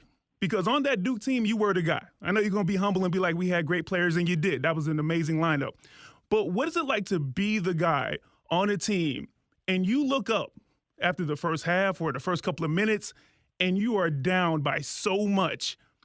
Like, what are you trying to process at that point? And then when you're actually making that comeback, what is that like as well? One bucket at a time, one touchdown at a time, one drive at a time, one possession. I know that's all like these coaches and their cliches, but I think sometimes when you go through, I've definitely been down the path of Trevor Lawrence. I actually had not that game, but a game so similar individually as it relates to a performance in our Miracle Minute that same year. We were down 10. And a lot of my assistant coaches would joke with me. I almost had a quadruple double because I had like 9 turnovers in the first half for that game, and it was really bad. And sometimes you go into a place where you're not nervous, but you're so locked into every possession and not making a mistake that you end up being tight. You end up like squeezing, right, and trying to make things work instead of just being lost in the competitive juices of the game. And I think for Trevor Lawrence, throwing 4 picks in the first half and then finding a way to get that momentum and find that flow state. Flow state is something that you hear athletes say about, but it's really hard for them to explain, what's going on. It's almost like the Matrix. It's when, playing professional sports, the game operates at 1,000 miles per hour. And sometimes you play the game at 1,000 miles per hour. And then there's those sweet moments within the game where the game is just going at 1 mile per hour. And the game just reveals itself to you in a way that you just like, wow, that just seems very easy. And like, it feels like I'm playing against kids again. Like it doesn't matter what sounds, doesn't matter, what defensive schemes are thrown my way. It doesn't matter. I got a guy coming up the edge that is 6'6", 275 pounds that can probably run a 4.2. Like I could just move. And I think for Trevor Lawrence, we saw what that epitome level is that he can get to. And now the conversation is with the offseason, yes, that has happened, that has occurred, but now we need to see you do that consistently. How do you get to the matrix level consistently for this team? But with Doug Peterson, with what they have coaching-wise or what they have talent-wise, that they have the pieces to get there. So now it's about sustaining expectations, and that brings on a different challenge for Jacksonville because now we expect them to win the division. Now we expect them to make postseason runs, and that's a different weight to carry. Yeah, man, totally agree. So, Jay, I'm going to go all the way basketball here, okay? For those who may not know, you better ask somebody. Jay is a walking bucket. He could put the ball in the hoop. 20, 25, 30 was nothing to him during his career, especially at Duke. I can think of one time, Kasey, where it was against UCLA where he had like 17 straight.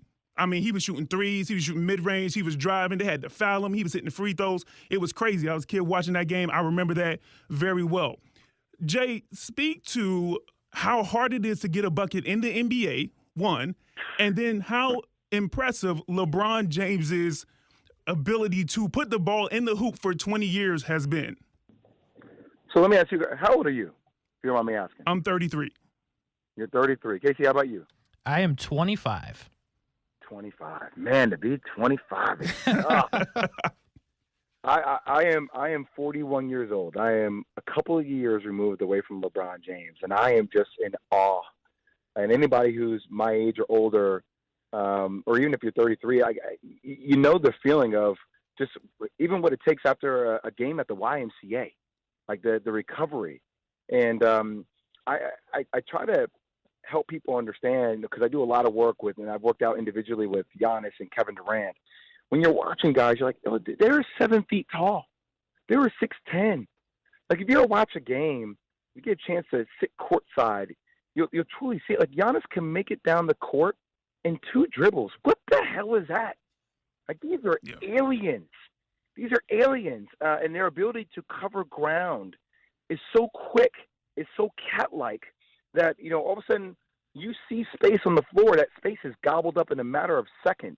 And the defensive schemes, guys are, well, it's not as hard as it used to be because the amount of possessions are more and the volume of the game and the three-point shooting for spacing. But even guarding Steph Curry and Klay Thompson running over 3 miles per game, like that's hard to do, right? And then still have energy on the offensive end. So watching what he's doing, I'm blown away that he's able to sustain this level of excellence at this stage of his career. But I also tell you what else it does for me. It puts into perspective what Kareem was able to do to be the all-time leading scorer. Like there was basically no three-point line for most of his career. This guy, so you say a walking bucket, I'm like, well, that guy was a walking bucket. Granted, he's not playing against the level of competition or athletes that LeBron is playing against today, but still to average 35, 40 points per game, 15, 20 rebounds, it's just mind-boggling that he was able to do that night in, night out, to put himself in that space to be the all-time leading scorer. So every time I watch LeBron achieve this level of greatness, I appreciate it more and more because the game of basketball will never see a player like him at that size and that weight, but it also makes me appreciate Kareem Abdul-Jabbar even more for what he was able to accomplish with no three-point line and still be considered one of the greatest. And we don't put his name as the greatest of all time. And I'm like, hold on, it's like Michael, MJ, Kareem, LeBron. Whatever order you want, fine. But like those are elite of the elite, in my opinion. Absolutely. Jay Williams with us right now on ESPN 690 for just a couple more minutes. And Jay, to your point, ESPN put out a graphic when LeBron was going off against the Celtics. 2,000, a little more than 2,000 threes made in the career of LeBron James. Kareem Abdul-Jabbar won. That's incredible. That is incredible, to your point. Let me ask you this, though. I know you keep up with the Duke players in the NBA, and the Orlando Magic, I think, have a really good one in Paulo Banchero. What have you seen from him since he's been in the league? And talk about, I think that he is similar to what you just described. Giannis and those guys are not to that scale yet, but kind of feels like an alien. He's big, he can run, he can make every play. Talk a little bit about Paulo, if you would. Well, and when I used to watch him at Duke, a lot of times it's hard for people to see what the pro talent is because players are a lot smaller. You can also compact the lane a lot more. I used to be so flustered because when I would turn the corner, I would see 3 guys sitting in the lane, right? And you're like, oh, God, here comes a kick out or whatever. You make the right play. And for Paolo being utilized as like a 4 kind of back to the basket type player, Carlos Boozer had a lot of those similarities, right, where he's like, Jay, I'm more of a perimeter-oriented player, but coming out of high school, but now I'm playing my back to the basket.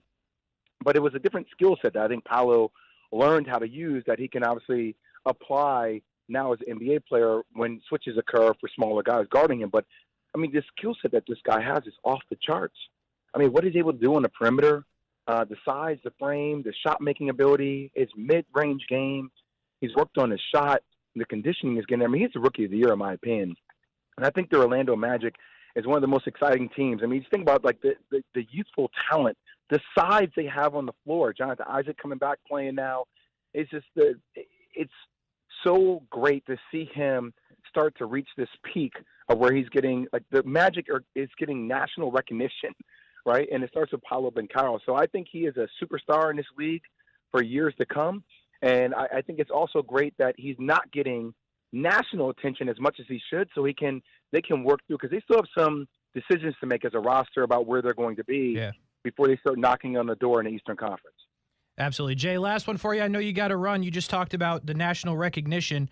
I went on a little tirade the other day about how I feel like Luka should have more pump. He should be the face of the league, all this stuff. And then Brian's arguing with me that he gets enough pump. Does Luka get enough love, and do you think he should be more pushed towards the face of the league? I think Luka is one of the most unique talents we have in the game of basketball, and he should be praised for that. And getting to the Western Conference Finals last year was a great step in that direction. You got to win, though, man. You got to keep winning. And I think for Luka, we reward winning. Unless you're LeBron James, who you consider one of the greatest of all time, we're going to talk about you every single night.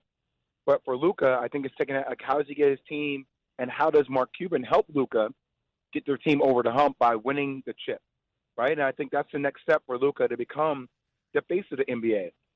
I'm going to tell you guys right now, I know we'll talk about it because it's exciting. Like, even what's going on with John Morant, like the level of play and how he does it, it still feels to me like Luka is a little bit like a James Harden type.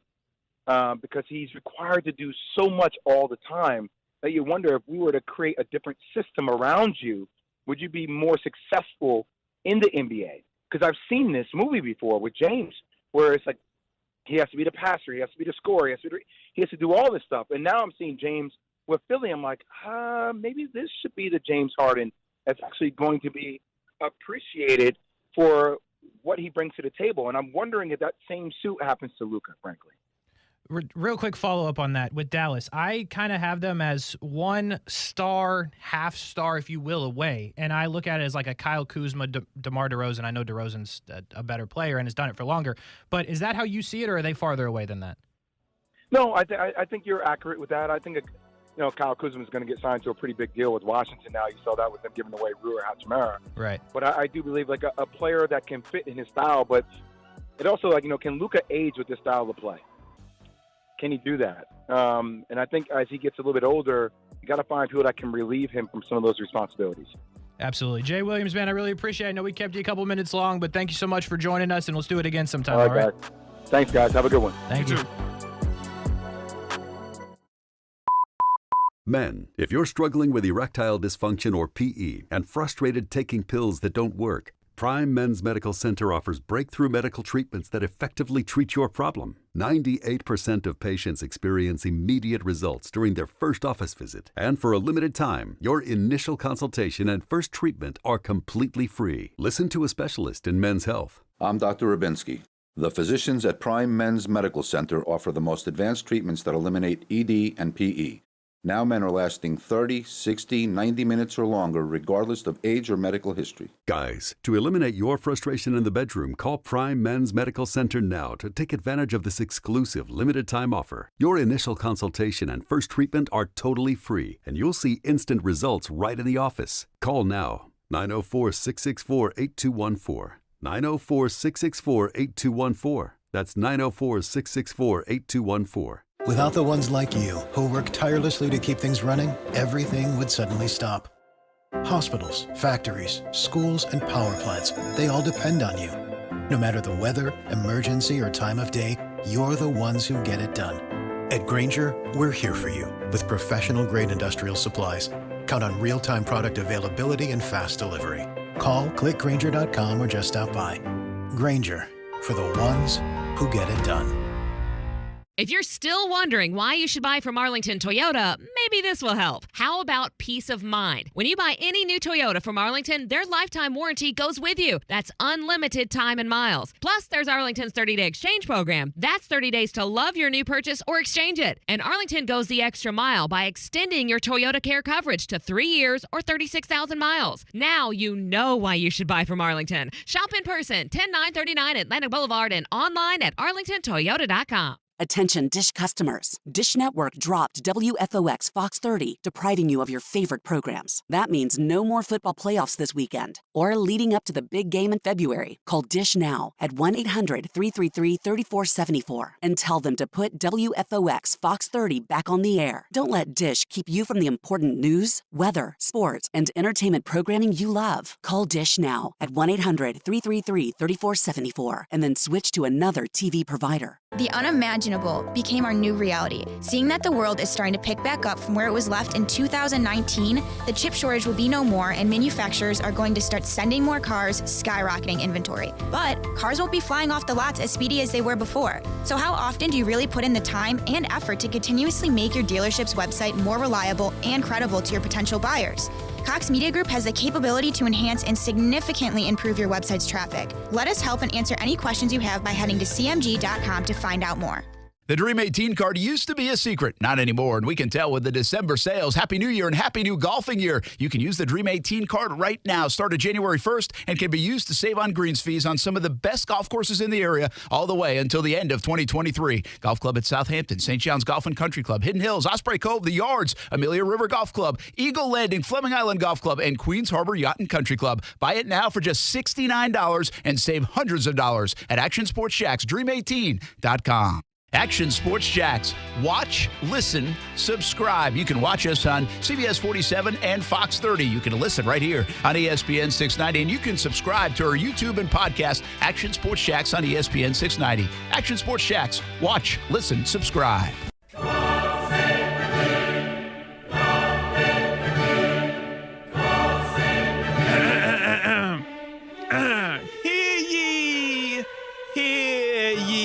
Peasants and paupers alike, MJ stands and haters, you are but one and the same and disregarded as such. The declaration has been made and the coronation continues to draweth nigh in this year of our Lord 2023 on the 30th day of January. LeBron Raymond James Sr. continues to close in on the coveted all-time scoring leader record. He has conquered every foe. He has persevered where others have faltered. Mike Jordan could never, and as his ops plot against him, they find themselves in a folly of failure. For one entire score, he has proven that no man is his equal when handling the ball on the hardwood. Pause. Verily, verily, I say unto thee, the chosen one finds himself but a meager 117 points away from the all-time record. And even though the Lake Show will be in action tonight in Brooklyn, the King will not grace the globe with his presence after the disgusting display of cheating on exhibit up in Boston on Saturday. How dare they? But for all of those who have remained steadfast in being a witness, there is always tomorrow against the Knicks. And for those of you who have yet to bend the knee, you will bend the knee. Until then, serfs, I say this one thing: rejoice, for the coronation draweth ever so closer by the very second. And that is all.